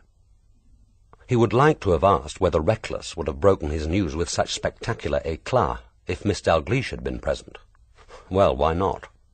Reckless knew perfectly well that Jane Dalgliesh could have driven that chopper into the table before she and Dalgliesh left for Priory House. A woman who could cleave off a dead man's hands to provide herself with a little private entertainment was hardly likely to jib at the sacrifice of a sofa table in the same cause. There had been method in the inspector's excursion into drama. He had been hoping to watch his suspect's eyes for the absence of that first unmistakable flicker of surprise and shock. Well, he hadn't got much out of Dalglish's reaction. Suddenly cold with anger, he made up his mind. As soon as he could control his voice, he said, "I shall be going to London tomorrow. I would be grateful if you could keep an eye on this place. I don't expect to be any longer than one night." Reckless said, "I shall be keeping an eye on everyone at Monksmere, Miss Dalgliesh. I shall have some questions for them. What time did you and your aunt leave the cottage?" "At about 6:45. "And you left together?" "Yes. If you're asking whether my aunt popped back on her own to fetch a clean hanky, the answer is no, and just to get the record straight, the chopper was not where it is now when we left." Unprovoked, Reckless said calmly, "And I arrive here just before 9. He had nearly 2 hours. Did you tell anyone about the dinner engagement, Mr. Dalgliesh?" "No, I didn't, and I'm sure my aunt wouldn't have talked about it, but that's not really significant. We can always tell at Monksmere whether people are at home by the absence of lights. And you always leave your doors conveniently unlocked. It's all made very easy. And if things run true to form in this case, either all of them will be able to produce alibis, or none of them will." He walked over to the sofa table, and pulling an immense white handkerchief from his pocket, he wrapped it round the shaft of the chopper and jerked the blade out of the table. He carried it to the door, then turned to face Dalgliesh. "He died at midnight, Mr. Dalgliesh. Midnight. When Digby Seton had been in police custody for over an hour, when Oliver Latham was enjoying himself at the theatrical party in full view of 2 knights, 3 dames of the British Empire, and half the culture hangers-on in London, when Miss Marley was safely tucked up in her hotel bedroom, as far as I or anyone else knows, and when Justin Bryce was battling with his first attack of asthma. At least 2 of them have foolproof alibis, and the other 2 don't seem particularly worried. I forgot to tell you, by the way, there was a telephone call for you while I was waiting. A Mr. Max Gurney. He wants you to ring back as soon as possible. He said that you knew the number." Dalgliesh was surprised. Max Gurney was the last of his friends to ring him when he was on holiday. More to the point, Gurney was a senior partner in the firm which published Maurice Seton. He wondered whether Reckless knew this. Apparently not, since he made no comment. The inspector had been working at tremendous pace, and there were few people connected with Seton who hadn't been interviewed. But either he hadn't yet got round to seeing Seton's publisher, or he had decided that there was nothing to be gained. Reckless finally turned to go. "Good night, Mr. Dalgliesh. Please tell your aunt that I'm sorry about the table. If you're right about this being murder, we know one thing about our killer, don't we? He reads too many detective stories." He was gone. As soon as the departing roar of his car had died away, Dalgliesh telephoned Max Gurney. Max must have been waiting, for he answered immediately. "Adam? Good of you to telephone so promptly. The Yard were very naughty about letting me know where you were, but I guessed it might be Suffolk. When are you coming back to town? Could I see you as soon as you do?" Dalgliesh said he would be in London next day. He could hear Max's voice lighten with relief. "Then could we lunch together?" "Oh, lovely. 1 o'clock, say? Have you any preference about the place?" "Max, weren't you once a member of the Cadaver Club?" I still am. Would you like to lunch there? The plants really do one very well. Shall we say 1 o'clock, then, at the cadaver? You sure that's all right?" Dalgliesh said nothing would suit him better. Chapter 17. In the ground-floor sitting-room of the doll's house in Tanner's Lane, Sylvia Kedge heard the first sighs of the rising wind, and was afraid. She'd always hated a stormy night, hated the contrast between the violence around her and the deep calm of the cottage, wedged damply into the shelter of the cliff. Even in a high wind, the surrounding air was heavy, and still, as if the place bred a miasma of its own, which no external force could disturb. Few storms shook the windows or set the doors and timbers of Tanner's cottage creaking. Even in a high wind, the branches of the elder bushes which clustered against the back windows only moved sluggishly, as if they lacked strength to tap against the panes. Her mother, squatting in animal comfort in the fireside chair, used to say, "I don't care what anyone says. We're very snug in here. I shouldn't like to be at Pentlands or Seton House on a night like this." It was her mother's favourite phrase, "I don't care what anyone says," spoken always with the truculence of the widow with a grievance, permanently at odds with the world. Her mother had had an obsessional need of snugness, of smallness, of security. To her all nature was a subtle insult, and in the peace of Tanner's cottage she could shut from her thoughts more than the violence of the wind. But Sylvia would have welcomed the onslaught of cold, sea-heavy gusts against her doors and windows. It would at least have reassured her that the external world existed, and that she was part of it. It would have been infinitely less harrowing than this unnatural calm, this sense of isolation so complete that even nature seemed to pass her by as unworthy of notice. But tonight her fear was sharper, more elemental than the unease of loneliness and isolation. She was afraid of being murdered. It had begun as a flirtation with fear, a nicely judged indulgence of that half-pleasurable frisson which a sense of danger can bring. But suddenly, and terrifyingly, her imagination was out of control. Imagined fear had become fear itself. She was alone in the cottage, and helpless, and she was horribly afraid. She pictured the lane outside, the path soft and moist with sand, the hedges rising black and high on either side. If the killer came for her tonight, she would have no chance of hearing his approach. Inspector Reckless had asked her often enough, and her answer had always been the same. It would be possible for a man treading warily to pass by Tanner's cottage at night, unseen and unheard. But a man burdened with a corpse? That had been more difficult to judge, but she still thought it possible. When she slept soundly with windows closed and curtains drawn. But tonight he wouldn't be carrying a body. He would be coming for her, and alone, coming perhaps with a hatchet or a knife, or twisting a length of rope in his hands. She tried to picture his face. It would be a face she knew. It had not needed the inspector's insistent questions to convince her that someone living at Monksmere had killed Maurice Seton. But tonight the familiar features would be changed into a mask, white and rigid with intent, the face of the predator stalking light-footed towards his prey. Perhaps he was even now at the gate, pausing with his hand on the wood, wondering whether to risk the soft creak as it swung open, because he would know that the gate creaked. Everyone at Monksmere must know. But why should he worry? If she screamed, there would be no one to hear, and he would know that she couldn't run away.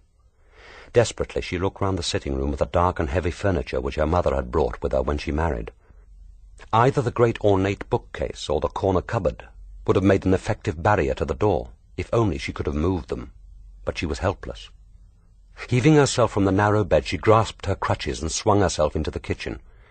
In the glass of the kitchen cabinet she saw her face reflected, a pale moon with eyes like black pools, the hair heavy and dank like the hair of a drowned woman. A witch's face. She thought, 300 years ago, they would have burned me alive. Now they aren't even afraid of me. And she wondered whether it was worse to be feared or pitied. Jerking open the cabinet drawer, she seized a fistful of spoons and forks.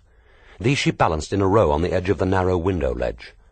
In the silence, she could hear her own breath rasping against the pane. After a moment's thought, she added a couple of glasses.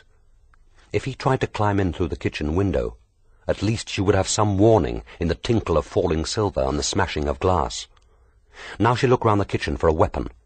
The carving knife? Too cumbersome, not really sharp enough. The kitchen scissors, perhaps. She opened the blades and tried to pull them apart, but the rivet was too strong even for her tough hands. Then she remembered the broken knife which she used to peel vegetables. The tapering blade was only 6 inches long, but it was keen and rigid, the handle short and easy to grasp. She wetted the blade against the stone edge of the kitchen sink and tested it with her finger. It was better than nothing. Armed with this weapon, she felt better.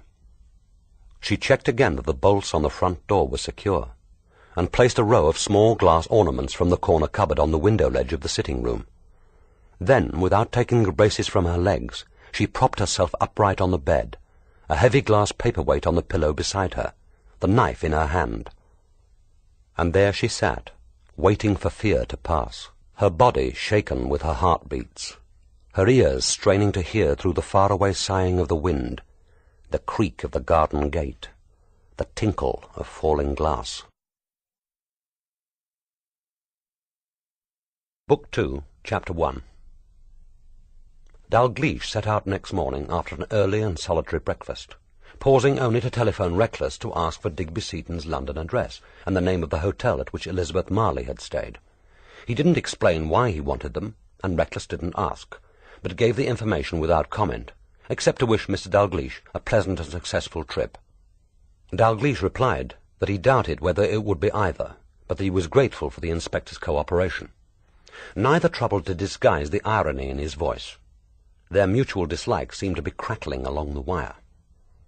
It was a little unkind to call on Justin Bryce so early, but Dalgliesh wanted to borrow the photograph of the beach party. It was several years old, but was a good enough likeness of the Setons, Oliver Latham, and Bryce himself to help an identification. Bryce came paddling down in response to his knock. The earliness of the hour seemed to have bereft him of sense as well as speech, and it was some time before he grasped what Dalgliesh wanted and produced the snap. Only then, apparently, was he struck with doubt about the wisdom of handing it over. As Dalgliesh was leaving, he came scurrying down the path after him, bleating anxiously, "You won't tell Oliver that I let you have it, will you, Adam? He'll be absolutely furious if he learns that one is collaborating with the police. Oliver is the teeniest bit distrustful of you, I'm afraid. One must implore secrecy." Dalgliesh made reassuring noises and encouraged him back to bed, but he was too familiar with Justin's vagaries to take him at face value. Once Bryce had breakfasted and gained strength for the day's mischief, he would almost certainly be telephoning Celia Calthrop for a little cosy mutual speculation about what Adam Dalgliesh could be up to now. By noon, all Monksmere, including Oliver Latham, would know that he had driven to London, taking the photograph with him. It was a comparatively easy journey. He took the quickest route, and by 11:30 he was approaching the city. He hadn't expected to be driving into London again so soon. It was like a premature ending to a holiday already spoilt. In a half-propitiatory hope that this might not really be so, he resisted the temptation to call at his flat high above the Thames near Queen Hythe, and drove straight on to the West End. Just before noon he had garaged the Cooper Bristol in Lexington Street, and was walking towards Bloomsbury and the Cadaver Club. The Cadaver Club is a typically English establishment, in that its function, though difficult to define with any precision, is perfectly understood by all concerned. It was founded by a barrister in 1892 as a meeting place for men with an interest in murder, and on his death he bequeathed to the club his pleasant house in Tavistock Square. The club is exclusively masculine. Women are neither admitted as members nor entertained. Among the members there is a solid core of detective novelists, elected on the prestige of their publishers rather than the size of their sales, 1 or 2 retired police officers, a dozen practising barristers, 3 retired judges, most of the better-known amateur criminologists and crime reporters, and a residue of members whose qualification consists in the ability to pay their dues on time and discuss intelligently the probable guilt of William Wallace or the finer points of the defence of Madeline Smith. The exclusion of women means that some of the best crime writers are unrepresented, and this worries no one. The committee take the view that their presence would hardly compensate for the expense of putting in a second set of lavatories. The plumbing at the Cadaver has, in fact, remained virtually unaltered since the club moved to Tavistock Square in 1900. But it is a canard that the baths were originally purchased by George Joseph Smith. The club is old-fashioned in more than its plumbing. Even its exclusiveness is justified by the assumption that murder is hardly a fit subject for discussion in front of women. And murder at the cadaver seems itself a civilized archaism, insulated from reality by time or the panoply of the law, having nothing in common with the sordid and pathetic crimes which took up most of Dalglish's working life. Murder here evokes the image of a Victorian maidservant, correct in cap and streamers, watching through a bedroom door as Adelaide Bartlett prepares her husband's medicine, of a slim hand stretched through an Edinburgh basement railing, proffering a cup of cocoa and perhaps arsenic, of Dr. Lamson handing round Dundee cake at his wealthy brother-in-law's last tea-party, or of Lizzie Borden creeping, axe in hand, through the quiet house in Fall River in the heat of a Massachusetts summer. Every club has its peculiar asset. The Cadaver Club has the plants. The members are apt to say, "What shall we do if we lose the plants?" much as they might say, "What shall we do if they drop the bomb?" Both questions have their relevance, but only the morbid dwell on them. Mr. Plant has sired, one would almost believe for the benefit of the club, 5 buxom and competent daughters. The 3 eldest, Rose, Marigold and Violet, are married and come in to lend a hand. The 2 youngest, Heather and Primrose, are employed in the dining-room as waitresses. Plant himself is steward and general factotum, and his wife is generally acknowledged one of the best cooks in London. It is the Plants who give the club its atmosphere of a private town house, where the family's comfort is in the hands of loyal, competent and discreet family servants.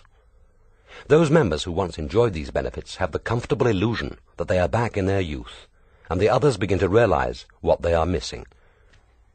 Even the eccentricities of the Plants are odd enough to make them interesting, without detracting from their efficiency, and there are few club servants of whom this can be said. Dalgliesh, although he was not a member of the club, had occasionally dined there, and was known to Plant. Luckily, too, by that curious alchemy which operates in these matters, he was approved of. Plant made no difficulties about showing him round, or answering his questions, nor was it necessary for Dalgliesh to emphasize his present amateur status. Very little was said, but both men understood each other perfectly. Plant led the way to the small front bedroom on the first floor which Seton had always used, and waited just inside the door while Dalgliesh examined the room. Dalgliesh was used to working under scrutiny, or he might have been disconcerted by the man's stolid watchfulness. Plant was an arresting figure. He was 6 feet 3 inches tall and broad-shouldered, his face pale and pliable as putty, with a thin scar sliced diagonally across the left cheekbone.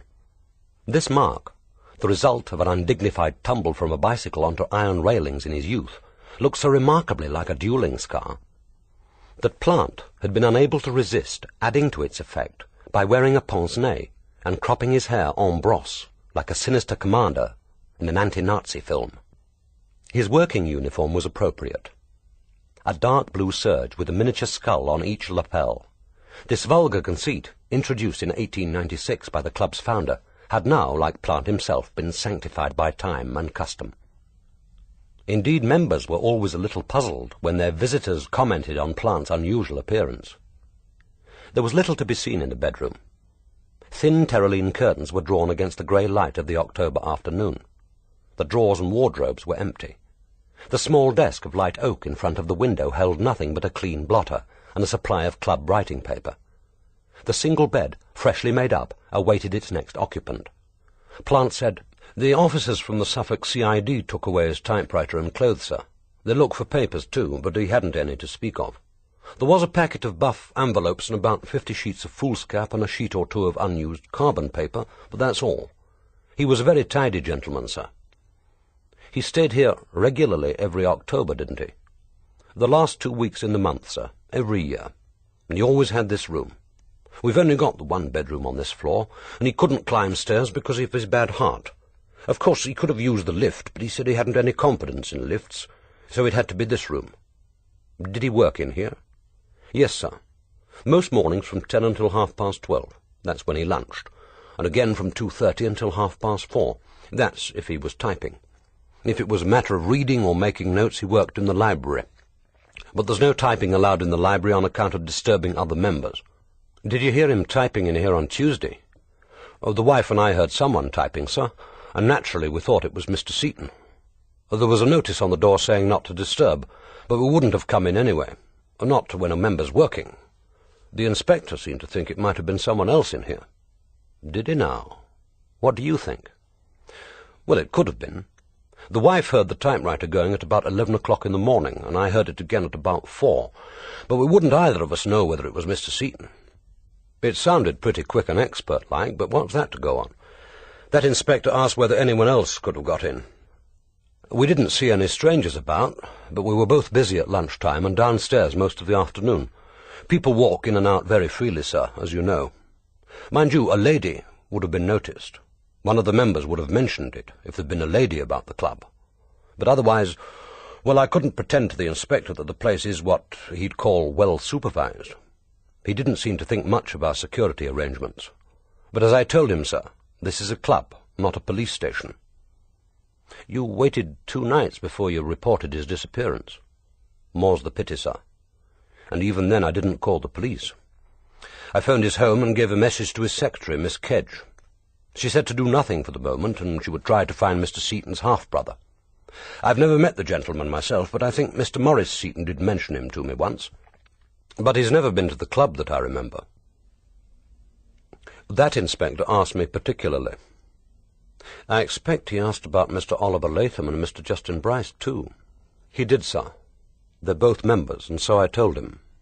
But I haven't seen either gentleman recently, and I don't think they'd come and go without a word to me or the wife. You'll want to see this first-floor bathroom and lavatory. Here we are. Mr. Seton used this little suite. That inspector looked in the cistern. Did he indeed? I hope he found what he was looking for. He found the ball-cock, sir, and I hope to God he hasn't put it out of action. Very temperamental, this lavatory is. You'll want to see the library, I expect. That's where Mr. Seton used to sit when he wasn't typing. It's on the next floor, as I think you know. A visit to the library was obviously scheduled. Inspector Reckless had been thorough, and Plant was not the man to let his protégé get away with less. As they crushed together in the tiny claustrophobic lift, Dalgliesh asked his last few questions. Plant replied that neither he nor any member of his staff had posted anything for Mr. Seton. No one had tidied his room or destroyed any papers. As far as Plant knew, there'd been none to destroy.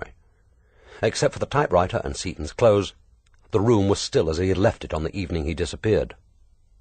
The library, which faced south over the square, was probably the most attractive room in the house. It had originally been the drawing-room, and except for the provision of shelves along the whole of the west wall, looked much as it was when the club took over the house. The curtains were copies of the originals. The wallpaper was a faded pre-Raphaelite design. The desks set between the 4 high windows were Victorian. The books made up a small but reasonably comprehensive library of crime. There were the notable British Trials and Famous Trials series, textbooks on medical jurisprudence, toxicology and forensic pathology, memoirs of judges, advocates, pathologists and police officers, a variety of books by amateur criminologists dealing with some of the more notable or controversial murders, textbooks on criminal law and police procedure, and even a few treatises on the sociological and psychological aspects of violent crime, which showed few signs of having been opened. On the fiction shelves, a small section held the club's first editions of Poe, Le Fanu, and Conan Doyle. For the rest, most British and American crime writers were represented, and it was apparent that those who were members presented copies of their books. Dalgliesh was interested to see that Maurice Seton had his specially bound and embellished with his monogram in gold. He also noted that although the club excluded women from membership, the ban did not extend to their books, so that the library was fairly representative of crime writing during the last 150 years. At the opposite end of the room stood a couple of showcases containing what was in effect a small museum of murder. As the exhibits had been given or bequeathed by members over the years, and accepted in the same spirit of uncritical benevolence, they varied as greatly in interest as, Dalgliesh suspected, in authenticity. There had been no attempt at chronological classification, and little at accurate labelling, and the objects had been placed in the showcases with more apparent care for the general artistic effect than for logical arrangement.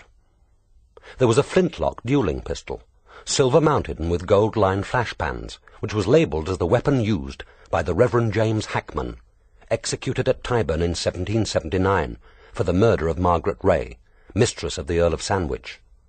Dalgliesh thought it unlikely. He judged that the pistol was made some 15 years later, but he could believe that the glittering and beautiful thing had an evil history. There was no need to doubt the authenticity of the next exhibit, a letter, brown and brittle with age, from Mary Blandy to her lover, thanking him for the gift of powder to clean the Scotch pebbles, the arsenic which was to kill her father and bring her to the scaffold. In the same case, a Bible with the signature Constance Kent on the flyleaf, a tattered rag of pyjama jacket said to have formed part of the wrapping around Mrs. Crippen's body, a small cotton glove labelled as belonging to Madeline Smith, and a phial of white powder. Arsenic found in the possession of Major Herbert Armstrong. If the stuff were genuine, there was enough to cause havoc in the dining room, and the showcases were unlocked. But when Dalgliesh voiced his concern, Plant smiled. That's not arsenic, sir. Sir Charles Winkworth said just the same as yourself about 9 months ago. Plant, he said, if that stuff's arsenic, we must get rid of it, or lock it up. So we took a sample and sent it off to be analysed on the quiet. It's bicarbonate of soda, sir, that's what it is.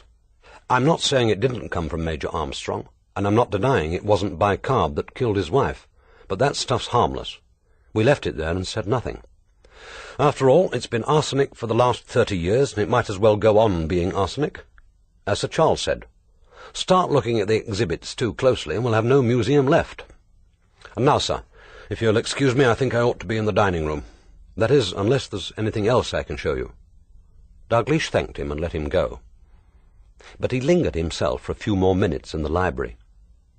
He had a tantalizing and irrational feeling that somewhere and very recently he had seen a clue to Seton's death, a fugitive hint which his subconscious mind had registered, but which obstinately refused to come forward and be recognized. This experience was not new to him. Like every good detective, he had known it before. Occasionally it had led him to one of those seemingly intuitive successes on which his reputation partly rested. More often, the transitory impression, remembered and analysed, had been found irrelevant, but the subconscious could not be forced. The clue, if clue it were, for the moment eluded him. And now the clock above the fireplace was striking 1. His host would be waiting for him. There was a thin fire in the dining room, its flame hardly visible in the shaft of autumn sunlight which fell obliquely across the tables and carpet. It was a plain, comfortable room, reserved for the serious purpose of eating, the solid tables well spaced, flowerless, the linen glistening white. There was a series of original Phiz drawings for the illustrations to Martin Chuzzlewit on the walls, for no good reason, except that a prominent member had recently given them. They were, Dalgliesh thought, an agreeable substitute for the series of scenes from old Tyburn, which had previously adorned the room, but which he suspected the committee, tenacious of the past, had taken down with some regret. Only one main dish is served at luncheon or dinner at the Cadaver Club, Mrs. Plant holding the view that, with a limited staff, perfection is incompatible with variety. There is always a salad and cold meats as alternative, and those who fancy neither this nor the main dish are welcome to try if they can do better elsewhere. Today, as the menu on the library notice board had proclaimed, they would have melon, steak and kidney pudding, and lemon soufflé. Already the first puddings, napkin-swathed, were being borne in. Max Gurney was waiting for him at a corner table, conferring with Plant about the wine. He raised a plump hand in episcopal salute, which gave the impression both of greeting his guest and of bestowing a blessing on the lunches generally. Dalgliesh felt immediately glad to see him. This was the emotion which Max Gurney invariably provoked. He was a man whose company was seldom unwelcome. Urbane, civilized and generous, he had an enjoyment of life and of people which was infectious and sustaining. He was a big man, who yet gave an impression of lightness, bouncing along on small, high-arched feet, hands fluttering, eyes black and bright behind the immense, horn-rimmed spectacles. He beamed at Dalgliesh. "Adam, this is delightful. Plant and I have agreed that the Johannesberger Auslese in 1959 will be very pleasant, unless you have a fancy for something lighter." "Good. I do dislike discussing wine longer than I need. Makes me feel I'm behaving too like the Honourable Martin Carruthers." This was a new light on Seton's detective. Dalgliesh said that he hadn't realized that Seton understood wine. Nor did he, poor Maurice. He didn't even care for it greatly. He had an idea that it was bad for his heart. No, he got all the details from books, which meant, of course, that Carruthers' taste was deplorably orthodox. You're looking very well, Adam. I was afraid that I might find you slightly deranged under the strain of having to watch someone else's investigation. Dalgliesh replied gravely that he had suffered more in pride than in health, but the strain was considerable. Luncheon with Max would, as always, be a solace. Nothing more was said about Seton's death for 20 minutes. Both were engaged with the business of eating. But when the pudding had been served and the wine poured, Max said, "Now, Adam, this business about Maurice Seton. I may say I heard of his death with a sense of shock, and—" He selected a succulent piece of beef and speared it to a button mushroom and half a kidney. "Outrage. And so, of course, of the rest of the firm. We do not expect to lose our authors in such a spectacular way." "Good for sales, though," suggested Dalgliesh mischievously. "Oh, no, not really, dear boy. That is a common misconception. Even if Seton's death were a publicity stunt, which, admit it, would suggest somewhat excessive zeal on poor Maurice's part, I doubt whether it would sell a single extra copy. A few dozen old ladies will add his last book to their library lists, but that isn't quite the same thing. Have you read his latest, by the way? One for the Pot? An arsenic killing set in a pottery works. He spent 3 weeks last April learning to throw pots before he wrote it. So conscientious always. But now I suppose you wouldn't read detective fiction." "I'm not being superior," said Dalgliesh. "You can put it down to envy. I resent the way in which fictional detectives can arrest their man and get a full confession gratis on evidence which wouldn't justify me in applying for a warrant. I wish real-life murderers panicked that easily. There's also the little matter that no fictional detective seems to have heard of the judge's rules. Oh, the Honourable Martin is a perfect gentleman. You could learn a lot from him, I'm sure. Always ready with the apt quotation and a devil with the women. All perfectly respectable, of course, but you can see that the female suspects are panting to leap into bed with the Honourable, if only Seton would let them. Poor Maurice. There was a certain amount of wish-fulfillment there, I think." "What about his style?" asked Dalgliesh, who was beginning to think that his reading had been unnecessarily restricted. "Turgid, but grammatical. And in these days, when every illiterate debutante thinks she's a novelist, who am I to quarrel with that? Written, I imagine, with Fowler on his left hand and Roget on his right. Stale, flat, and, alas, rapidly becoming unprofitable. I didn't want to take him on when he left Maxwell Dawson 5 years ago, but I was outvoted. He was almost written out then. But we've always had 1 or 2 crime novelists on the list, and we bought him. Both parties regretted it, I think, but we hadn't yet come to the parting of the ways." "What was he like as a person?" asked Dalgliesh. "Oh, very difficult, poor fellow. I thought you knew him." "A precise, self-opinionated, nervous little man, perpetually fretting about his sales, his publicity, or his book jackets. He overvalued his own talent and undervalued everyone else's, which didn't exactly make for popularity." "A typical writer, in fact," suggested Dalgliesh mischievously. "Now, Adam, that's naughty. Coming from a writer, it's treason. You know perfectly well that our people are as hard-working, agreeable, and talented a bunch as you'll find outside any mental hospital. No, he wasn't typical. He was more unhappy and insecure than most. I felt sorry for him occasionally, but that charitable impulse seldom survived 10 minutes in his company." Dalgliesh asked whether Seton had mentioned that he was changing his genre. "Yes, he did, when I last saw him about 10 weeks ago.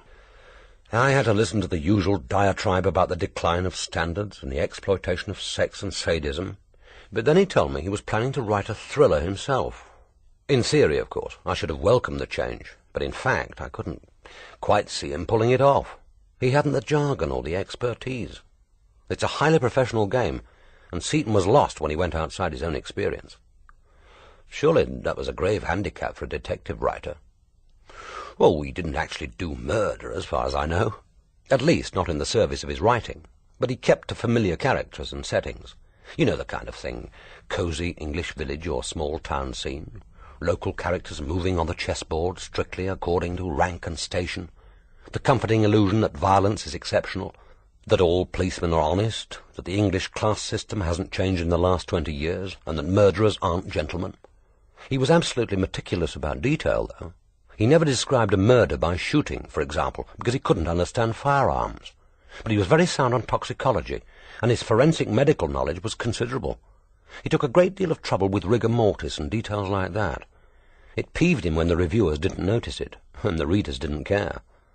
Dalgliesh said, "So you saw him about 10 weeks ago. How was that?" "He wrote and asked to see me. He came to London purposely, and we met in my office just after 6:15, when most of the staff had left. Afterwards he came here to dine. That's what I wanted to talk to you about, Adam. He was going to alter his will. This letter explains why." He took a folded sheet of writing paper from his wallet and handed it to Dalgliesh. The paper was headed, "Seton House, Monksmere Head, Suffolk." The letter, dated 30th July, was typed, and the typing, although accurate, was inexpert, with something about the spacing and the word division at the end of lines which marked it as the work of an amateur. Dalgliesh realized immediately that he had recently seen one other typescript by the same hand. He read, "Dear Gurney, I've been thinking over our conversation of last Friday, and here I must digress to thank you again for a most enjoyable dinner, and I have come to the conclusion that my first instinct was right. There is absolutely no sense in doing things by half. If the Maurice Seton Literary Prize is to fulfill the great purpose which I have planned for it, the capital outlay must be adequate, not only to ensure that the monetary value of the award is commensurate with its importance, but also to finance the prize in perpetuity. I have no dependents with a legitimate claim on my estate. There are those people who may think they have a claim, but that is a very different matter. My only living relative will be left a sum which hard work and prudence will enable him to augment should he choose to exercise those virtues. I am no longer prepared to do more. When this and other small bequests have been made, there should be a capital sum of approximately £120,000 available to endow the prize. I tell you this, so that you may have some idea of what I intend. As you know, my health is not good, and although there is no reason why I should not live for many years yet, I'm anxious to get this affair under way. You know my views. The prize is to be awarded biannually for a major work of fiction. I am not interested particularly in encouraging the young. We have suffered enough in recent years from the self-pitying emotionalism of the adolescent writer. Nor do I favour realism. A novel should be a work of imaginative craftsmanship, not the dreary shibboleths of a social worker's casebook. Nor do I restrict the prize to detective fiction. What I understand by detective fiction is no longer being written. Perhaps you will think over these few ideas and let me know what you suggest. We shall need trustees, of course, and I shall consult lawyers in regard to the terms of my new will. At present, however, I am saying nothing about this plan to anyone, and I rely on you to be equally discreet. There will inevitably be publicity when the details are known, but I should much deplore any premature disclosures. I shall, as usual, be staying at the Cadaver Club for the last 2 weeks in October, and I suggest that you get in touch with me there. Yours sincerely, Maurice Seton." Dalgliesh was conscious of Gurney's little black eyes on him as he read. When he had finished, he handed back the letter, saying, "He was expecting rather a lot of you, wasn't he? What was the firm getting out of it?" "Oh, nothing, my dear Adam. Just a lot of hard work and worry.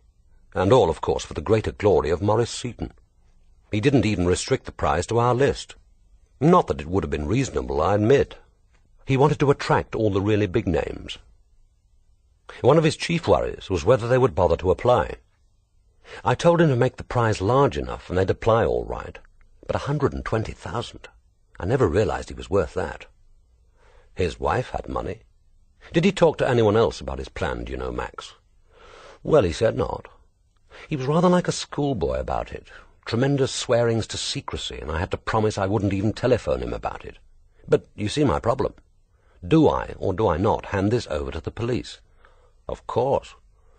To Inspector Reckless of the Suffolk CID, to be precise. I'll give you his address, and you'd better phone him to say it's on the way."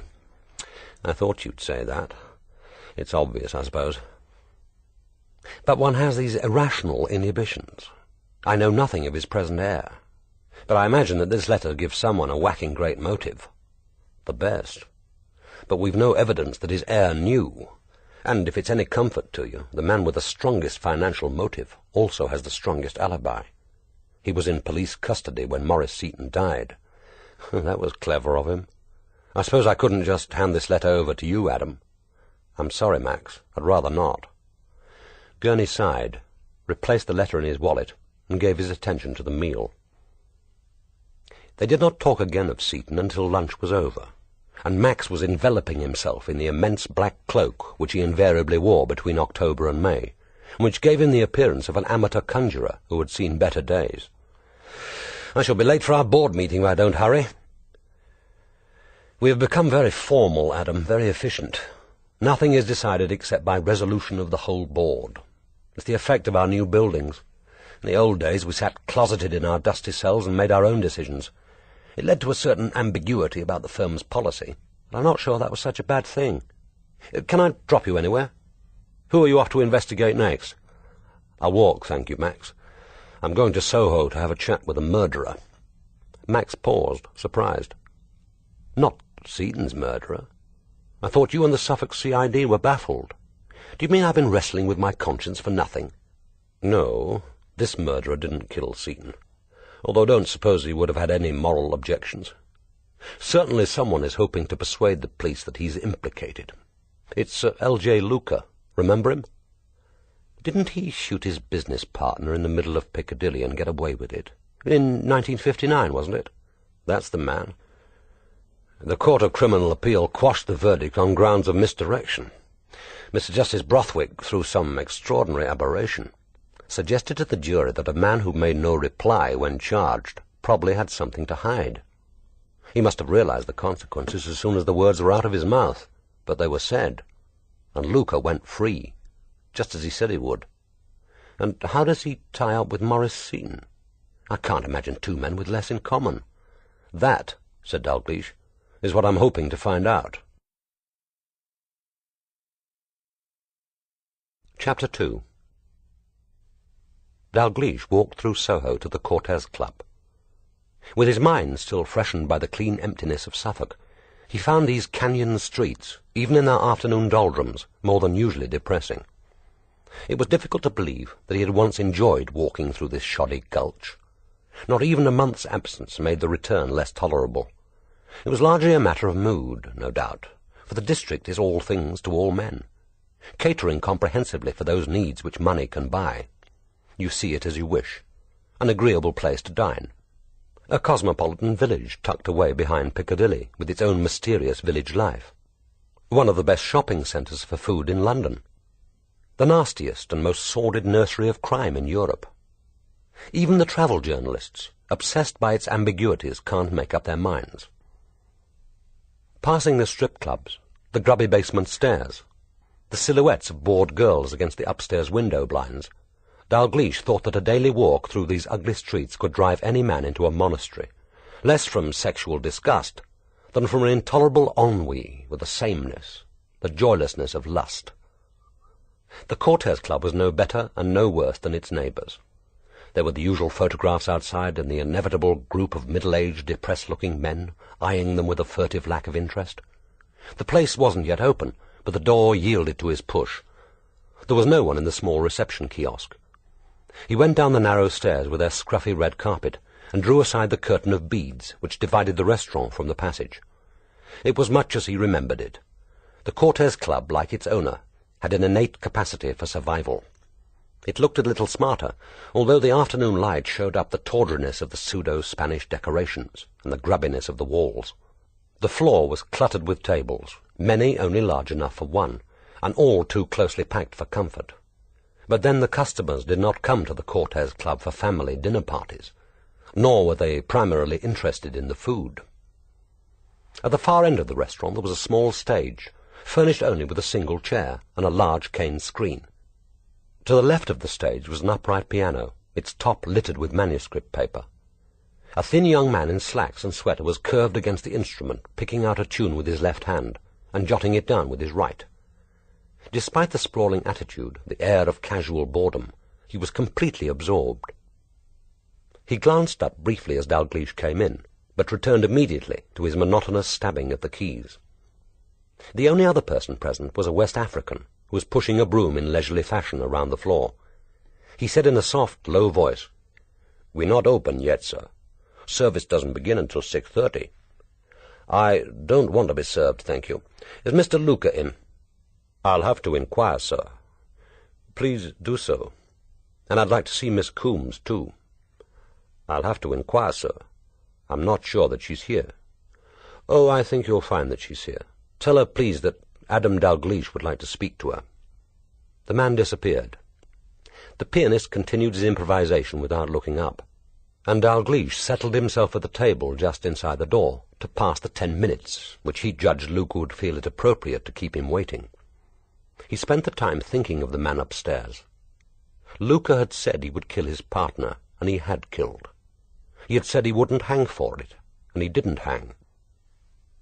Since he could hardly have counted on Mr. Justice Brothwick's cooperation, the prediction had shown either uncommon prescience or remarkable confidence in his own luck. Some of the stories which had grown around him since his trial were no doubt apocryphal, but he was not the man to repudiate them. He was known and accepted by the professional criminal classes without being one of them. They gave him the reverent, half-superstitious respect of men who know exactly how much it is reasonable to risk, for one who, in one irretrievable stride, has stepped outside all the limits. There was an ambience of awe about any man who had come so close to that last dreadful walk. Dalgliesh was sometimes irritated to find that even the police weren't immune to it. They found it hard to believe that Luca, who had killed so casually to satisfy a private grudge, could content himself with running a string of second-class nightclubs. Some more spectacular wickedness was expected of him than the manipulation of licensing laws or income tax returns, and the selling of mildly erotic entertainment to his dreary expense account customers. But if he had other enterprises, nothing as yet was known of them. Perhaps there was nothing to know. Perhaps all he craved was this prosperous semi-respectability, the spurious reputation, the freedom of this no-man's land between two worlds. It was exactly 10 minutes before the coloured man returned to say that Luca would see him. Dalgliesh made his own way up the 2 flights to the large front room from which Luca chose to direct not only the cortege, but all his clubs. It was warm and airless, over-furnished and under-ventilated. There was a desk in the middle of the room, a couple of filing cabinets against one wall, an immense safe to the left of the gas fire, and a sofa and 3 easy chairs grouped round a television set. In the corner was a small washstand basin. The room was obviously designed to serve both as an office and a sitting room, and succeeded in being neither. There were 3 people present: Luca himself, Sid Martelli, his general factotum at the cortege, and Lily Coombs. Sid, in his shirt sleeves, was heating himself a small saucepan of milk on a gas ring at the side of the fire. He was wearing his usual expression of resigned misery. Miss Coombs, already in her evening black, was squatting on a pouf in front of the gas fire, varnishing her nails. She raised a hand in salute and gave Dalgliesh a wide, unworried smile. Dalgliesh thought that the manuscript description of her, whoever had written it, fitted her well enough. He couldn't personally detect the Russian aristocratic blood, but this hardly surprised him, since he knew perfectly well that Lily had been bred no further east than the Whitechapel Road. She was a large, healthy-looking blonde with strong teeth and the thick, rather pale skin which stands up well to aging. She might be in her early 40s. It was difficult to tell. She looked exactly as she had when Dalgliesh had first seen her, 5 years earlier. Probably she would look much the same for another 5 years. Luca had put on weight since their last meeting. The expensive suit was strained across his shoulders. His neck bulged over the immaculate collar. He had a strong, unpleasant face, the skin so clear and shining that it might have been polished. His eyes were extraordinary. The irises were set exactly in the centre of the whites, like small grey pebbles, and were so lifeless that they gave the whole face a look of deformity. His hair, strong and black, came down low to a widow's peak, imposing an incongruous touch of femininity to his face. It was cut short all over, and shone like a dog's hair, glossy and coarse. He looked like what he was. But when he spoke, his voice betrayed his origins. It was all there: the small-town vicarage, the carefully fostered gentility, the minor public school. He had been able to change much, but he had not been able to alter his voice. "Ah, Superintendent Dalgliesh, this is very pleasant. I'm afraid we've booked out this evening, but Michael may be able to find you a table. You're interested in the floor show, no doubt?" "Neither dinner nor show, thank you. Your food seemed to disagree with the last of my acquaintances who dined here. And I like my women to look like women, not nursing hippopotami. The photographs outside were enough. Where on earth do you pick them up?" "We don't. The dear girls recognise that they have, shall we say, natural advantages and come to us. And you mustn't be censorious, Superintendent. We all have our private sexual fantasies. Just because yours aren't catered for, it doesn't mean that you don't enjoy them. Isn't there a little saying about motes and beams? Remember? I'm a parson's son as well as you. Seems to have taken us rather differently, though. He paused as if for a moment, interested in their separate reactions, then went on lightly. The Superintendent and I have a common misfortune, Sid. We both had a parson for a dad. It's an unhappy start for a boy. If they're sincere, you despise them as a fool. If they're not, you write them off as a hypocrite. Either way, they can't win. Sid, who had been sired by a Cypriot bartender on a mentally subnormal skivvy, nodded in passionate agreement. Dalgliesh said, I wanted a word with you and Miss Coombs about Maurice Seton. It isn't my case, so you don't have to talk if you don't want to. But you know that, of course. That's right, I don't have to say a damn word, but then I might be in a helpful, accommodating mood. You can never tell. Try me. You know Digby Seton, don't you? Dalgliesh could have sworn that the question was unexpected. Luca's dead eyes flickered. He said, Digby worked here for a few months last year when I lost my pianist. That was after his club failed. I lent him a bit to try and see him over, but it was no go. Digby hadn't quite got what it takes, but he's not a bad pianist. When was he here last? Luca spread his hands and turned to his companions. He did a week for us in May, didn't he, when Ricky Carlis took his overdose? We haven't seen him since. Lil said, He's been in here once or twice, old Jay. Not when you were here, though. Luca's staff always called him by his initials. Dalgliesh wasn't sure whether the idea was to emphasize the general coziness of their relationship with him, or to make Luca feel like an American tycoon. Lil went on helpfully. Wasn't he here with a party in the summer, Sid? Sid assumed an expression of lugubrious thought. Not summer, Lil, more like late spring. Didn't he come in here with Mavis Manning and her crowd after a show folded up in May? That was Ricky, Sid. You're thinking of Ricky. Digby Seton was never with Mavis.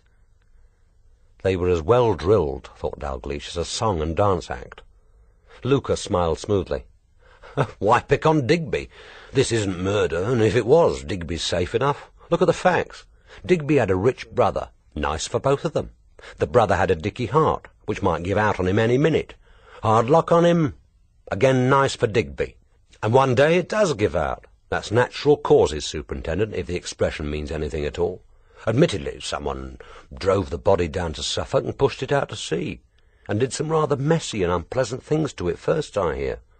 Looks to me as if poor Mr. Seton was rather unpopular with some of his literary neighbours. I'm surprised, Superintendent, that your aunt cares to live among these people, let alone leaving her chopper handy for the dead. You seem well informed, said Dalgliesh. He was remarkably quickly informed, too. Dalgliesh wondered who had been keeping him so clearly in the picture. Luca shrugged. There's nothing illegal about it. My friends tell me things. They know I'm interested in them. Particularly when they inherit £200,000. Listen, Superintendent, if I want money, I can make it, and make it legally. Any fool can make a fortune outside the law. It takes a clever man these days to make it legally. Digby Seton can pay me back the 1,500 I lent him when he was trying to save the Golden Peasant, if he likes. I'm not pressing him. Sid turned his lemur-like eyes on his boss. The devotion in them was almost indecent. Dalgliesh said, Maurice Seton dined here the night he died. Digby Seton is connected with this place, and Digby stands to inherit £200,000. You can't blame people if they come asking questions, particularly as Miss Coombs was the last person to see Maurice alive. Luca turned to Lil. You better keep your mouth shut, Lil, or better still, get yourself a lawyer. I'll phone Bernie. What the hell do I want Bernie for? I've told it all to him once when that CID chap was here. I'm telling the truth. Michael and the boys saw him call me over to his table, and we sat there until 9:30 when we left together. I was back here by 10:30. You saw me, Sid. So did the whole bloody club. That's right, Superintendent. Lil was back by 10:30. Lil should never have left the club, said Luca smoothly. But that's my concern, not yours. Miss Coombs appeared magnificently unconcerned at the thought of Luca's displeasure. Like all his employees, she knew exactly how far she could go. The rules were few and simple, and were well understood. Leaving the club for an hour on a slack evening was venial. Murder, under certain well-understood circumstances, was probably venial too. But if someone at Monksmere hoped to pin this killing on Luca, he was in for a disappointment. Luca was not the man to murder for someone else's benefit, nor did he trouble to cover up his tracks. When Luca killed, he had no objection to leaving his prints on the crime. Dalgliesh asked Lil what had happened. There was no more mention of lawyers, and no difficulty in getting her story. Dalgliesh did not miss Lil's quick glance at her boss before she began her story. For some reason best known to himself, Luca was willing to let her talk. "Well, he came in here about 8 o'clock, and took the table nearest the door. I noticed him at once. He was a funny little man, small, very neat, nervous-looking. I thought he was probably a civil servant out for a spree. We get all types here. The regulars usually come with a party, but we get the odd solitary chap. Mostly they're looking for a girl. Well, we don't cater for that sort of thing, and it's my business to tell them so." Miss Coombes assumed an expression of pious severity, which deceived no one, and wasn't intended to. Dalgliesh inquired what had happened next. "Michael took his order. He asked for fried scampi, green salad, bread and butter, and a bottle of Ruffino. He seemed to know exactly what he wanted, no mucking about. When Michael served him, he asked if he could speak to me. Well, I went across and he asked me what I would drink. I had a gin and lime and drank it while he started picking at the scampi. Either he hadn't an appetite, or he just wanted something to push around the plate while we were talking. He got quite a bit of the meal down eventually, but he didn't look as if he was enjoying it. He drank the wine, though, fairly put it away, nearly the whole bottle." Dalgliesh inquired what they had talked about. "Dope," said Miss Coombes frankly. "That's what he was interested in. Dope. Not for himself, mind you. Well, it was plain enough he wasn't a junkie, and he wouldn't have come to me if he was. Those boys know well enough where they can get the stuff. We don't see them in the Cortez. This chap told me he was a writer, a very well-known one, quite famous, and he was writing a book about dope peddling. He didn't tell me his name, and I never asked. Anyway, someone had told him that I might give him some useful information if he made worth my while. Apparently this friend had said, if you want to know anything about Soho, go to the Cortez and ask for Lil. Very nice, I must say. I've never seen myself as an authority on the dope racket. Still, it looks as if someone was trying to do me a good turn. There was money in it, and the chap wasn't the sort to know whether he was getting genuine information. All he wanted was a bit of local colour for his book, and I reckon I could provide that. You can buy anything you want in London if you've got the cash and know where to go. You know that, Ducky, as well as I do. I dare say I could have given him the name of a pub or two where they say the stuff is passed, but what good would that be to him? He wanted a bit of glamour and excitement, and there's no glamour about the dope racket, nor the junkies either, poor devils. So I said I might be able to give him a bit of information, and what was it worth? He said 10 quid, and I said, OK. And don't you go talking about false pretences. He was getting value. Dalgliesh said that he was sure Miss Coombes always gave value, and Miss Coombes, after a brief struggle, decided prudently to let the remark pass. Dalgliesh asked, "Did you believe this story of being a writer?" "No, dear, not at first anyway. I've heard it too often before. You'll be surprised the number of chaps who want to meet a girl just to get authentic background for my new novel. If it's not that, they're doing sociological research. I bet they are.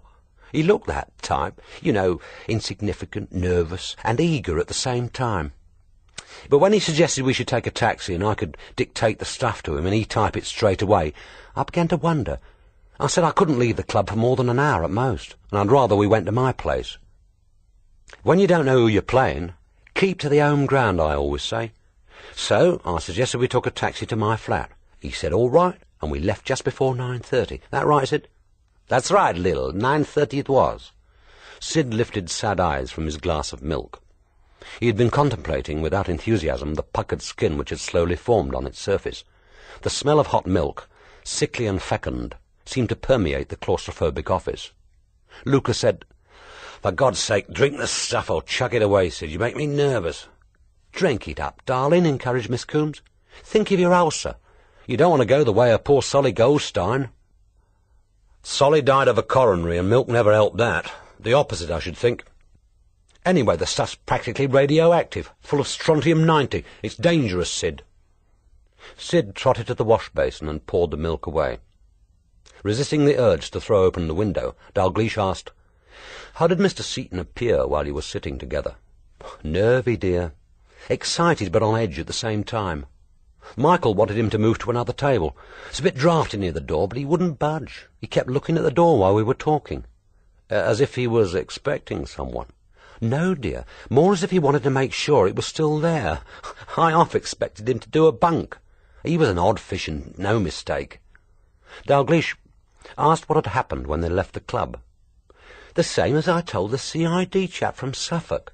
We got a taxi at the corner of Greek Street, and I was going to give the cabby my address, when Mr. Seton suddenly said he'd rather just drive around for a bit, and would I mind? If you ask me, he'd suddenly got cold feet. Scared of what might happen to him, poor little twerp. Anyway, that suited me, and we cruised round the West End a bit, and then went into Hyde Park. I strung him a bit of a yarn about the dope racket, and he made notes in the little book. If you ask me, he was a bit drunk. Suddenly he got hold of me and tried to kiss me. Well, I was a bit fed up with him by then, and didn't fancy being pawed about by the little twit. I got the impression he only made a pass at me because he thought he ought to. So I said I ought to go back to the club. He asked to be put down outside Paddington Underground and said he'd take a tube. No hard feelings. Gave me 2 fivers and an extra £1 for the taxi fare." "Did he say where he was going?" "No. We came up Sussex Gardens, it's one way only down Praed Street now, as you know, and put him down outside the district line. But he could have crossed the road to the Bakerloo, I suppose. I didn't watch to see. I said goodbye to him about 10:15 outside Paddington Underground, and that's the last I saw of him, and that's the truth." Even if it weren't, thought Dalgliesh, it was difficult to see how the story could be disproved. There was too much corroborative evidence, and Lil was the last woman in London to be panicked into changing a good story. It had been a waste of time coming to the Cortes. Luca had been unnaturally, almost suspiciously cooperative, but Dalgliesh had learnt nothing which Reckless couldn't have told him in half the time. Suddenly he felt again some of the uncertainties and the inadequacies which had tormented the young Detective Constable Dalgliesh nearly 20 years ago. When he took out Bryce's photograph of the beach party and handed it round, it was with no hope of success. He felt like a doorstep salesman proffering his unwanted rubbish. They looked at it politely enough. Perhaps like kindly householders, they were rather sorry for him. Doggedly, persevering, he asked whether any of the people shown had been seen at the Cortes Club. Lil screwed up her eyes in an agony of effort while holding the snap at arm's length, thus effectively blurring her vision. Lil, Dalgliesh remembered, was like most women. She lied most effectively when she could convince herself that essentially she was telling the truth. "No, dear, I can't say I recognise them. Except Maurice Seton and Digby, of course. That's not to say they haven't been here. Better ask them." Luca and Sid, less inhibited, merely glanced at the photograph and averred that they hadn't seen the subjects in their lives. Dalgliesh looked at the 3 of them. Sid had the pained, rather anxious look of an underfed little boy, hopelessly at sea in the world of wicked adults. Dalgliesh thought that Luca might be secretly laughing, if the man had ever been known to laugh. Lil was looking at him with the encouraging, motherly, almost pitying look, which he thought bitterly was usually reserved for her customers. There was nothing more to be learned from them. He thanked them for their help. He suspected that the note of cool irony wasn't lost on Luca, and let himself out. Chapter 3. When Dalgliesh had left, Luca jerked his head at Sid. The little man left without a word or a backward glance. Luca waited until his footsteps had been heard going downstairs. Lil, alone with the boss, showed no particular anxiety, but settled herself more comfortably in the shabby armchair on the left of the gas fire, and watched him with eyes as bland and incurious as the eyes of a cat. Luca went to a wall safe. She watched his broad back as he stood there, motionless, turning the combination lock. When he turned round, she saw that he held a small parcel, the size of a shoebox, covered with brown paper and loosely tied with thin white string. He laid it on his desk. "Have you seen this before?" he asked. Lil disdained to show curiosity. "Came for you by this morning's post, didn't it? Sid took it in. What's wrong with it?" "Nothing's wrong with it. On the contrary, it is an admirable parcel." I've undone it once, as you can see, but it was a very neat little job when it arrived. You see the address? L.J. Luca, Esquire, the Cortes Club, W1. Neat capital letters, characterless, printed in biro. Not very easy to identify that hand. I like the Esquire. My family's not armigerous, as it happens, so the writer is being a little pretentious. But as he shares that failing with my income tax inspector and half the tradesmen in Soho, we can hardly consider it a clue. Then there's the paper. Perfectly ordinary brown paper. You can buy it in sheets from any stationer. And the string. Do you see anything remarkable about the string, Lil? Lil, watchful, admitted there was nothing remarkable about the string. Luca went on. What is rather strange, though, is the amount of postage he, or she, paid. At least £1 on the generous side, by my estimate. So we take it that the parcel was stamped outside a post office and then pushed over the counter at a busy time. No waiting for it to be weighed. There would be less chance of the customer being noticed that way. When was it posted? In Ipswich on Saturday. Does that mean anything to you? Only that it was posted a hell of a long way from here. Isn't Ipswich that place where they found Maurice Seton? The nearest large town to Monksmere. The nearest place where one could be certain of being unrecognised. You could hardly post this in Walberswick or Southwold and expect that no one would remember. For God's sake, LJ, what's in it? Open it and see for yourself. Lil advanced cautiously, but with an assumption of unconcern. There were more layers of the brown wrapping paper than she had expected. The box itself was revealed as an ordinary white shoebox, but with the labels torn away. It looked very old. The kind of box that could be found tucked away in a drawer or cupboard in almost any house. Lil's hands hovered over the lid. If there's some bloody animal in here that jumps out at me, I'll kill you, LJ. God help me if I don't. I hate damn silly jokes. What's the stink, anyway? Formalin. Go on, open it. He was watching her closely, the cold grey eyes, interested, almost amused. He had her worried now. For a second her eyes met his. Then she stepped back from the desk and, reaching forward, flipped off the lid with one jerk of her wrist. The sweetly acrid smell rose like an anaesthetic. The severed hands were lying on their bed of damp cotton wool, curved as if in a parody of prayer, palms touching briefly, fingertips pressed together. The puffy skin, what was left of it, was chalk white, and so crumpled that it looked as if the phalanges were closely clothed with a pair of old gloves, which would peel off at the touch. Already the flesh was shrinking from the butchered wrists, and the nail of the right index finger had shifted from its bed. The woman stared at the hands, fascinated and repelled. Then she seized the lid of the box and rammed it home. The cardboard buckled under her force. It wasn't murder, LJ, I swear it. Digby hadn't anything to do with it. He hasn't the nerve. That's what I would have said. You've told me the truth, Lil?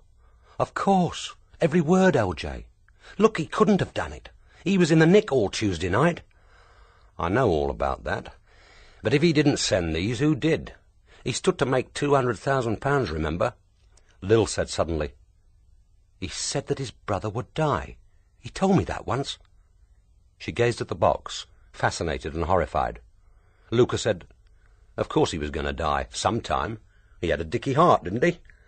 That's not to say Digby put him away. It was natural causes. Lil may have detected some tinge of uncertainty in his voice. She glanced at him and said quickly, He's always been keen to come in with you, LJ, you know that, and he's got £200,000. Not yet, and he may never get his hands on it. I don't want a fool in with me, capital or no capital. If he put Maurice away and made it look like natural death, he's not all that of a fool, LJ. Maybe not. Let's wait and see if he gets away with it. What about those? Asked Lil, jerking her head towards the innocuous-looking box. Back in the safe. Tomorrow I'll get Sid to parcel them up and send them off to Digby. That should tell us something. Be a rather nice touch to enclose my visiting card. It's time Digby Seton and I had a little talk. Chapter 4. Dalgliesh closed the door of the Cortes Club behind him, and gulped in the Soho air, as if it were as sweet as the sea wind on Monksmere Head. Luca had always had this effect of seeming to contaminate the atmosphere. He was glad to be out of that stuffy little office and free from the stare of those dead eyes. It must have rained briefly while he was in the club, for the cars were hissing over a wet road, and the pavement was tacky under his feet. Soho was wakening now, and the narrow street was swirling its gaudy flotsam from curb to curb. A stiff breeze was blowing, drying the road as he watched. He wondered if it were blowing on Monksmere Head.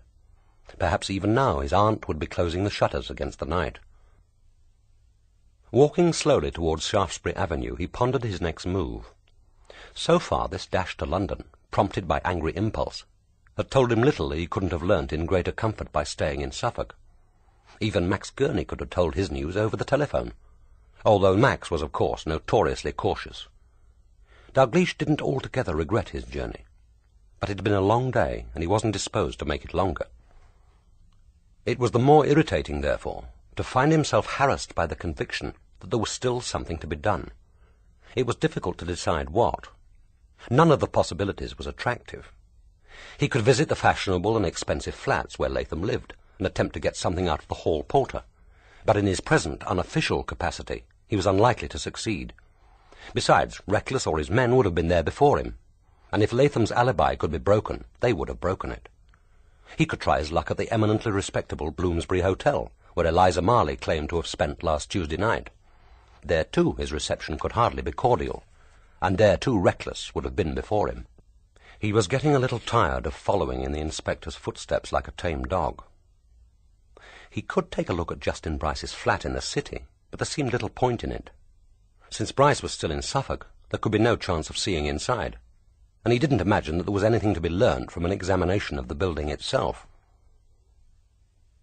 He already knew it well, since it was one of the pleasanter architectural conceits in the city. Bryce lived there over the offices of the Monthly Critical Review, in a small 18th-century courtyard off Fleet Street, so carefully preserved that it looked wholly artificial. Its only outlet at the street was through Pycroft Passage, almost too narrow for a single man. Dalgliesh didn't know where Bryce garaged his car, but it certainly wasn't in Pycroft Court. He had a sudden fantastic vision of the little man staggering down Pycroft Passage with Seton's body slung over his shoulder, and stowing it in the back of his car under the interested gaze of the local traffic wardens and half the city police. He wished he could believe it. There was, of course, another way to spend the evening. He could telephone Deborah Risco at her office. She would be almost due to leave, and ask her to join him at his flat. She would come, of course. Those days, sweet to the memory despite their occasional torments, when he could never be sure that she would come, were over now. Whatever else she might have planned for the evening, she would come. Then all the boredom, the irritation and the uncertainties would find at least a physical relief. And tomorrow the problem would still remain, casting its shadow between him and the first light. Suddenly he made up his mind. He turned briskly towards Greek Street, hailed the first taxi that he saw, and asked to be put down outside Paddington Underground Station. He decided to walk from Paddington Underground to Digby Seton's address. If Maurice Seton had come this way, he might have taken a bus or even another taxi. Had Reckless checked on that, Dalgliesh wondered? But the chances were that he had walked. Dalgliesh timed himself. It took exactly 16 minutes of fast walking before he arrived at the archway of brickwork and crumbling stucco which led into Carrington Mews. Maurice Seton might have taken longer. The cobbled entrance was uninviting, ill-lit, and smelt strongly of urine. Dalgliesh, unobserved, since the place was obviously deserted, passed under the archway into a wide yard lit only by a solitary and unshaded bulb over one of the double row of garages. The premises had apparently once been the headquarters of a driving school, and a few tattered notices still clung to the garage doors. But they were dedicated now to a nobler purpose, the improvement of London's chronic housing shortage. More accurately, they were being converted into dark, undersized and overpriced cottages, soon no doubt to be advertised as bijou town residences, to tenants or owners prepared to tolerate any expense or inconvenience for the status of a London address and the taste of contemporary shishi. The existing double garages were being halved to provide a downstairs room, while retaining space for one small car, and the lofts enlarged to form a couple of cells for bedroom and bath. Digby Seton's cottage was the only one completed, and the decor was depressingly orthodox. It had an orange door with a brass knocker in the shape of a mermaid, window boxes at the two minute square windows, and a lamp in a wrought iron holder above the lintel. The lamp wasn't alight, but this was hardly surprising, since, as far as Dalgliesh could see, it wasn't connected to the power. It struck him as being coy without being attractive, and vulgar without being functional. In this it was symbolic of the whole house. The orange window boxes were sagging with their weight of caked earth. They had been planted with chrysanthemums, and when fresh, their gaiety had no doubt justified another 2 guineas on the rent. But the flowers, once golden, were now faded and brittle. The dead leaves stank of decay. He prowled around the cobbled yard, shining his pocket torch into the dark eyes of the windows. The 2 adjoining garages with the rooms above were now being modernized. The interiors had been completely stripped, and the double garage doors taken off, so that he could step inside the shell and note with interest that there was to be a connecting door between the sitting room and the garage. Everywhere there was a smell of new timber, paint and brick dust. The district had a long way to go, of course, before it became socially acceptable, let alone fashionable, but it was on the way up. Digby had merely been the first to sniff the returning tide. And that, of course, led to the intriguing question of why exactly he had come here. It wasn't an unlikely house for him to choose. In many ways, this squalid little status symbol was entirely appropriate to Digby. But wasn't it altogether too much of a coincidence that he had chosen a house so convenient for murder? It was within 20 minutes' walk of where Maurice Seton had been put down. It was in a dark, inconspicuous yard, which, once the workmen had left, would be uninhabited, except for Digby. It had a garage with a direct door into the house itself. And there was another fact, perhaps the most significant of all. Digby Seton had only recently moved, and he hadn't given his new address to anyone at Monksmere. When she had wanted to contact him after Maurice's death, Sylvia Kedge hadn't known where to find him. And this meant that Maurice, if indeed he had been sent to Carrington Mews by Lily Coombs, wouldn't have known that it was Digby who was waiting for him. Certainly Maurice had gone from the Cortez Club to his death, and Digby was the only suspect who was connected with the club. But all this was no more than suspicion. Nowhere was there any proof. There was no evidence that Lil had directed Maurice here. Even if she had, Lil was capable of adhering to a good story. That would have been commendable in a better cause. It would need stronger measures than any English police force would tolerate to persuade Lil to talk. There was no proof that Maurice had been in the Mews. Dalgliesh couldn't get into the locked cottage, but Reckless or his men would have been over it. If there had been anything to find, they would have found it. There wasn't any proof that Maurice had been murdered. Reckless didn't believe it. The chief constable didn't believe it, and probably no one else did except Adam Dalgliesh, stupidly persistent, blindly following his hunch in the teeth of the evidence. And if Maurice had been murdered, the biggest problem remained. He had died at midnight when Digby Seton, and indeed most of the other suspects, had an unbreakable alibi. Until one could discover the how, it was pointless to concentrate on the who. Dalgliesh shone his torch for the last time round the deserted yard, over the stacked timber under its tarpaulin cover, the piles of new bricks, the garage doors with their peeling notices. Then he passed under the arch as silently as he had entered, and made his way to Lexington Street and his car. It was just outside Ipswich that the tiredness hit him, and he knew that it wouldn't be safe to drive much further. He needed food. It had been a long time since his substantial lunch with Max, and he had eaten nothing since. He was perfectly happy to spend the night in a lay-by, but not to wake in the early hours with a gnawing hunger and no chance of an early breakfast.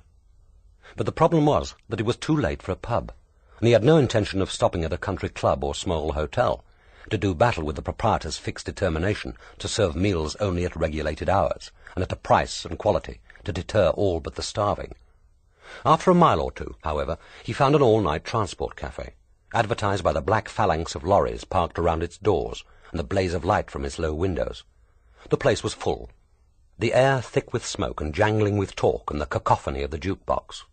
But he sat undisturbed at a corner table, bare-topped but clean, and was served with a plate of eggs, sausages and crisply fried chips, and a pint mug of hot, sweet tea. Afterwards he went in search of the telephone, inconveniently placed in a narrow passage between the kitchen and the parking yard, and put through a call to Pentlands. There was no need to telephone. His aunt wasn't expecting him back at any particular time, but he was suddenly uneasy about her, and determined if there were no reply to drive on. He told himself that it was an irrational anxiety, She might well be dining at Priory House, or even be taking a solitary walk along the beach. He had discovered nothing to suggest that she was in any danger, but still there was this sense that all was not well. It was probably only the result of weariness and frustration, but he had to know. It seemed an unusually long time before she answered, and he heard the quiet, familiar voice. If she was surprised at his call, she didn't say so. They spoke briefly against the clatter of washing up and the roar of departing lorries. When he replaced the receiver, he felt happier, but still uneasy. She had promised him to bolt the cottage door tonight. Thank God she wasn't the woman to argue, question, or laugh over a simple request, and he could do no more. He was half irritated by this worry, which he knew to be unreasonable. Otherwise, whatever his tiredness, he must have driven on. Before leaving the telephone booth, a thought struck him, and he searched in his pocket for a further supply of coins. It took longer to get through this time, and the line wasn't clear. But eventually he heard Plant's voice and asked his question. Yes, Mr. Dalgliesh was quite right. Plant had telephoned Seton House on Wednesday night. He was sorry that he hadn't thought to mention it. Actually, he had been phoning about every 3 hours that evening in the hope of getting Mr. Seton. About what time? Well, as far as he could remember, at about 6, 9, and 12 o'clock. Not at all. Plant was only too glad to have been of help. Was it any help, Dalgliesh wondered. It proved nothing, except that Plant's unanswered call could have been the ringing telephone heard by Elizabeth Marley when she left Digby at Seton House. The time was about right, and Reckless hadn't been able to trace the other call. But that didn't mean that no one had made it. He would need stronger evidence than this to prove Digby Seton a liar. 10 minutes later, Dalgliesh parked under the shelter of the hedge at the next lay-by, and settled himself in the car, as comfortably as was possible for a man of his height. Despite the pint of tea and the indigestible supper, sleep came almost immediately, and for a few hours it was deep and dreamless. He was awoken by a spatter of gravel against the car windows and the high keening of the wind. His watch showed 3:15. A gale was blowing, and even in the shelter of the hedge the car was rocking gently. The clouds were scudding across the moon like black furies, and the high branches of the hedge, dark against the sky, were groaning and curtsying like a chorus row of demented witches. He eased himself out of the car and took a short walk down the deserted road. Leaning against a gate, he gazed out over the dark, flat fields, taking the force of the wind full in his face, so that it was difficult to breathe. He felt as he had as a boy on one of his solitary cycling trips, when he would leave his small tent to walk in the night. It had been one of his greatest pleasures, this sense of complete loneliness, of being not only without a companion, but with the knowledge that no one in the world knew exactly where he was. It was a solitude of spirit as well as of the body. Shutting his eyes and smelling the rich dampness of grass and earth, he could imagine himself back in childhood. The smells were the same. The night was familiar. The pleasure was as keen. Half an hour later, he settled himself to sleep again. But before he dropped into the first layer of unconsciousness, something happened. He had been thinking drowsily and without effort of Seton's murder. It had been no more than the mind's slow recapitulation of the past day. And suddenly, inexplicably, he knew how it could have been done. Book 3, Chapter 1.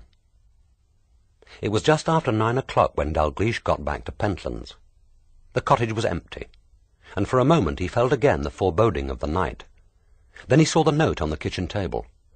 His aunt had breakfasted early, and were walking along the shore towards Sizewell. There was a jug of coffee ready to be reheated, and the breakfast table was laid for one. Dalgliesh smiled. This was typical of his aunt. It was her habit to take a morning walk along the beach, and it would never occur to her to vary the routine, merely because her nephew was flying backwards and forwards between London and Monksmere in chase of a murderer, and might wish her to be immediately available to hear his news. Nor would she imagine that a healthy male was incapable of getting his own breakfast. But as always at Pentlands, the essential comforts were there. The kitchen was warm and welcoming, the coffee strong, and there was a blue bowl of new-laid eggs and a batch of home-baked rolls still warm from the oven. His aunt had obviously been up early. Dalgliesh breakfasted quickly, then decided to stretch his car-cramped legs by walking along the shore to meet her. He jumped his way down the uneven path of sand and rock which led from Pentlands to the beach. The leaping sea was white-capped to the horizon, a brown-grey waste of heaving water, empty of sails, with only the sturdy silhouette of a coaster against the skyline. The tide was coming in fast. Lurching over the stones of the upper beach, he found the ridge of fine shingle which ran halfway between the sea's edge and the plateau of marram grass which fringed the marshes. Here walking was easier, although from time to time he was forced to turn his back to the wind and fight for breath. Buffeted and foam-flecked, he squelched onward over the shingle, finding the occasional and welcome stretch of firm, serrated sand, and pausing from time to time to watch the smooth green underbelly of the waves as they rose in their last curve before crashing at his feet in a tumult of flying shingle and stinging spray. It was a lonely shore, empty and desolate, like the last fringes of the world. It evoked no memories, cosily nostalgic of the enchantments of childhood holidays by the sea. Here were no rock pools to explore, no exotic shells, no breakwaters festooned with seaweed, no long stretches of yellow sand sliced by innumerable spades. Here was nothing but sea, sky, and marshland. An empty beach, with little to mark the miles of outspate shingle but the occasional tangle of tar-splotched driftwood, and the rusting spikes of old fortifications. Dalgliesh loved this emptiness, this fusion of sea and sky. But today the place held no peace for him. He saw it suddenly with new eyes, a shore alien, eerie, utterly desolate. The unease of the night before took hold of him, and he was glad to see, rising from the sand dunes, the familiar figure of his aunt, braced like a flagstaff against the wind, the edges of her red scarf flying. She saw him almost immediately and came towards him. As they met and stood together, fighting for breath against a sudden gust of wind, there was a harsh and 2 heron flew low overhead, pounding the air with heavy, laborious wings. Dalgliesh watched their flight. Their long necks were drawn in, their delicate brown legs stretched straight behind them like a slipstream. "Heron," he said, with mock triumph. Jane Dalgliesh laughed and handed him her field glasses. "But what do you make of these?" A small flock of grey-brown waders were twittering on the edge of the shingle. Before Dalgliesh had time to note more than their white rumps and blackish down-turned beaks, the birds rose in one swift direct flight and faded into the wind like a wisp of thin white smoke. "Dunlin?" he hazarded. "I thought you might say Dunlin. They're very similar." "No, those were curlew sandpipers." "But the last time you showed me a curlew sandpiper it had pink plumage," protested Dalgliesh. "That was last summer. In the autumn they take on the buffish plumage of the young birds. That's why they look so like the Dunlin. Did you have a successful time in London?" Dalgliesh said, "Most of the day I spent following rather ineffectually in Reckless's footsteps. But during the course of a 2 large lunch with Max Gurney at the Cadaver Club I learnt something new. Seton was proposing to use virtually all his capital to endow a literary prize. Having given up hope of personal fame, he was proposing to buy a vicarious immortality. He wasn't skimping the price either. Incidentally, I have an idea now how Seton was killed, but as it's going to be virtually impossible to prove, I don't think Reckless will thank me for it. I suppose I'd better phone him as soon as we get back." He spoke without enthusiasm. Jane Dalgliesh cast a glance at him, but asked no questions, and quickly turned her face away in case he should see, and be irritated by, her obvious concern. "Did Digby know that he was likely to be done out of his inheritance?" she asked. Apparently no one knew except Max. The odd thing is that Seton wrote to him about it and typed the letter himself by the look of it. Yet Reckless didn't find the carbon at Seton House. He would certainly have mentioned it if he had, and he would certainly have questioned Sylvia Kedge and Digby to find out whether they knew. If Maurice wanted to keep his intentions secret, wouldn't he have typed the letter without taking a carbon? Suggested Miss Dalgliesh. He took a carbon all right. The bottom edge of the carbon got turned in when he put the paper into the machine, and the last few words appear on the back of the letter. There's also a faint smear of carbon on the top edge. He might have decided later to destroy the copy, but he was meticulous about his affairs, and it doesn't seem likely. Incidentally, this isn't the only mystery about carbons. Seton is supposed to have typed that passage about his hero's visit to the Cortez Club while he was staying in London, but the servant at the Cadaver Club says that there were no carbon copies found in his room. So what happened to them? His aunt thought for a moment. This was the first time he had ever discussed a case with her, and she was intrigued and a little flattered. until she remembered that it wasn't, of course, his case. Reckless was the one responsible. It was Reckless who would have to decide the significance, if any, of those missing carbons of the cadaver. But she was surprised at her own interest in this problem. She said, "There are several possibilities, I suppose. Perhaps Seton didn't take the carbons. In view of his meticulous habits, I think that unlikely. Or perhaps he or someone who had access to his room destroyed them. Or perhaps the manuscript which Sylvia produced wasn't the one Seton actually sent her. I expect that Reckless has checked with the postman that a long buff envelope was delivered to her, but we've only her word that it contained the manuscript. And if it did, presumably someone who knew that Seton was staying at the club could have substituted one set of papers for another, sometime between the sticking down of the envelope and its posting. Or could they? Do we know if Seton put the envelope out for posting when other people could see it? Or did he take it immediately to the post himself? This was one of the things I asked Plant. No one at the cadaver posted anything for Seton. But the envelope could have been left in his room long enough for someone to get at it. Or he could have handed it to someone else to post. But surely no one could have relied on that. And we know that this wasn't an unpremeditated killing. At least I know it. I've yet to convince Reckless that it was killing at all. His aunt said, "Isn't there another possibility? We know that Seton couldn't have posted the second manuscript, the one describing the body drifting to shore. He was dead by then. And we've no reason to suppose that even he wrote it. We've only got Sylvia Kedge's word that it was his work." "I think he wrote it," said Dalgliesh. "When Max Gurney showed me Seton's letter, I recognized the typing. The same man typed the second manuscript." As he spoke, they were moving instinctively out of the bite of the wind into the shelter of the sunken lane which ran between the sand dunes and the bird sanctuary. Some 20 yards further on was the third in a series of small observation hides which overlooked the sanctuary. This particular hide made a natural turning point to their beach walks, and Dalgliesh did not need to ask his aunt whether they should go in. To spend 10 minutes scanning the reed beds through his aunt's binoculars and sheltering from the bitter east coast winds had become one of those rituals which were part of an autumn visit to Monksmere.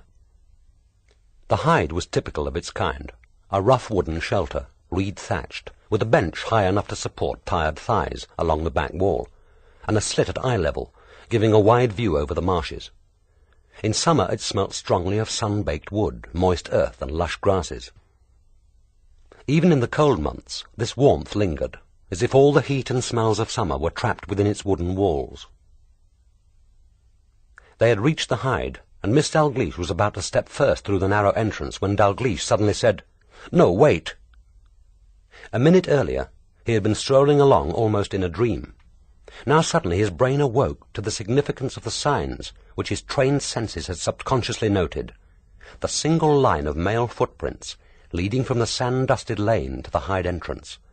A trace on the wind of a sick stench which had nothing to do with the smell of earth or grasses. As his aunt paused, he slipped in front of her and stood in the entrance of the hide.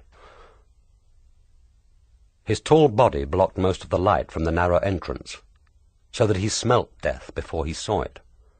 The stench of sour vomit, blood and diarrhea stung his nostrils, as if the air of the little hut was saturated with corruption and evil. The smell was not unfamiliar to him, but, as always, he had to fight against a momentary and intolerable urge to be sick. Then he bent down. The light streamed in behind him, and he saw the body clearly for the first time. Digby Seton had crawled like a dog into the corner of the hut to die, and he had not died easily. The pathetic body, rigid and cold, was huddled along the far wall, the knees drawn up almost to the chin, the head twisted upwards, as if the glazed eyes had made one last despairing effort to catch the light. In his agony he had bitten his bottom lip almost in two, and a stream of blood, blackened now, had mixed with the vomit which encrusted his chin, and the lapels of his once smart Melton overcoat. He had dug in the earth of the hut with torn and bleeding hands, smearing it over his face and hair, and stuffing it even into his mouth, as if in a last delirious craving for coolness and water. 6 inches from his body lay his hip flask, the top unscrewed. Dalgliesh heard his aunt's calm voice. "Who is it, Adam?" "Digby Seton." "No, don't come in. There's nothing we can do for him. He's been dead for 12 hours at least. from some irritant poison by the look of it, poor devil. He heard her sigh, and she muttered something that he could not catch. Then she said, "Shall I go for Inspector Reckless, or would you rather I stayed here?" "You go, if you will. I'll keep an eye on this place." It was possible that he could have saved 10 or 15 minutes by going himself, but there was nothing that anyone could do now to help Seton, and he had no intention of leaving her alone in this stinking place of death, and she was a fast and strong walker. There would be little time wasted. She set off at once, and he watched her until a turn in the lane hid her from sight. Then he made his way to the top of the sand dunes and found a sheltered hollow in which to sit, his back wedged against a clump of marram grass.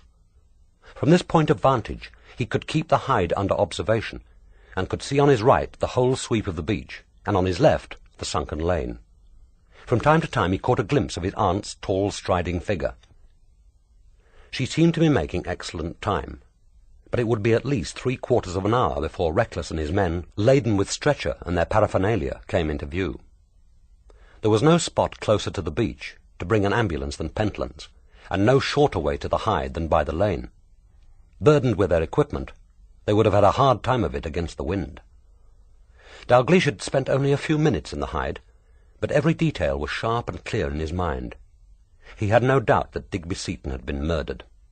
Although he had not searched the body, that was a job for Reckless, nor even touched it except to verify briefly that it was cold and that rigor mortis was well established, he had little doubt that no suicide note would be found. Digby Seton, that facile, uncomplicated, rather stupid young man, as pleased with his fortune as a child with a new toy, and full of happy plans for bigger and brighter nightclubs, was hardly a likely suicide risk. And even Digby had sense enough to know that there were easier ways of dying than to have one's stomach and guts burnt away with poison. There had been no bottle near the body except the hip flask. Almost certainly that had contained the stuff. The dose must have been very large. Dalglish's mind ranged over the possibilities. Arsenic, antimony, mercury, lead. All could produce those signs. But this was mere speculation. In time, the pathologist would have all the answers. The name of the poison, the dose, the time it had taken for Seton to die, and the rest would be for Reckless. But assuming that the stuff had been put in the hip flask, who was a likely suspect?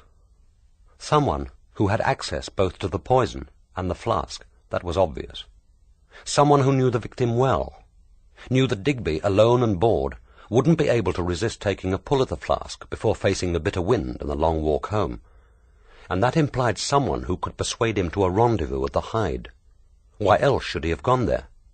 No one at Monksmere had ever known Digby Seton to be interested in bird-watching or in walking, and he had not been dressed for either activity, nor had he carried binoculars. This was murder, all right.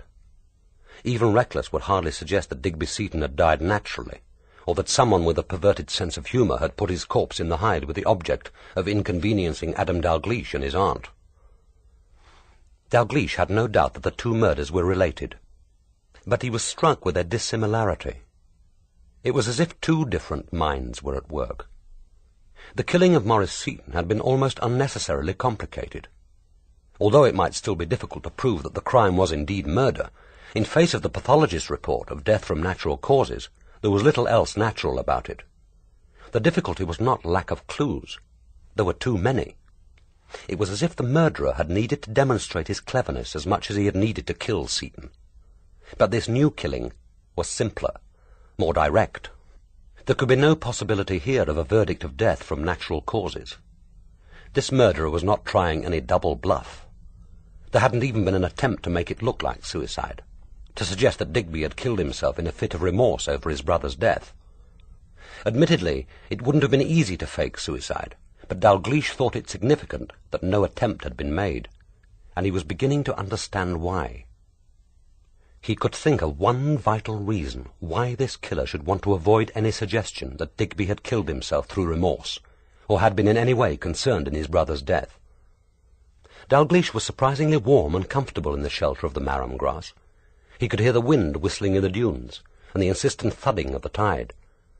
But the tall clumps of grass shielded him so effectively that he had an odd sense of isolation, as if the roar of wind and sea was coming from far away. Through the thin screen of grasses he could see the hide, A familiar, ordinary, primitive hut, outwardly no different from half a dozen others which fringed the bird sanctuary. He could almost persuade himself that it was no different. Touched by this sense of isolation and unreality, he had to resist an absurd impulse to see if Seton's body were really there. Jane Dalgliesh must have made good time. It was less than 45 minutes before he caught the first glimpse of approaching figures in the lane. The straggling group came briefly into view, and then they were hidden again behind the dunes. The second time he glimpsed them, they seemed no nearer.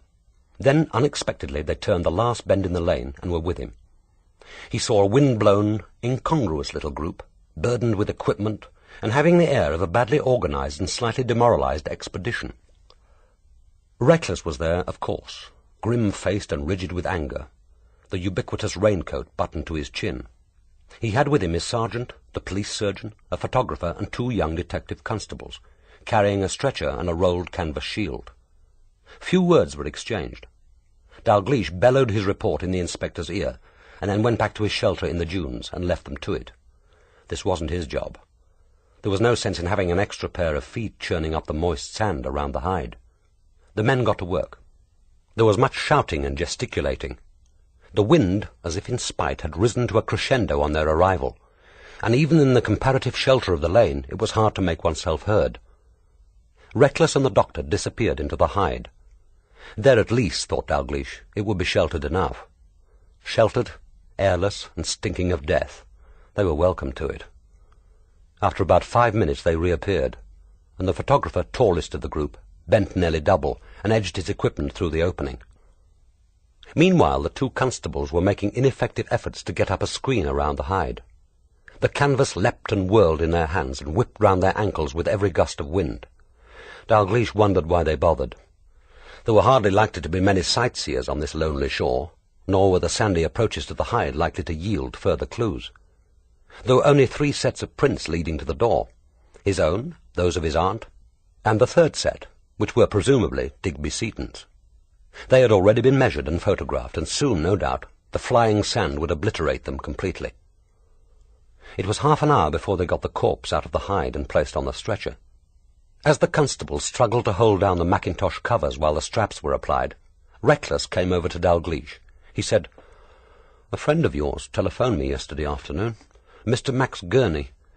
It appears he's been keeping to himself some interesting information about Maurice Seton's will." It was an unexpected opening. Dalgliesh said, "I lunched with him, and he asked me whether he ought to get in touch with you." "So he said. You'd imagine he'd be capable of thinking it out for himself. Seton was found dead with marks of violence on his body. It stands to reason we'd be interested in the money side." "Perhaps he shares your view that it was a natural death," suggested Dalgliesh. "Maybe, but that's hardly his business. Anyway, he's told us now, and it was news to me. There was no record of it at Seton House." Dalgliesh said, "Seton took a carbon of the letter. Gurney will be posting the original to you, and you'll find the carbon markings on the back. Someone destroyed the copy, presumably." Reckless said gloomily, "Someone. Perhaps Seton himself. I haven't changed my mind yet about that killing, Mr. Dalgliesh. But you could be right, especially in view of this." He jerked his head towards the stretcher which the 2 policemen squatting at the poles were now bracing themselves to raise. "There's no doubt about this one. This is murder, all right. So we take our choice. 1 murderer and 1 unpleasant practical joker. Or 1 murderer and 2 crimes. Or 2 murderers." Dalgliesh suggested that the last was unlikely in such a small community, but possible, Mr. Dalgliesh. After all, the 2 deaths haven't much in common. There's nothing particularly subtle or ingenious about this killing. Just a whacking great dose of poison in Seton's hip flask, and the knowledge that, sooner or later, he'd take a swig at it. All the murderer had to do was ensure that he wasn't too close to medical help when it happened. And not that it would have done him much good by the look of it. Dalgliesh wondered how the killer had succeeded in luring Seton to the hide. Had it been done by persuasion or threats? Was Seton expecting to meet a friend or an enemy? If the latter, was he the sort of man to go alone and undefended?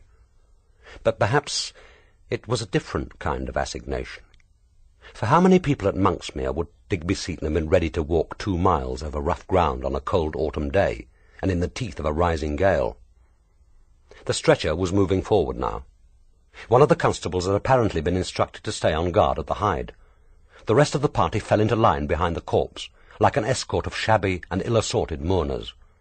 Dalgliesh and Reckless walked together and in silence. Ahead, the shrouded lump on the stretcher swayed gently from side to side, as the bearers picked their way over the ridges in the lane. The edges of the canvas flapped rhythmically like a sail in the wind, and overhead a seabird hovered over the corpse, screaming like a soul in pain, before rising in a wide curve to disappear over the marshes. Chapter 2. It was early evening before Dalgliesh saw Reckless alone. The inspector had spent the afternoon interviewing his suspects and checking on Digby Seton's movements during the past few days. He arrived at Pentlands just before 6 o'clock, ostensibly to ask Miss Dalgliesh again if she had seen anyone walking along the shore towards Sizewell on the previous day, and whether she had any idea what could have induced Digby Seton to visit the hide. Both questions had been answered earlier when Dalgliesh and his aunt had met Reckless at the Green Man to give their formal account of the finding of the body. Jane Dalgliesh had stated that she spent the whole of Monday evening at Pentlands and had seen no one. But then, as she had pointed out, it would be possible for Digby, or indeed anyone else, to have walked to the hide by the sunken lane behind the sand dunes, or by way of the beach, and this path for most of its length wasn't visible from Pentlands. "All the same," said Reckless obstinately, "he must have come past your cottage to get into the lane. Would that really be possible without you seeing him?" "Oh, perfectly, provided he kept close into the cliffs. There is a strip of about 20 yards between my access to the beach and the beginning of the lane, when I might have glimpsed him, but I didn't. Perhaps he wanted to avoid notice and chose his moment to slip past." Reckless muttered as if he was thinking aloud. "And that suggests a secret assignation. Well, we suspect that. He wasn't the man to go bird-watching on his own. Besides, it must have been dusk before he set off. Miss Kedge said he got his own tea at Seton House yesterday. She found the dirty tea things waiting for her to wash up this morning." "But no supper?" inquired Miss Dalgliesh. "No supper, Miss Dalgliesh. It looks as if he died before he had his evening meal. But the PM will tell us more, of course." Jane Dalgliesh made her excuses and went into the kitchen to prepare dinner. Dalgliesh guessed that she thought it tactful to leave him alone with Reckless. As soon as the door closed behind her, he asked, "Who saw him last?" "Latham and Bryce. But nearly everyone admits to having spent some time yesterday with him. Miss Kedge saw him shortly after breakfast when she went up to the house to do her chores. He's kept her on as a kind of secretary housemaid. Made use of her rather as his half-brother did, I imagine. Then he lunched with Miss Calthrop and her niece at Rosemary Cottage and left shortly after 3. He called in on Bryce on his way home to Seton House to gossip about the return of your aunt's chopper, to try and find out what you were doing in London. That little trip seems to have aroused general interest. Latham was with Bryce at the time, and the 3 of them were together until Seton left shortly after 4. What was he wearing? The clothes he was found in. He could have carried his flask in his jacket, trousers, or overcoat pocket. He took the coat off, of course, at Rosemary Cottage, and Miss Calthrop hung it in the hall cupboard. At Bryce's place he slung it over a chair. No one admits to seeing the flask. As I see it, any of them could have put in the poison. Kedge, Calthrop, Marley, Bryce, or Latham, any of them. And it needn't have been yesterday. He did not, Dalgliesh noted, add Miss Dalglish's name, but that didn't mean that she wasn't on the list. Reckless went on. I can't make much headway, of course, until I get the PM and know what the poison was. Then we shall get moving. It shouldn't be too difficult to prove possession. That wasn't the kind of stuff you get prescribed on EC10 or buy over the chemist's counter. Dalgliesh thought he could guess what the poison was and where it had come from, but he said nothing. There had already been too much theorizing in advance of the facts, and he judged it wiser to wait for the post-mortem. But if he were right, Reckless wasn't going to find it so easy to prove possession. Nearly everyone in Monksmere had access to this particular source. He began to feel rather sorry for the inspector. They sat together in silence for a minute. It wasn't a companionable silence. Dalgliesh could sense the stress between them. He couldn't guess what Reckless was feeling. He could only recognize with a kind of hopeless irritation his own awkwardness and dislike. He looked across at the inspector's face with detached interest, building up the features in his mind as he might an identikit picture, observing the flatness of the wide cheekbones, the patch of white, smooth-looking skin at each side of the mouth, the downward fold at the corners of the eyes, and the little rhythmic twitch at the upper lid, which was the only sign that the man had nerves. The face was uncompromising in its ordinariness, its anonymity, and yet sitting there in that grubby raincoat, his face grey with tiredness, he still had force and personality. It might not be a personality which others found appealing, but it was there. Suddenly Reckless, as if making up his mind to something, said harshly, "The chief constable wants to call in the yard. He's sleeping on it, but I think he's already made up his mind. And there are those who will say it's none too soon." Dalgliesh could find nothing appropriate to say to this. Reckless, still not looking at him, added, "He seems to take your view that the two crimes are connected." Dalgliesh wondered whether he was being accused of trying to influence the chief constable. He couldn't recall expressing this view to Reckless, but it seemed to him obvious. He said so and added, "When I was in London yesterday, it came to me how Maurice Seton could have been killed. It's little more than conjecture at present, and God knows how you'll be able to prove it. But I think I know how it was done." Briefly, he outlined his theory, morbidly sensitive to every inflection in his voice which the inspector might interpret as criticism or self-congratulation. His story was received in silence. Then Reckless said, "What put you on to that, Mr. Dalgliesh?" "I'm not altogether sure.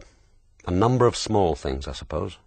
The terms of Seton's will, the way he behaved at that basement table in the Cortez Club, his insistence on having one particular room whenever he stayed at the Cadaver Club, the architecture of his house even."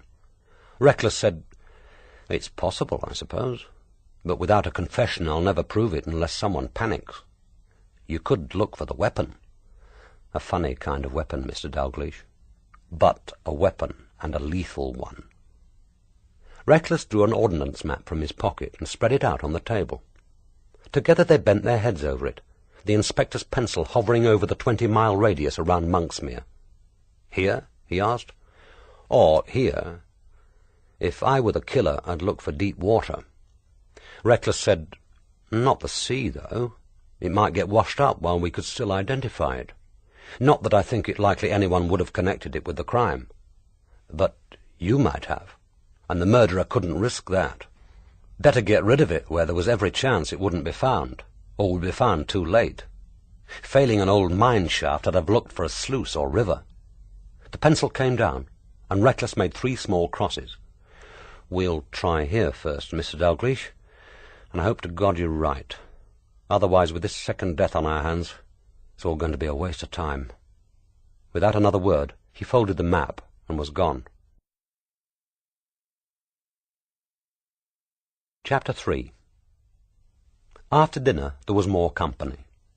Celia Calthrop, her niece, Latham and Bryce arrived within a short time of each other, driving or fighting their way through the rising storm to seek a spurious safety at Jane Dalglish's fireside. Perhaps, thought Dalgliesh, they could neither bear their own company nor feel at ease with each other.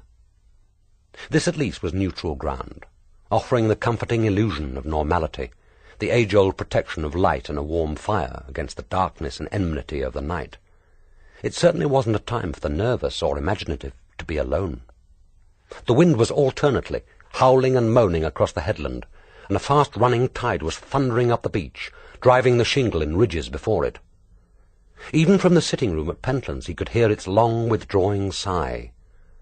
From time to time a fitful moon cast its dead light over Monksmere, so that the storm became visible, and he could see from the cottage windows the stunted trees writhing and struggling as if in agony, and the whole wilderness of sea lying white and turbulent under the sky.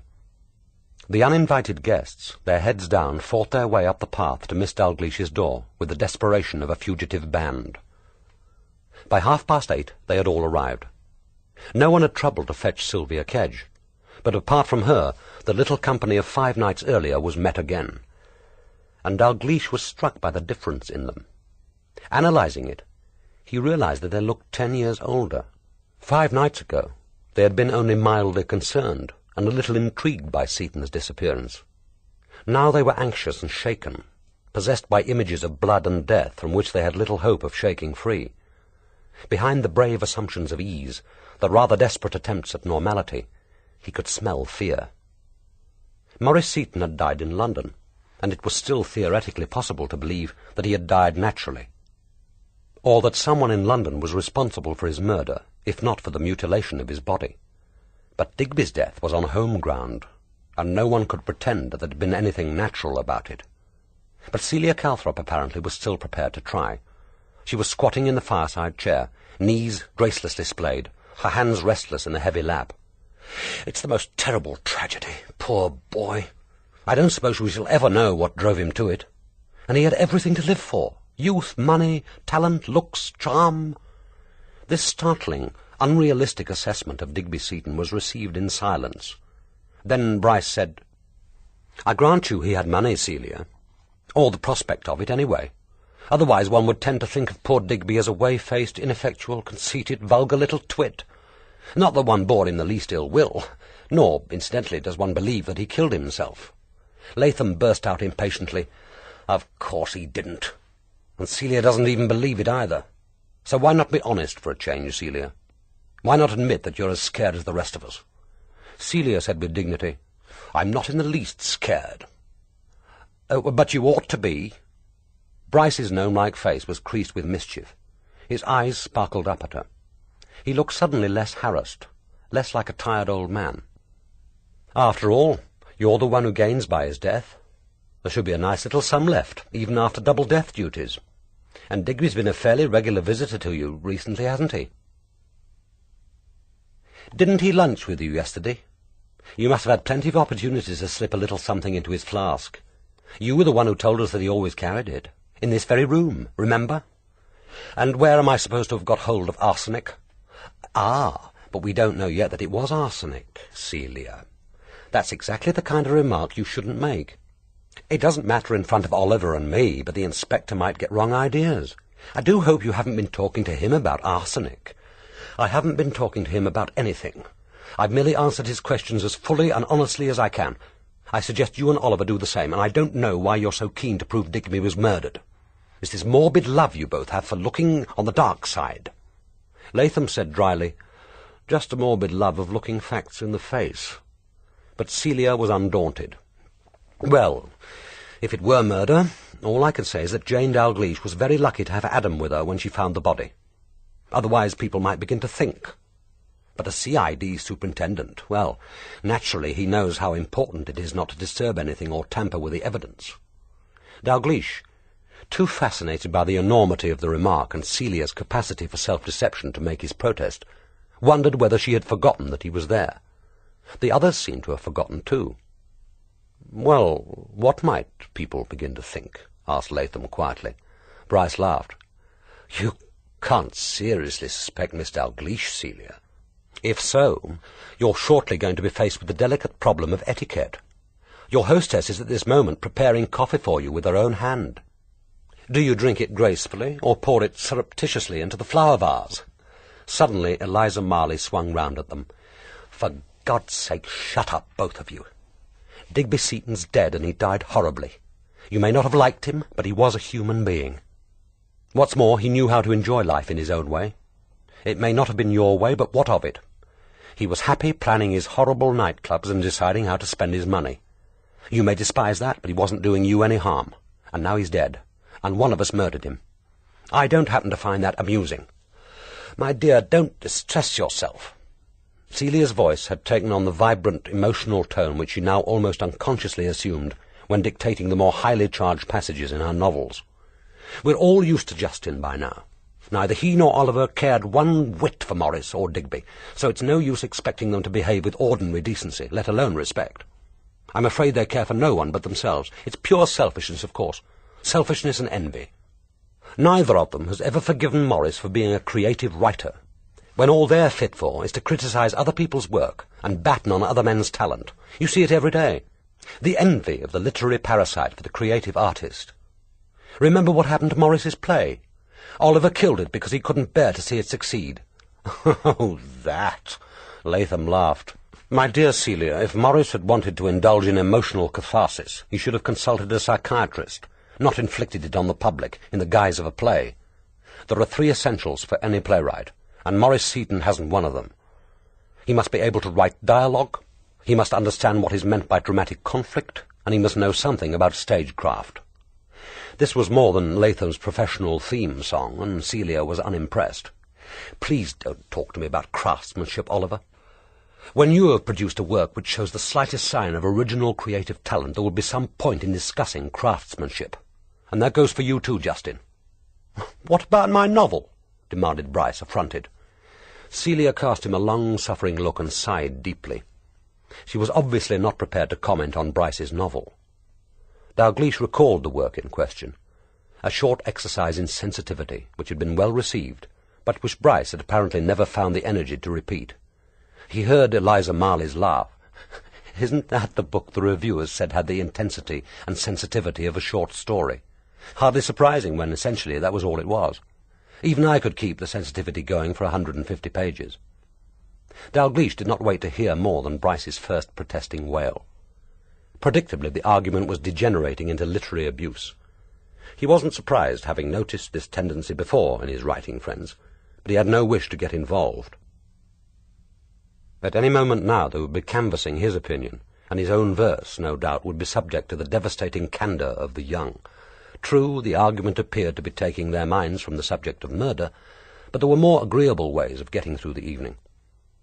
Holding the door open for his aunt as she came in with the tray of coffee, he took the opportunity to slip away. It was perhaps a little unkind to abandon her just at this moment to the contentions of her guests. But he didn't doubt her capacity to survive. He was less sure of his own. His room was still and very quiet, insulated by sound building and oak boards from the jabber of the dissenting voices below. He unlatched the window in the seaward wall and forced it open with both hands against the blast of the gale. The wind rushed into the room, swirling the bedcover into folds, sweeping the papers from his desk and rustling the pages of his bedside Jane Austen like a giant hand.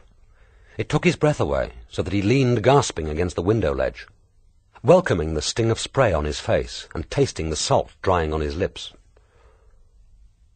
When he closed the window, the silence seemed absolute. The thundering surf receded and faded like a faraway moaning on another shore. The room was cold. He hitched his dressing gown around his shoulders and switched on one bar the electric fire. Then he gathered up the scattered sheets of paper and replaced them with obsessive care, sheet on sheet, on the small writing table. The square white pages seemed to reproach him, and he remembered that he hadn't written to Deborah. It wasn't that he had been too indolent, too busy, or too preoccupied with the problem of Seton's murder. He knew perfectly well what had held him back. It was a cowardly reluctance to commit himself further by even one word until he had made up his mind about the future, and he was no nearer that tonight than he had been on the first day of the holiday. He had known when they said goodbye on his last evening that she understood and accepted that this break was in some way crucial for them, that he wasn't driving alone to Monksmere solely to escape from London, or recover from the strain of his last case. There was no reason otherwise why she shouldn't have come with him. She wasn't as tied to her job as all that, but he hadn't suggested it, and she had said nothing except that last, "Remember me at Blytheborough." She had been at school near Southwold and knew and loved Suffolk. Well, he had remembered, and not only at Blytheborough. Suddenly he longed for her. The need was so intense that he no longer cared whether it were wise to write.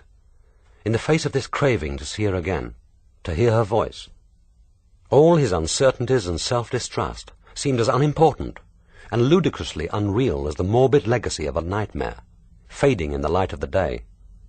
He longed to talk to her, but with the sitting-room filled with people there would be no chance of telephoning tonight. Switching on the desk lamp, he sat at the table and unscrewed his pen. The words, as sometimes happened, came easily and simply. He wrote them down without pausing to think too much, or even to wonder whether he was being sincere. "Remember me," you said at Blytheborough, as if you were not always in my mind. And there could be an art to bend more sure, a heart already wholly you inclined. Of you, the you enchanted mind bereave, more clearly back your image to receive. and in this unencumbered holy place recall again an unforgotten grace. I you possessed must needs remember still, at Blytheborough, my love, or where you will. This metaphysical conceit, like most minor verse, comes to you with an ulterior motive. I don't need to tell you what. I won't say that I wish you here, but I wish I were with you. This place is full of death and disagreeableness, and I don't know which is worse. But God and the Suffolk CID willing, I shall be back in London by Friday evening. It would be good to know that you might be at Queen Hythe. Writing this note must have taken longer than he thought, for his aunt's knock on the door surprised him. She said, "They're going, Adam. I don't know whether you feel the need to say good night." He went down with her. They were indeed going, and he was surprised to see that the clock said 11:20. No one spoke to him, and they seemed as unconcerned at his reappearance as they had been at his going. The fire had been let die, and there was now little more than a heap of white ash. Bryce was helping Celia Calthrop into her coat, and Dalgliesh heard her say, "It's naughty of us to be so late, and I've got to be up so early. Sylvia phoned me from Seton House late this afternoon and asked me to drive her to the Green Man first thing tomorrow. There's something urgent she has to tell Reckless." Latham, already at the door, spun round. "What does she mean?" "Something urgent to tell him." Miss Calthrop shrugged. "My dear Oliver, how can I know? She more or less hinted that she knew something about Digby, but I imagine it's just Sylvia trying to make herself important. You know how she is. But one can hardly refuse to take her." "But didn't she give you any idea what it's all about?" Latham was sharply insistent. "No, she didn't. And I certainly wasn't going to give her the satisfaction of asking. And I'm not going to hurry myself, and if this wind continues I shall be lucky to get much sleep tonight." Latham looked as if he would like to have questioned further, but Celia had already pushed past him. Murmuring a final and abstracted good night to his hostess, he followed the others into the storm. A few minutes later, straining his ears against the howling of the wind, Dalgliesh heard the slamming of doors and the faint row of the departing cars. Chapter 4. The wind woke Dalgliesh just before 3 o'clock. As he drifted into consciousness, he heard the 3 chimes of the sitting-room clock, and his first waking thought was a drowsy wonder that so sweet and uninsistent a sound could strike so clearly through the bedlam of the night. He lay awake and listened. Drowsiness gave way to pleasure, then to a faint excitement. He had always enjoyed a storm at Monksmere. The pleasure was familiar and predictable, the frisson of danger, the illusion of being poised on the very edge of chaos, the contrast between the familiar comfort of his bed and the violence of the night. He wasn't worried. Pentlands had stood for 400 years against the Suffolk seas. It would stand tonight. The sounds he was hearing now hadn't changed with the years. For over 400 years men had lain awake in this room and listened to the sea.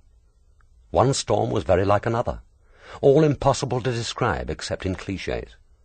He lay still and listened to the familiar noises, the wind hurling itself against the walls like a demented animal, the perpetual background surge of the sea, the hiss of rain heard as the gusts abated, and in the momentary calm, the trickle of falling shingle from roof and window-sills.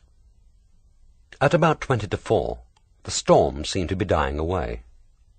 There was one moment of complete peace in which Dalgliesh could hear his own breathing. Shortly afterwards, he must have drifted again into sleep. Suddenly he awoke again to a gust so violent that the cottage seemed to rock. The sea roared as if it were about to break over the roof. He had never known anything like this before, even at Monksmere. It was impossible to sleep through such fury. He had an uncomfortable urge to be up and dressed. He switched on his bedside lamp, and at that moment his aunt appeared in the doorway, close buttoned into her old plaid dressing-gown, and with one heavy plait of hair hanging over her shoulder. She said, "Justin is here. He thinks we ought to see if Sylvia Kedge is all right. We may have to get her out of that cottage. He says that the sea's coming in fast." Dalgliesh reached for his clothes. "How did he get here? I didn't hear him." "Well, that isn't surprising, is it? You were probably asleep. He walked." "He says we can't get the car to the road because of flooding, so it looks as if we'll have to go across the headland. He tried to telephone the coastguards, but the line is down." She disappeared, and Dalgliesh hurriedly pulled on his clothes, cursing gently. It was one thing to lie in warm security, analysing the noise of the storm. It was another to fight one's way over the highest point of the headland on an adventure which could appeal only to the young, the energetic, or the incurably romantic. He felt unreasonably irritated with Sylvia Kedge, as if he was somehow responsible for her own danger. Surely to God the girl knew whether the cottage was safe in a storm. It might, of course, been that Bryce was fussing unnecessarily. If Tanner's cottage had stood through the 1953 flood disaster, it would stand tonight. But the girl was a cripple. It was right to make sure. All the same, it was hardly an enterprise to be welcomed. At best, it would be uncomfortable, exhausting, and embarrassing. At worst, especially with Bryce in tow, it had all the elements of farce. His aunt was already in the sitting-room when he went down. She was packing a thermos and mugs into a rucksack and was fully dressed. She must have been wearing most of her clothes under her dressing-gown when she called him. It struck Dalgliesh that Bryce's call was not altogether unexpected, and that Sylvia Kedge's danger might be more real than he knew. Bryce, wearing a heavy oilskin which reached to his ankles, topped with an immense sou'wester, stood dripping and glistening in the middle of the room, like an animated advertisement for sardines. He was clutching a coil of heavy rope with every appearance of knowing what to do with it, and had the air of a man dedicated to action. He said, "If there's any swimming to be done, my dear Adam, one must leave it to you. One has one's asthma, alas." He gave Dalgliesh a sly, elliptical glance and added deprecatingly, "Alas, one cannot swim." "Of course," said Dalgliesh faintly. Did Bryce seriously believe that anyone could swim on a night like this? But there was no point in arguing. Dalgliesh felt like a man committed to an enterprise which he knows to be folly, but which he can't summon up the energy to resist. Bryce went on, "I didn't call for Celia or Liz. No point in having a crowd. Besides, the lane is flooded, so they won't be able to get through. But I did try to get Latham. However, he wasn't at home, so we must just manage on our own." He was apparently unconcerned at Latham's absence. Dalgliesh bit back his questions. There was enough on hand without taking on fresh problems. But what on earth could Latham be doing on a night like this? Had the whole of Monksmere gone mad? Once they had climbed out of the shelter of the lane and had mounted the headland, there was energy for nothing but the effort of moving forward, and Dalgliesh let the problem of Latham drop from his mind. It was impossible to walk upright, and they clawed onwards like crouched beasts until aching thighs and stomach muscles forced them to kneel, palms pressed against the turf to recover breath and energy. But the night was warmer than Dalgliesh had expected, and the rain, less heavy now, dried softly on their faces. From time to time they gained the shelter of scrub and bushes, and released from the weight of the wind, trod lightly as disembodied spirits through the warm, green-smelling darkness.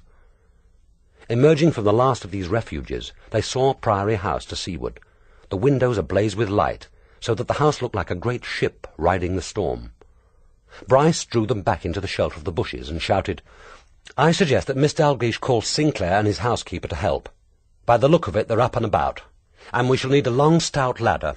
Our best plan is for you, Adam, to wade across Tanner's Lane, if the water isn't too high, and get to the house as soon as possible. The rest of us will move inland until we can cross the lane and approach the house from the north side. We ought to be able to reach you with a ladder from that side."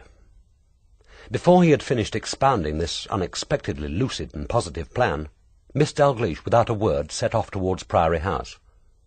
Dalgliesh, cast without his consent in the role of hero, was intrigued by the change in Bryce. The little man obviously had a concealed passion for action. Even his affectations had fallen away. Dalgliesh had the novel and not disagreeable sensation of being under command. He was still unconvinced that there was any real danger, but if there were, Bryce's plan was as good as any. But when they reached Tanner's Lane and stood sheltering in the slope of the south bank and looking down on Tanner's cottage, the danger was apparent. Under a racing moon, the lane shone white, a turbulent sheet of foam which had already covered the garden path and was sucking at the cottage door. The downstairs lights were on. From where they stood, the squat, ugly doll's house looked strangely lonely and threatened. But Bryce apparently found the situation more hopeful than he had expected. He hissed in Dalglish's ear, "It's not very high. You ought to be able to get across with the rope. Funny, I thought it would be well up by now. This may be as far as it will get. Not much danger, really. Still, you'd better go in, I suppose." He sounded almost disappointed. The water was incredibly cold. Dalgliesh was expecting it, but the shock still took his breath away. He had stripped off his oilskin and jacket and was wearing only his slacks and jersey. One end of the rope was round his waist. The other, hitched round the trunk of a sapling, was being plied out inch by inch through Bryce's careful hands. The swift current was already armpit high, and Dalgliesh had to fight hard to keep upright. Occasionally his feet stumbled into a rut in the lane's surface, and he lost his footing. Then, for a desperate moment, it was a struggle to keep his head above water, as he fought on the end of the rope like a hooked fish. It was hopeless to try to swim against this tide. The cottage lights were still on as he gained the door and braced his back against it. The sea was boiling around his ankles, each wave carrying it higher. Panting to get his breath, he signalled to Bryce to release the rope. In response, the bulky little figure on the far bank flailed its arms enthusiastically, but made no move to unhitch the rope from the tree. Probably his exuberant gestures were no more than a congratulatory acknowledgment that Dalgliesh had gained his objective. Dalgliesh cursed his folly in having agreed with Bryce who should keep the rope, before plunging to his task with such spectacular fervour. Any shouted communication between them was impossible. If he were not to remain tethered to the tree indefinitely, and his situation was already uncomfortably close to burlesque, he had better let Bryce have the rope. He released the bowline, and the rope whipped free from his waist. Immediately Bryce began to coil it in with wide sweeps of his arms. The wind had dropped a little, but he could hear no sounds from inside the cottage, and there was no answer to his shout. He pushed against the door, but it was stuck. Something was wedged against it. He pushed harder and felt the obstruction shift, as if a heavy sack was sliding across the floor. Then there was a gap wide enough for him to squeeze through, and he saw that the sack was the body of Oliver Latham. He had fallen across the narrow hall, his body blocking the sitting-room doorway, and his head resting face upward on the first stair. It looked as if he had struck the banister. There was a gash behind the left ear, from which the blood was still oozing, and another over the right eye. Dalgliesh knelt over him. He was alive and already gaining consciousness. At the feel of Dalglish's hand he groaned, twisted his head to one side, and was neatly sick. The grey eyes opened, tried to focus, then closed again. Dalgliesh looked across the brightly lit sitting-room to the still figure sitting bolt upright on the divan bed. The face was an oval, deathly pale against the heavy swathes of hair. The black eyes were immense. They stared across at him, watchful, speculative. She seemed utterly unaware of the swirling water spreading now in waves across the floor. "What happened?" Dalgliesh asked. She said calmly, "He came to kill me. I used the only weapon I had. I threw the paperweight at him. He must have caught his head when he fell. I think I've killed him." Dalgliesh said briefly, "He'll live. There's not much wrong with him. But I've got to take him upstairs. Stop where you are. Don't try to move. I'll come back for you." She gave a little shrug of the shoulders and asked, "Why can't we get across the lane? You came that way." Dalgliesh answered brutally, "Because the water's already up to my armpits and running in a torrent. I can't swim across burdened with a cripple and a semi-conscious man. We'll get upstairs. If necessary, we'll have to get on the roof." He edged his shoulder under Latham's body and braced himself for the lift.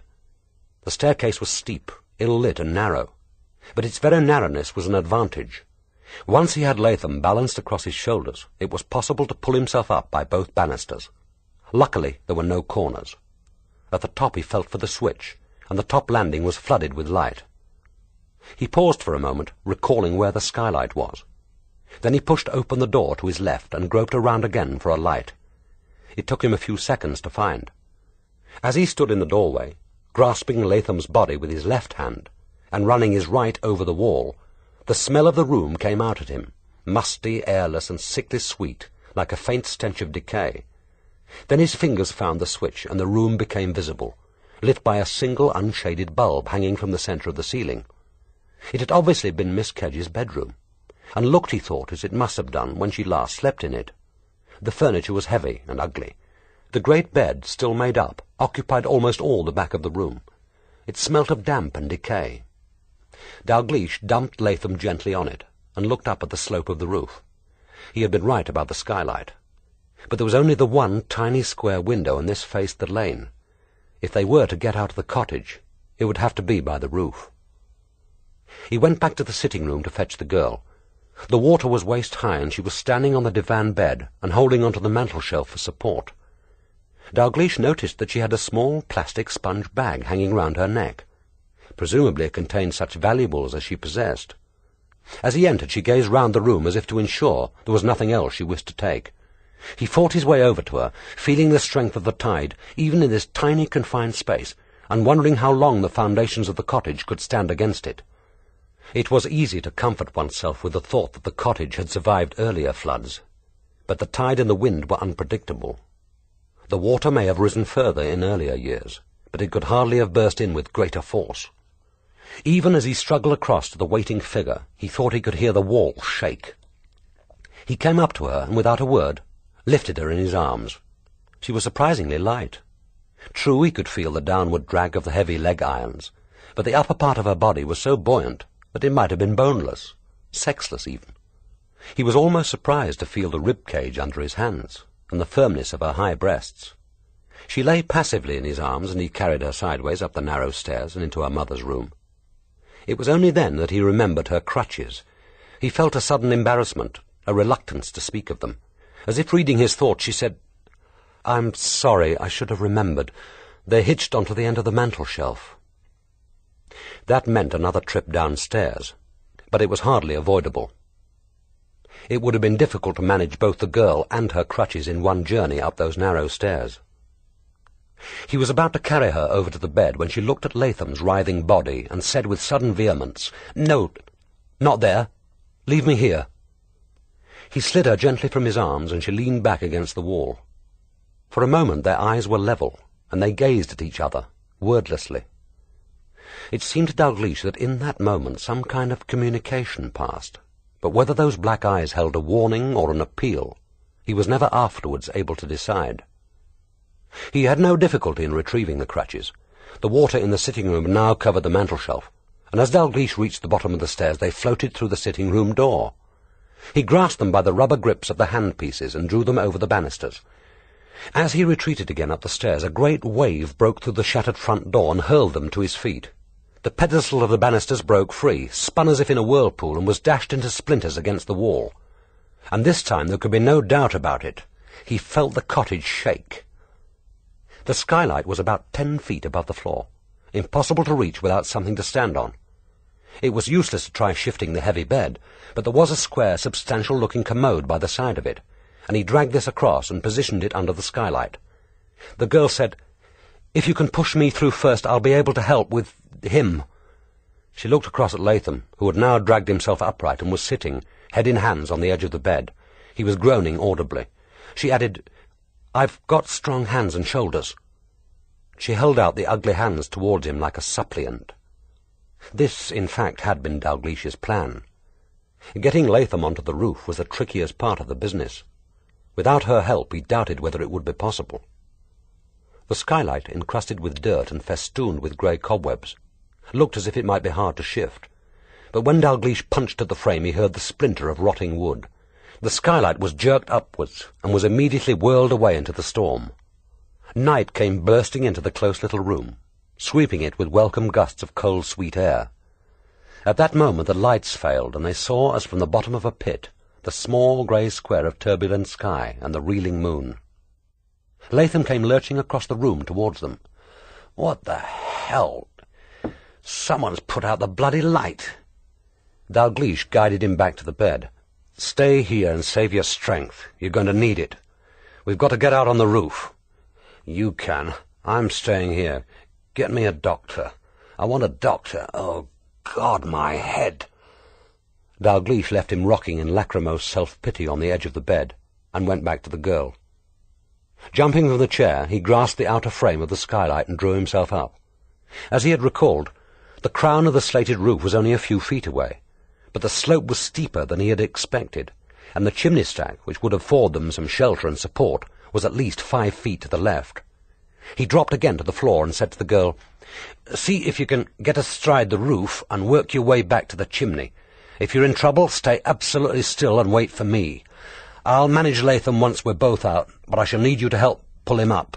But I won't shove him through until you're properly balanced. Give me a shout when you're ready. "Do you want your crutches?" "Yes," she said calmly. "I want my crutches. I can hook them onto the rooftop, and they may be useful." He hoisted her through the skylight by the irons which braced both her legs from thigh to ankles. Their rigid strength made it easy for him to push her high on the crown of the roof. She grasped it and swung one leg to the other side, then crouched down low against the fury of the storm, her hair streaming in the wind. He saw her nod vigorously as a sign that she was ready. Then she leaned towards him and held out both her hands. It was at that moment that he sensed a warning, the unmistakable instinct for danger. It was as much part of his detective's equipment as his knowledge of firearms, his nose for an unnatural death. It had saved him time and time again, and he acted on it instinctively. There was no time now for argument or analysis. If the three of them were to survive, they had to get out on that roof. But he knew that Latham and the girl mustn't be up there alone together. It wasn't easy getting Latham through the skylight. He was only just conscious, and even the swirls of water spreading now over the bedroom floor couldn't rouse him to a sense of danger. He craved only to be allowed to sink onto the pillows of the bed and fight his nausea in comfort. But at least he could cooperate to some extent. He wasn't yet a dead weight. Dalgliesh took off his own and Latham's shoes, then urged him onto the chair and hoisted him through the skylight. Even when the girl's hands had caught Latham under his armpits, he didn't let go, but immediately swung himself through the hole, bracing himself against the wind, his back to the flooded lane and his legs dangling into the room. Together they pulled and pushed the half-conscious man until his hands grasped the rooftop, and he pulled himself up and lay astride it, motionless. The girl released her hands, and taking up her elbow crutches, edged herself backward until she was leaning against the chimney stack. Dalgliesh swung himself up to join Latham. It was then that it happened. In the second when Dalgliesh weakened his hold on Latham, she struck. It was so instantaneous that he hardly saw the vicious kick of the armoured legs. But the irons caught Latham's hands, and immediately they loosened their hold of the roof, and his body slipped. Dalgliesh shot out his hands and caught Latham's wrists. There was a sudden intolerable jerk, and he took the full weight of Latham's body as it hung spread-eagled over the roof. Then she struck again, and now it was Dalglish's hands. They were too numb to feel the pain, but he experienced the sudden scalding gush of blood, and knew that it couldn't be long before the wrists were fractured, and Latham slid out of his powerless hands. And then it would be his turn. She was braced securely against the chimney stack and armed with her crutches and those deadly irons. No one on the bank could see them. They were the wrong side of the roof, and the night was dark. To those anxious watchers, if indeed they were there, they could be nothing more than crouched silhouettes against the sky. And when his and Latham's bodies were found, there would be no injuries which couldn't be explained by the fury of the rocks and sea. There was only one chance for him, and that was to let Latham go. Alone he could probably wrest the crutches from her. Alone he would have more than an even chance. But she knew, of course, that he wouldn't let Latham go. She had always known just how her adversary would act. He hung on doggedly, and still the blows fell. They had both discounted Latham. Perhaps the girl thought he was unconscious.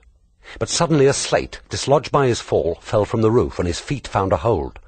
Some desperate instinct for survival woke in him.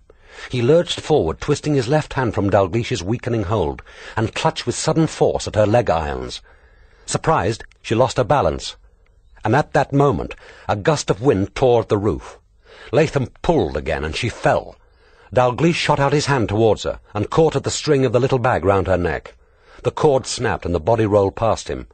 The clumsy surgical boots could find no hold, and the rigid legs, powerless in those heavy irons, rolled her over and over, inexorably towards the edge.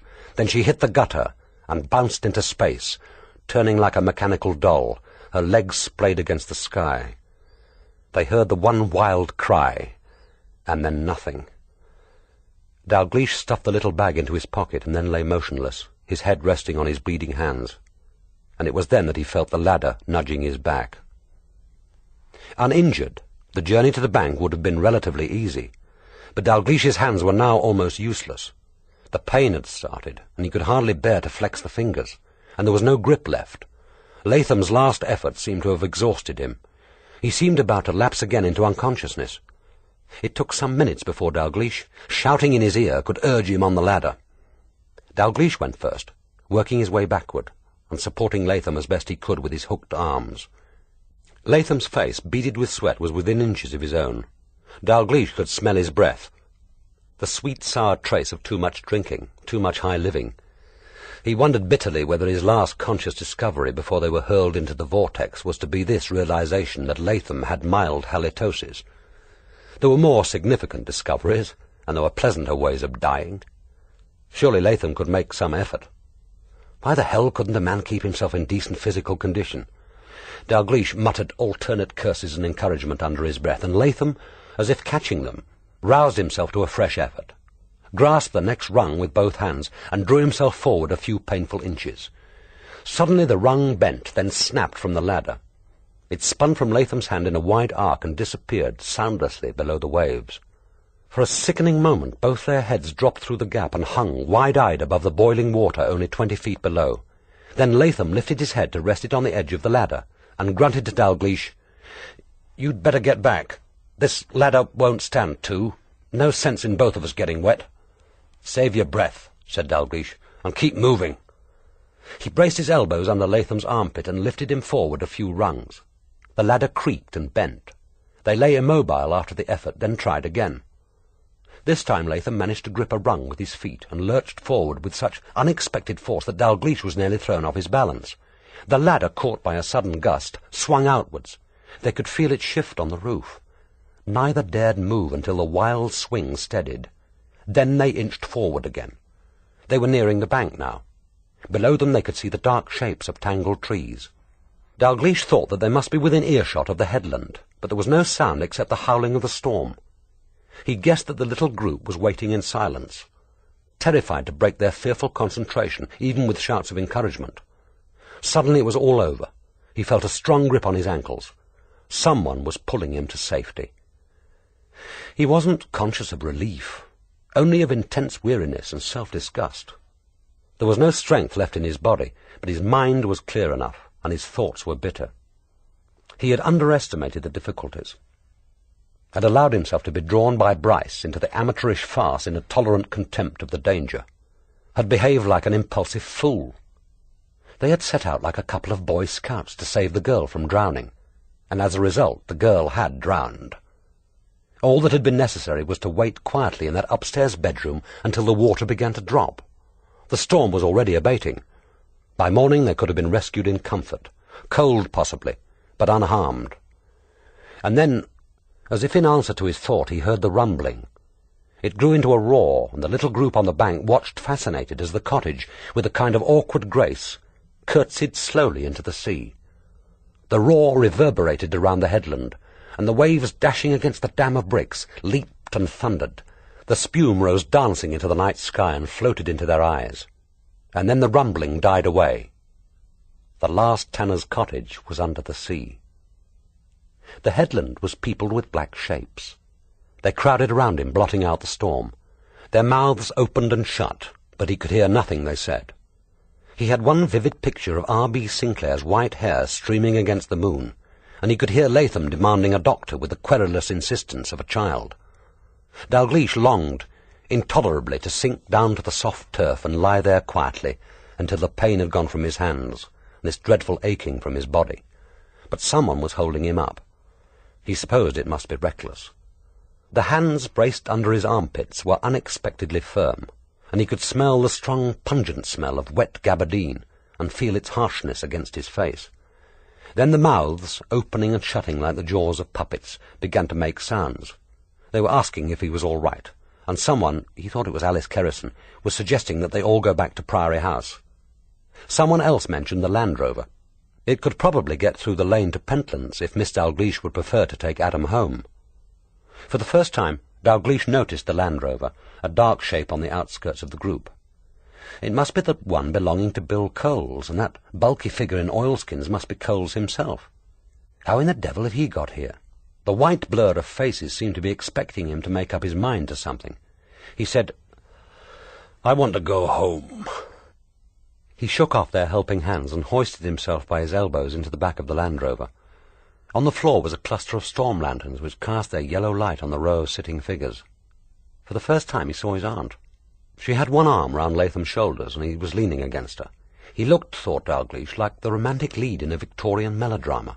with his long pale face, his closed eyes, and the white handkerchief which someone had bound round his brow, already showing a stain of blood. Reckless got in last and sat against Dalgliesh. As the Land Rover lurched off across the headland, Dalgliesh held out his torn hands like a surgeon waiting to be gloved.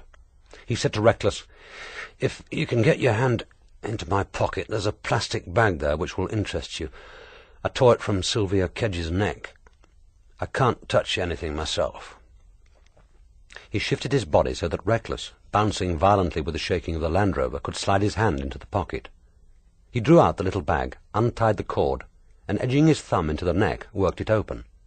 Then he spilled the contents out onto his lap. There was a small, faded photograph of a woman in an oval silver frame, a reel of recording tape, a folded wedding certificate, and a plain gold ring. Chapter 5. Brightness was pressing painfully against Dalglish's eyeballs.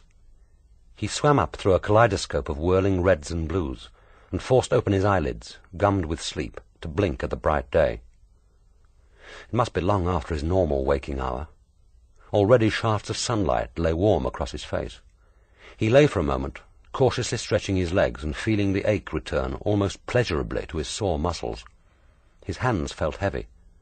Drawing them from under the bedclothes, he turned the two white cocoons slowly before his eyes, focusing on them with the strained intentness of a child. Presumably these professional-looking bandages had been applied by his aunt, but he had no clear recollection of her doing so. She must have used some ointment, too. He could feel a disagreeable slipperiness inside the encasing gauze. He was becoming aware now that his hands still hurt, but he could move the joints, and the tips of his 3 middle fingers, the only parts visible, looked normal enough. Apparently no bones were broken. He wriggled his arms into his dressing gown and walked across to the window. Outside the morning was calm and bright, bringing an immediate memory of the first day of his holiday. For a moment the fury of the night seemed as remote and legendary as any of the great storms of the past. But the evidence was before him. The tip of the headland, visible from his eastward window, was ravaged and raw, as if an army had clumped across it, littering its way with torn boughs and uprooted gorse.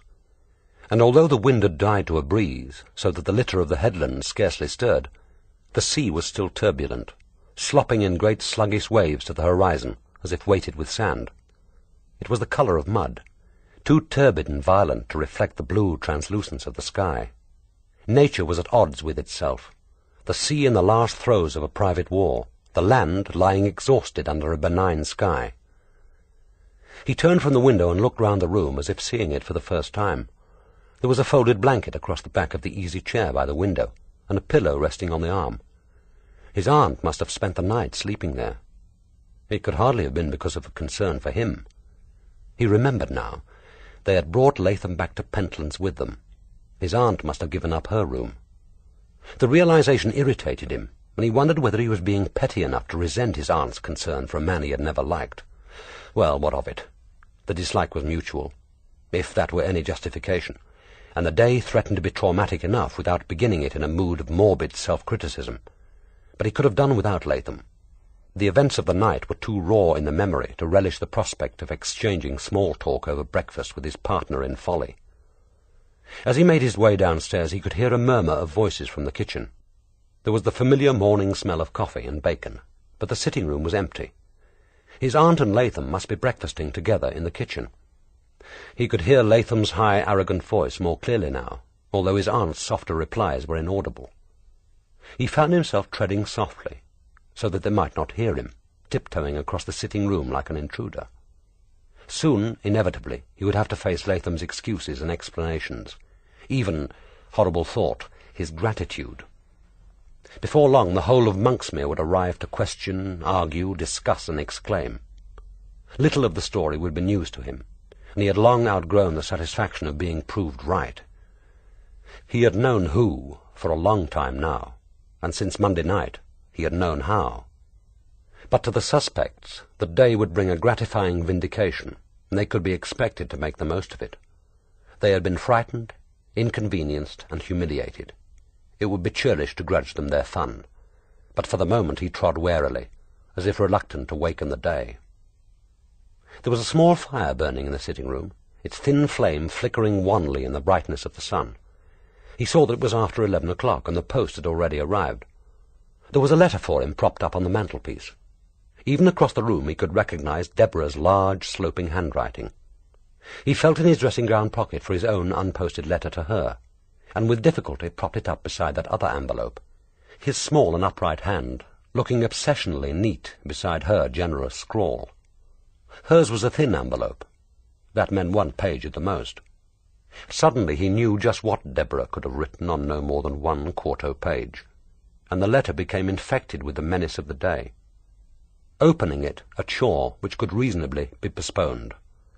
As he stood there, angry at his own indecision and trying to force himself to that one simple action, he heard the approaching car.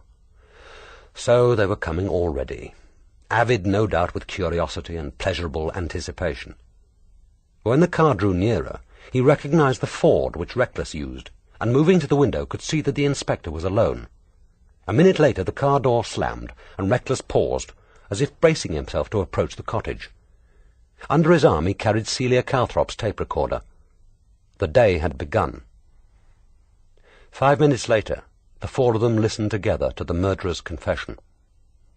Reckless sat beside the tape recorder, frowning at it constantly, with the anxious, slightly peeved look of a man who expects it at any moment to break down. Jane Dalgliesh sat in her usual chair on the left of the fire, motionless, hands folded in her lap, listening as intently as if to music.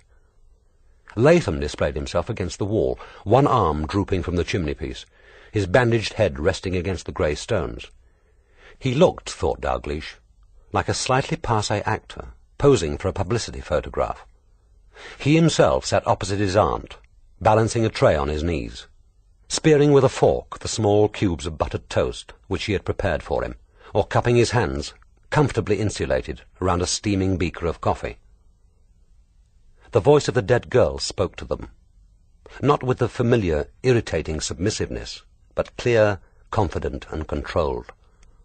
Only from time to time was there a trace of excitement, quickly restrained. This was her paean of triumph, yet she told her dreadful story with assurance and detachment of a professional broadcaster reading a book at bedtime. This is the 4th time I've dictated my confession, and it won't be the last. The tape can be used over and over again. One can always improve. Nothing need be final.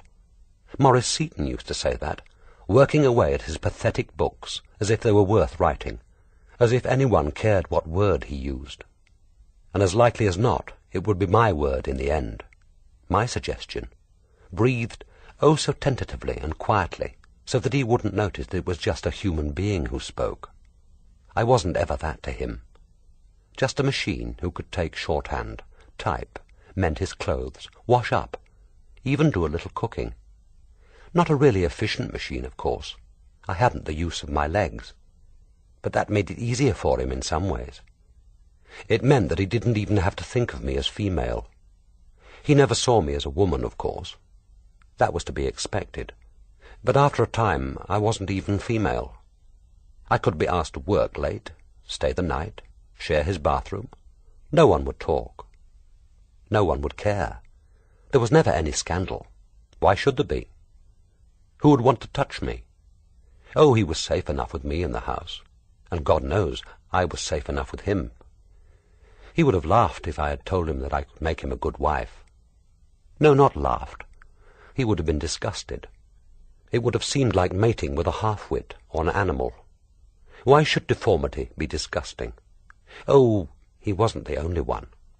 I've seen that look in other faces. Adam Dalgliesh. Why should I instance him? He can hardly bear to look at me. It's as if he's saying, I like women to be lovely. I like women to be graceful. I'm sorry for you, but you offend me.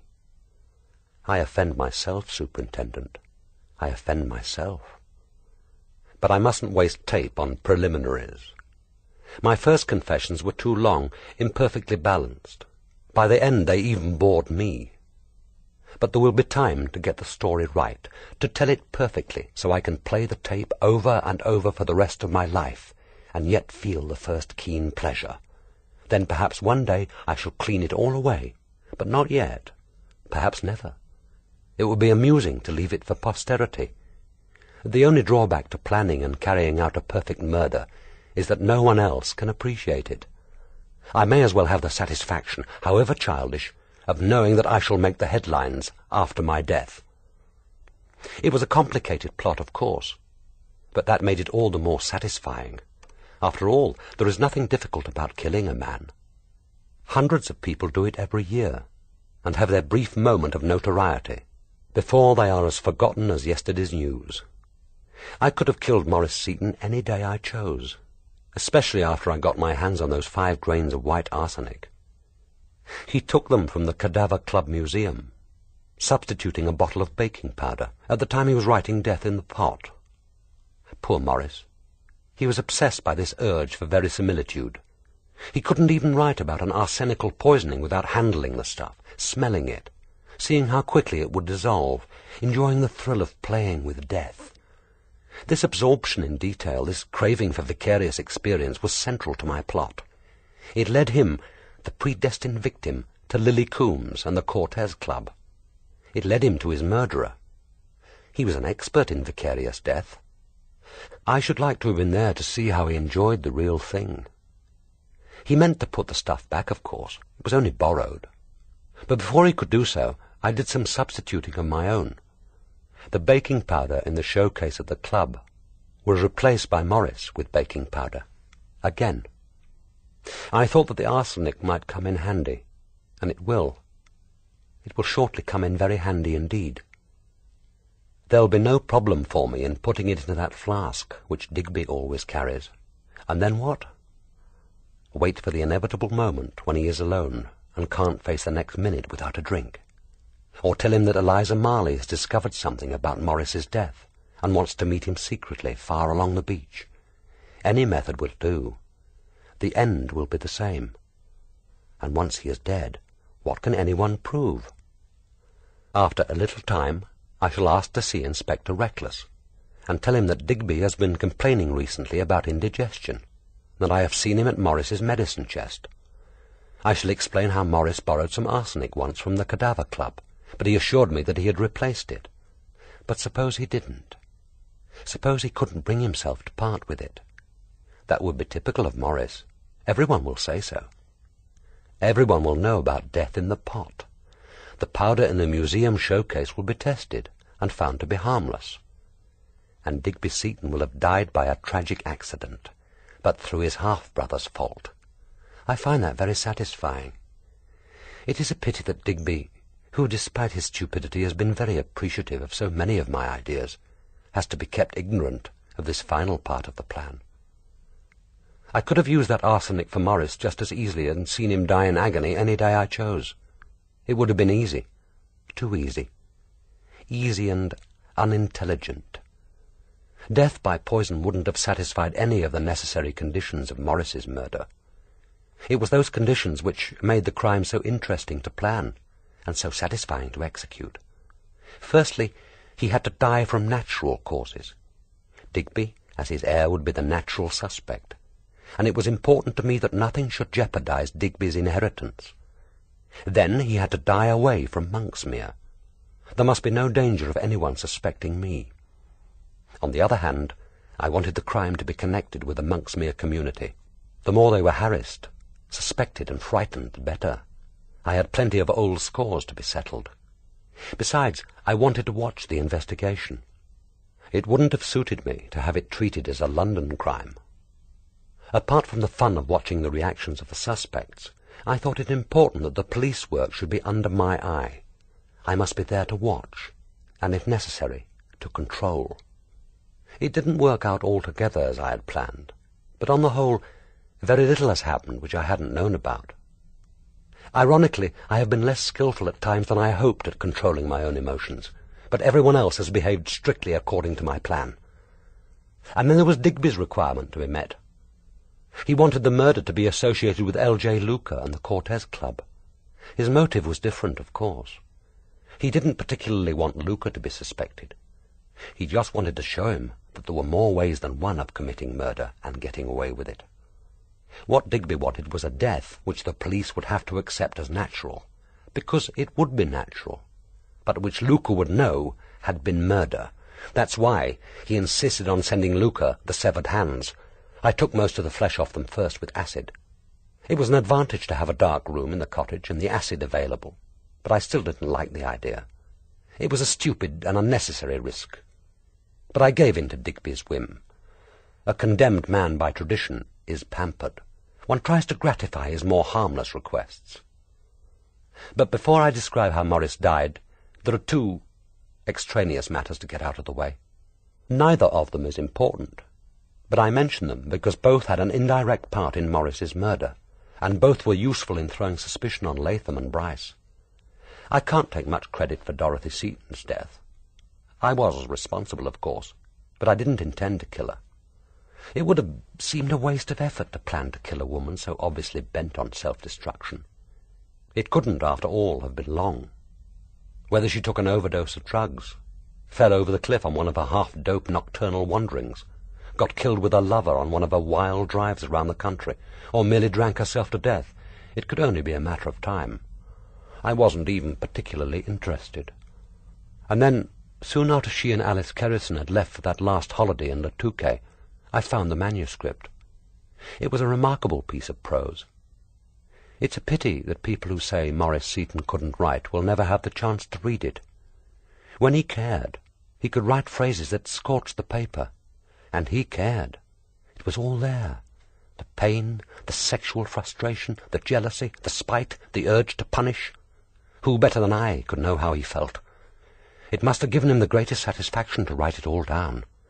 There could be no typewriter, no mechanical keys between this pain and its expression. He needed to see the words forming themselves under his hand. He didn't mean to use it, of course. I did that, merely steaming open one of his weekly letters to her, and including it with that. Looking back, I'm not even sure what I expected to happen. I suppose it was just that the sport was too good to miss. Even if she didn't destroy the letter and confronted him with it, he could never be absolutely sure that he hadn't himself inadvertently posted it. I knew him so well, you see. He was always afraid of his own subconscious, persuaded that it would betray him in the end. Next day, I enjoyed myself watching his panic, his desperate searching, his anxious glances at me to see whether I knew. When he asked whether I had thrown away any papers, I answered calmly that I had only burnt a small quantity of scrap. I saw his face lighten. He chose to believe that I had thrown away the letter without reading it. Any other thought would have been intolerable to him. So that was what he chose to believe until the day he died. The letter was never found. I have my own idea of what happened to it. But the whole of Monksmere believed that Maurice Seton was largely responsible for his wife's suicide. And who could have a better motive for revenge in the eyes of the police than her lover, Oliver Latham? It is probably unnecessary to explain that it was I who killed Bryce's cat. That would have been obvious to Bryce at the time if he hadn't been so desperate to cut down the body that he failed to notice the slip knot. If he had been in any condition to examine the rope and the method, he would have realized that I could have strung up Arabella without lifting myself more than an inch or two in my chair. But as I had anticipated, he neither acted rationally nor thought coolly. It never occurred to him for a second that Maurice Seton might not be the culprit. It may seem strange that I waste time discussing the killing of a cat, but Arabella's death had its place in my scheme. It ensured that the vague dislike between Maurice and Bryce hardened into active enmity, so that Bryce, like Latham, had a motive for revenge. The death of a cat may be a poor motive for the death of a man, and I thought it unlikely that the police would waste much time with Bryce. But the mutilation of the body was a different matter. Once the post-mortem showed that Maurice had died from natural causes, the police would concentrate on the reasons for hacking off the hands. It was, of course, vital that they should never suspect why this mutilation was necessary, and it was convenient that there should be at least 2 people at Monksmere, both spiteful, both aggrieved, both with an obvious motive. But there were 2 other reasons why I killed Arabella. Firstly, I wanted to. She was a useless creature. Like Dorothy Seton, she was kept and petted by a man who believed that beauty has a right to exist, however stupid, however worthless, because it is beauty.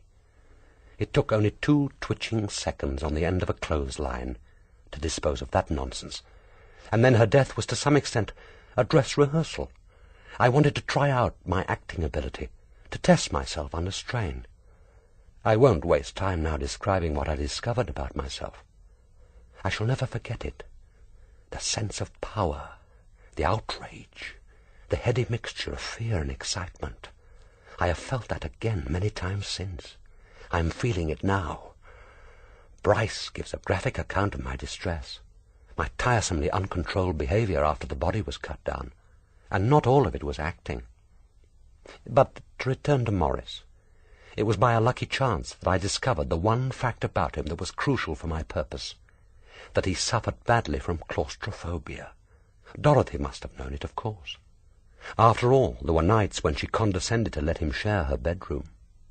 He must have woken her sometimes with his recurring nightmare, just as he woke me. I often wondered how much she knew, and whether she told Oliver Latham before she died. That was a risk I had to take. But what if she did? No one can prove that I knew. Nothing can change the fact that Maurice Seton died from natural causes. I remember that night, over 2 years ago, very clearly. It was a wet, blustery day in mid-September, and the evening grew wilder as darkness fell. We had been working together since 10 o'clock that morning, and it wasn't going well. Maurice was trying to finish a series of short stories for an evening paper. It wasn't his métier, and he knew it. He was working against time, and he hated that. I had broken off only twice to cook us a light lunch at 1:30, and again at 8 o'clock when I prepared sandwiches and soup. By 9 o'clock, when we had finished our meal, the wind was howling around the house, and I could hear a high tide pounding on the beach. Even Maurice could hardly expect me to get home in my wheelchair once darkness had fallen, and he never offered to drive me home. That, after all, would put him to the trouble of fetching me again next day. So he suggested that I should stay the night. He didn't ask me if I were willing. It didn't occur to him that I might object, or that I might perhaps prefer my own toothbrush or toilet things, or even my own bed. The ordinary courtesies of life didn't apply to me. But he told me to put sheets on the bed in his wife's old room, and he came himself to look for a nightdress for me. I don't know why. I think it may have been the first time since her death that he had brought himself to open her drawers and cupboards, and that my presence was both an opportunity for breaking the taboo and a kind of support. Now that I can wear any of her underclothes, or can rip them to shreds just as the fancy takes me, I can bring myself to smile at the memory of that night. Poor Maurice. He hadn't remembered that those wisps of chiffon, those bright transparencies in nylon and silk would be so pretty, so delicate, so very unsuitable for my twisted body. I saw the look on his face as his hands hovered over them. He couldn't bear to think of her clothes against my flesh. And then he found what he wanted. It was there at the bottom of the drawer, an old woolen nightdress which had belonged to Alice Kerrison. Dorothy had worn it once at Alice's insistence when she had been ill with influenza and was sweating with rigour. It was this nightdress which Maurice handed to me. Would his fate have been any different, I wonder, if he had acted otherwise that night? Probably not. But it pleases me to think that his hands, hesitating over the layers of gaudy nonsense, were choosing between life and death. It was shortly after 3 o'clock when I was awoken by his scream. At first I thought it was a seabird screeching. Then it came again and again. I fumbled for my crutches and went into him. He was leaning half-dazed against the bedroom window, and had the last disorientated look of a man who had been sleepwalking. I managed to coax him back into bed. It wasn't difficult. He took my hand like a child. As I drew the sheets up under his chin, and he suddenly seized my arm and said, "Don't leave me. Don't go yet. It's my nightmare. It's always the same. I dream I'm being buried alive. Stay with me till I'm asleep." So I stayed. I sat there with his hand in mine until my fingers were stiff with cold and my whole body ached. There were a great many things which he told me in the darkness about himself, about his great consuming fear, before his fingers relaxed, the muttering ceased, and he dropped into peaceful sleep. His jaw had fallen open, so that he looked stupid and ugly and vulnerable, I had never seen him asleep before. I was pleased to see his ugliness, his helplessness, and I felt a sense of power which was so pleasurable that it almost frightened me. And sitting there beside him, listening to that quiet breathing, I pondered how I might use this new knowledge to my advantage. I began to plan how I might kill him. He said nothing to me next morning about the events of the night. I was never sure whether he had completely forgotten his nightmare and my visit to his room, but I don't think so. I believe he remembered well enough, but put it out of his thoughts. After all, he didn't have to apologize or explain to me. One doesn't need to justify one's weakness either to a servant or an animal. That's why it is so satisfying, so convenient to have a tame one in the house. There was no hurry over the planning, no time limit in which he had to die, and this in itself added to the interest and allowed me to develop a more complicated and sophisticated murder than would have been possible were I working against the clock. I shared Maurice's view here. No one can do his best work in a hurry. Towards the end, of course, there was some urgency when I found and destroyed the carbon of the letter to Max Gurney, announcing that Maurice was thinking of changing his will. But by then, my final plans had been ready for over a month. I knew from the beginning that I should need an accomplice, and who that accomplice should be. The decision to use Digby Seton to destroy firstly his half-brother and then himself was so magnificent in its boldness that at first I was frightened at my own daring. But it wasn't as foolhardy as it appears. I knew Digby. I knew precisely his weaknesses and his strengths. He is less stupid and far greedier than people realize. More practical but less imaginative. Not particularly brave, but obstinate and persistent. Above all, he is fundamentally weak and vain. My plan made use of his abilities as well as his defects. I have made very few mistakes in my handling of him, and if I underestimated him in some important respects, this has proved less catastrophic than I might have feared. He is becoming a liability as well as a nuisance now, of course, but he won't be worrying me for long. If he had proved less irritating to me and more reliable, I might have considered letting him live for a year or so.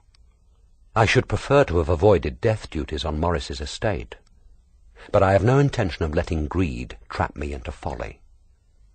In the beginning, I did nothing so crude as to present Digby with a plan for killing Maurice. What I suggested to him was no more than a complicated practical joke. He didn't, of course, believe this for long, but then he wasn't required to. During all the preliminary planning, neither of us mentioned the word murder. He knew and I knew, but neither of us spoke. We conscientiously kept up the fiction that we were engaged in an experiment, not perhaps without some danger, but completely without malice, to prove to Maurice that it was possible to transport a man from London to Monksmere secretly and without his knowledge or cooperation. That was to be our alibi. If the plot failed, and we were discovered with the body on our hands, our story was ready, and no one would be able to disprove it. Mr. Seton had wagered us that we couldn't kidnap him and take him back to Monksmere without being discovered. He wanted to introduce such a scheme into his new book. There would be plenty of witnesses to testify that Maurice loved to experiment, that he was meticulous about detail, and if he should unexpectedly die of a heart attack during the journey, how could we be blamed? Manslaughter? Possibly, but murder? Never. I think that Digby almost believed the fiction for a time. I did my best to keep it going. There are few men with the courage or the strength of mind to plan murder in cold blood, and Digby certainly isn't one of them. He likes his unpleasant facts gift-wrapped. He prefers to shut his eyes to reality. He has always shut his eyes to the truth about me. Once he had convinced himself that it was all a cosy little game with easy rules, no personal risk, and a prize of £200,000, he quite enjoyed planning the details. I gave him nothing to do which wasn't well within his peculiar capabilities, and he wasn't pressed for time. Firstly, he had to find a second-hand motorcycle and long torpedo-shaped sidecar. He had to buy them separately and for cash in a part of London where he wasn't known. He had to rent or buy a flat with reasonable privacy and access to a garage, and keep his new address secret from Maurice. All this was relatively simple, and I was pleased on the whole with the efficient way in which my creature coped. This was almost the most trying time for me. There was so little I personally could do to control events. Once the body had been brought to Monksmere, I should be here to organize and direct. Now I had to rely on Digby to carry out the instructions. It was Digby alone who must manage the business at the Cortez Club, and I had never been particularly happy about his plan to lure Maurice to the Mews cottages. It seemed to me unnecessarily complicated and dangerous. I could think of safer and easier ways. But Digby insisted on bringing the Cortez Club into the plot. He had this need to involve and impress Luca. So I let him have his way. After all, the plot couldn't incriminate me, and I admit that it worked admirably. Digby confided to Lily Coombs the fiction about the experiment to kidnap his half-brother, and told her that Maurice had wagered a couple of $1,000 that it couldn't be done. Lily was paid $100 in cash for her help. All she had to do was to watch out for Maurice, spin him a yarn about the dope traffic, and direct him to Carrington Mews for any further information he wanted. If he didn't take the bait, nothing would be lost. I had other plans for luring him to Carrington Mews, and one of those could be used. But of course he took the bait.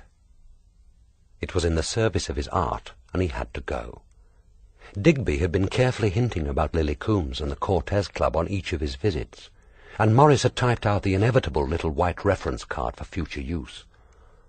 Once Maurice had arrived in London for his regular autumn visit, it was as certain that he would show himself one night at the Cortez as it was that he would stay in his usual room at the Cadaver Club, the room which he could reach without having to use that small, claustrophobic lift.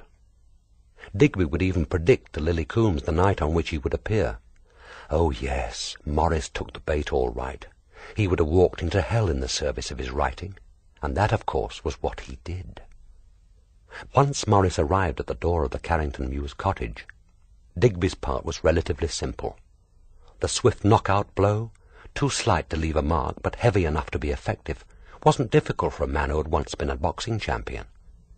The adaptations to the sidecar, to convert it into a travelling coffin, had been an easy matter for one who had built Sheldrake single-handed. The sidecar was ready and waiting, and there was access to the garage from the house. The slight body, unconscious and breathing stertorously, for Lily had done her part well, and Maurice had drunk far more wine than was good for him, was slid into the sidecar and the top nailed in place. There were, of course, air holes in the sides. It was no part of my plan that he should suffocate. Then Digby drank his half-bottle of whisky and set out to provide himself with his alibi. We couldn't know precisely when it would be required, of course, and this was a slight worry. It would be a pity if Maurice died too soon. That he would die, and die in torment, was certain. It was merely a question of how long that torment would last, and when it would begin. But I instructed Digby to get himself arrested as soon as he was a safe distance from home. Later next morning, as soon as he was released, Digby set out with a motorcycle and sidecar for Monksmere. He didn't look at the body. I had instructed him not to open the sidecar, but I doubt whether he was tempted. He was still living in the comfortable imaginary world of the plot which I had created for him. I couldn't foresee how remarkably he would react when he could no longer pretend to believe in it. But when he set out secretly from Carrington Mews that morning, I have no doubt that he felt as innocently excited as a schoolboy whose practical joke is going well. There was no trouble on the journey. The black plastic driving suit, the helmet and goggles were a perfect disguise, as I had known they would be. He had a single ticket to Saxmundham from Liverpool Street in his pocket, and before leaving the West End, he posted to Seton House my description of the Cortez Club. It seems almost unnecessary to say that a typing style can easily be disguised, but not the typewriter used. I had typed the passage some weeks earlier on Maurice's machine, wearing a glove on my right hand, and with bandaged left fingers. The passage about the mutilated body floating out to sea had been typed by Maurice, and was taken by me from his papers. Using it was one of the small but agreeable refinements which I had incorporated into my plan when I learned about Miss Calthrop's idea for an effective opening for one of Maurice's books. It was, in every sense, a gift to me as well as to Maurice. To a large extent, it determined the whole shape of the murder plot, and I made use of it brilliantly. But there was one vital part of my plot which I haven't yet mentioned, Strangely enough, although I expected it to be the most difficult, it was the easiest of all. I had to make Digby Seton marry me. I thought that bringing him to this might take weeks of skilful persuasion, and I didn't have those weeks. All the planning had to be done in those rare weekends when he was at Monksmere. I let him write to me because I could be sure that the letters would be burnt, but I never wrote to him, and we never telephoned each other. But persuading him to this disagreeable and yet essential part of the plan wasn't the kind of thing I could do by post. I even wondered whether this would be the rock on which the whole scheme would be wrecked, but I misjudged him. He wasn't entirely stupid. If he had been, I would never have risked making him a partner in his own destruction. He could recognize the inevitable. After all, it was in his own interest. He had to marry to get his hands on the money. There was no one else he wanted. He certainly wasn't keen on a wife who would make demands on him or interfere in his life, a wife who might even want to sleep with him, and he knew that he had to marry me for one overriding reason. No one would be able to prove that we killed Maurice unless one of us talked, and a wife can't be made to give evidence against her own husband. It was arranged, of course, that we would divorce after a reasonable time, and I was very generous about the marriage settlement. Not suspiciously generous, just very, very reasonable. I could afford to be. He had to marry me to keep me quiet and collect the cash. I had to marry him because I wanted the whole of his fortune, as his widow. We married by license on the 15th of March at a London registry office. He hired a car and called for me early. No one saw us leaving the cottage. How could they? Celia Calthrop was away, so there was no chance of her calling for me. Oliver Latham and Justin Bryce were in London. I never knew nor cared whether Jane Dalgliesh was at home. I telephoned Maurice to say that I wasn't well enough to report for work. He was irritated, but he wasn't concerned, and I had no fear that he might call at the cottage to see how I was. Maurice hated illness. He would care if his dog was sick, but then he was fond of his dog. I find it very satisfying that he might be alive now, if only he had cared enough to call at Tanner's cottage that day, to wonder where I had gone, why I had lied. But time and this tape are running out. I have settled my account with Maurice Seton. This is my triumph, not my justification, and there is still much to be told. Digby, driving the motorcycle and sidecar, arrived at Tanner's cottage just before 6 o'clock on Wednesday. It was dark by then, and there was no one about. There never is once dusk has fallen on this coast. Maurice was dead, of course. Digby's face was very white under the helmet as he prized off the lid of the sidecar. I think he had expected to see his victim's face contorted into a grimace of horror, the dead eyes glaring accusingly. Unlike me, he hadn't read Maurice's textbooks on forensic medicine. He didn't know about the relaxing of muscles after death. The calm face, so ordinary, so vacuous, so completely without the power to be either frightening or pathetic, seemed to reassure him. But I had forgotten to explain about rigor mortis. He hadn't expected that we should need to break the rigor in the knees so that the body could be fitted into my wheelchair and taken down to the shore. He didn't enjoy that necessary bit of business. I can still hear his high, nervous giggle at the sight of Maurice's thin legs, clad in those ridiculous trousers and sticking straight out like the broomstick legs of a guy. Then Digby hit them, and the rigger broke, and they dangled and swung over the footrest like the legs of a child. That small act of personal violence to the body did something to Digby. I was perfectly ready to take off the hands myself. I wanted to bring that chopper down. But Digby took it from me, and waited without speaking while I laid out the hands ready for him on the thwart. I might have made a neater job of it. I doubt whether I would have enjoyed it any more than he. Afterwards I took the hands from him and put them in my mackintosh toilet bag. Digby had a use for them. He was determined to send them to Lucca, but there were things I had to do to them first in the privacy of my dark room. In the meantime I slung the bag around my neck and enjoyed the feel of those dead hands, seeming to creep against my flesh. Last of all, Digby pushed the dinghy out on the ebb tide, wading deep into the sea. I wasn't worried about bloodstains. The dead bleed slowly if they bleed at all. If there was spotting on the cycling suit, the sea would wash it away.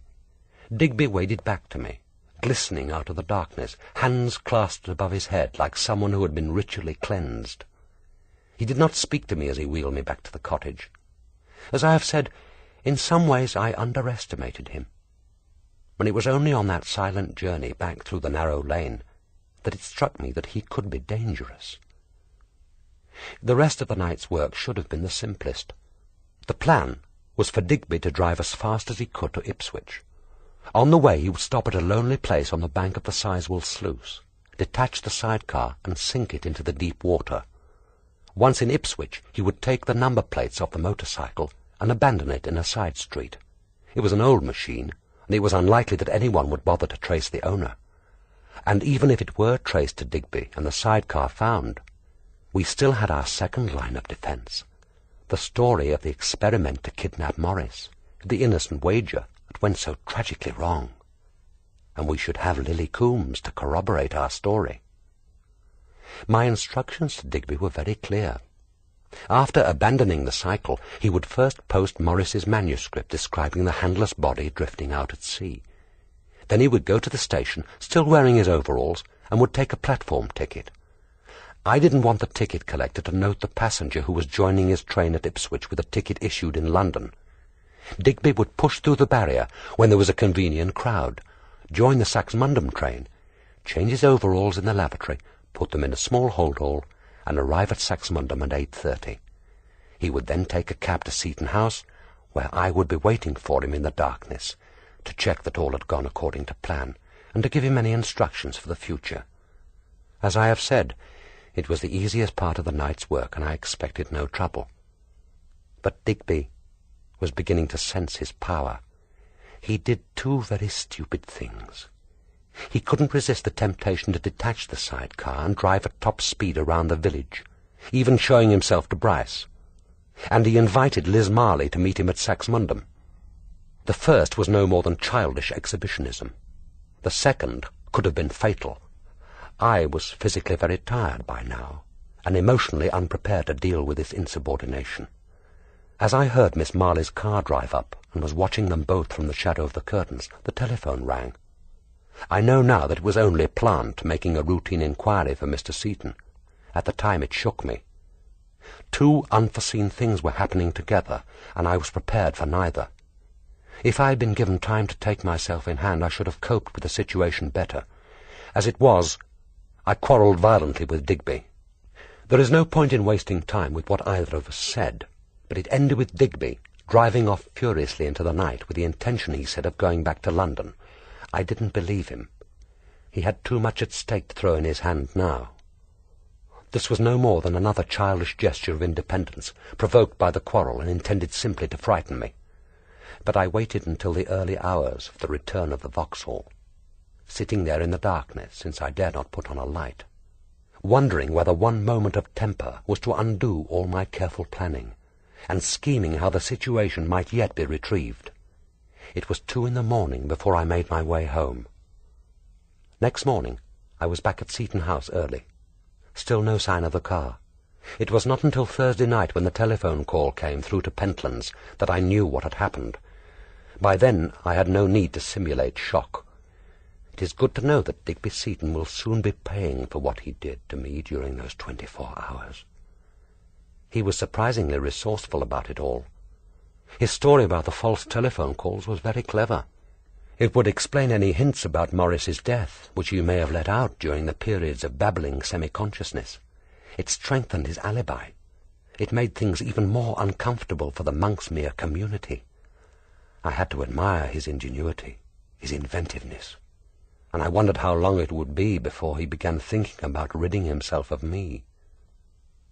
There is little more to say.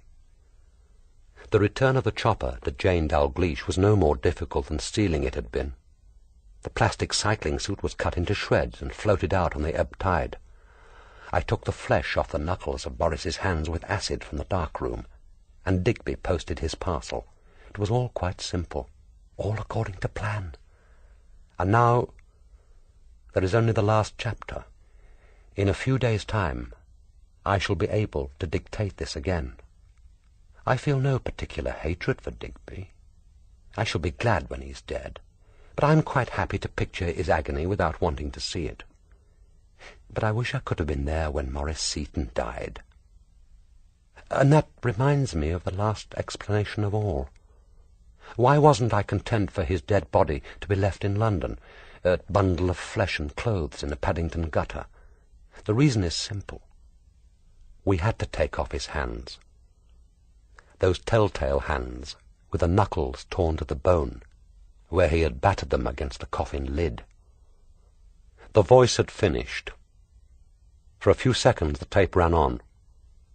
Then Reckless leant across and it clicked to a stop. Without speaking, he bent to pull out the cord. Jane Dalgliesh got up from her chair, and with a murmured word to Latham, went out to the kitchen. Almost at once Dalgliesh heard the splash of running water and the chink of a kettle lid. What was she doing, he wondered? Getting on with preparing the lunch? Making fresh coffee for her visitors? What was she thinking? Now that it was all over, was she even interested in that tumult of hate, which had destroyed and disrupted so many lives, including her own? One thing was certain. If she did later talk about Sylvia Kedge, she wouldn't indulge in sentimental regrets of, if only we had known, if only we could have helped her. To Jane Dalgliesh, people were as they were. It was as pointlessly presumptuous to try to change them as it was impertinent to pity them. Never before had his aunt's uninvolvement struck him so forcibly. Never before had it seemed so frightening. Latham slowly released himself from his self-conscious pose in front of the fire and sank down into the empty chair. He laughed uncertainly. Poor devil. Killed because of his choice of a nightdress. Or was it because of his choice of a bedroom? Reckless didn't answer. Carefully he curled the flex of the tape recorder, then tucked the machine under his arm. Turning at the door, he spoke to Dalgliesh. We've dredged up the sidecar. It was within 20 yards of the spot you marked. Another lucky guess, Mr. Dalgliesh.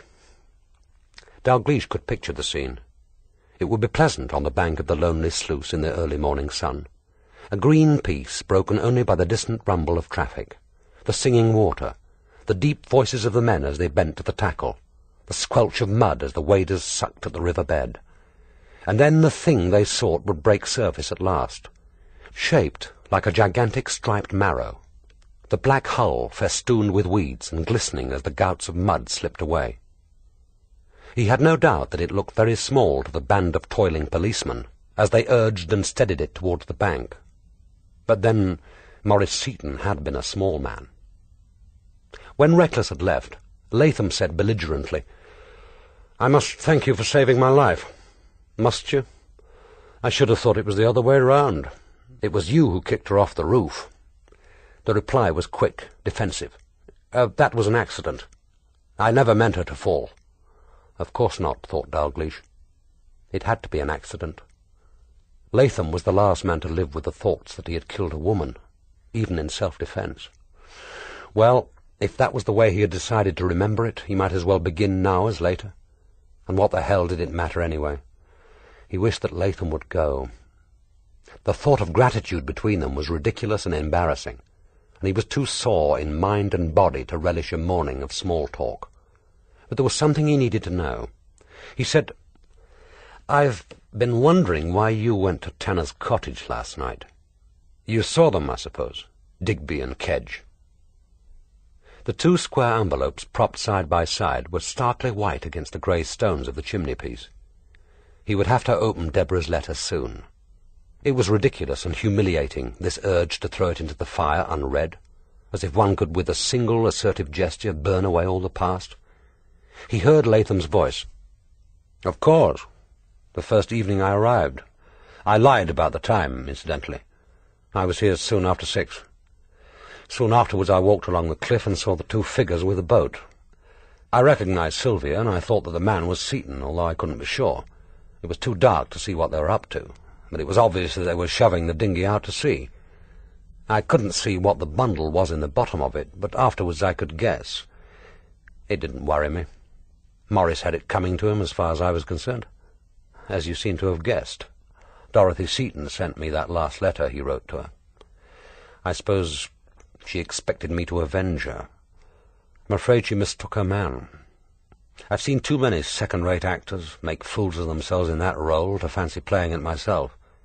I hadn't any objection to letting someone else do the job, but when Digby was murdered I thought it was time I found out what Kedge was playing at. Celia told me that Sylvia was planning to see Reckless this morning. It seemed prudent to get in first. It would be futile, of course, to point out that Latham could have saved Digby's life by speaking sooner. And was it even true? The murderers had their story ready. The bet with Seton, the experiment that went horribly wrong, the panic when they discovered that Maurice was dead, the decision to take off the battered hands in an attempt to cover up. Would it really have been possible without a confession to prove that Maurice Seton hadn't died a natural death?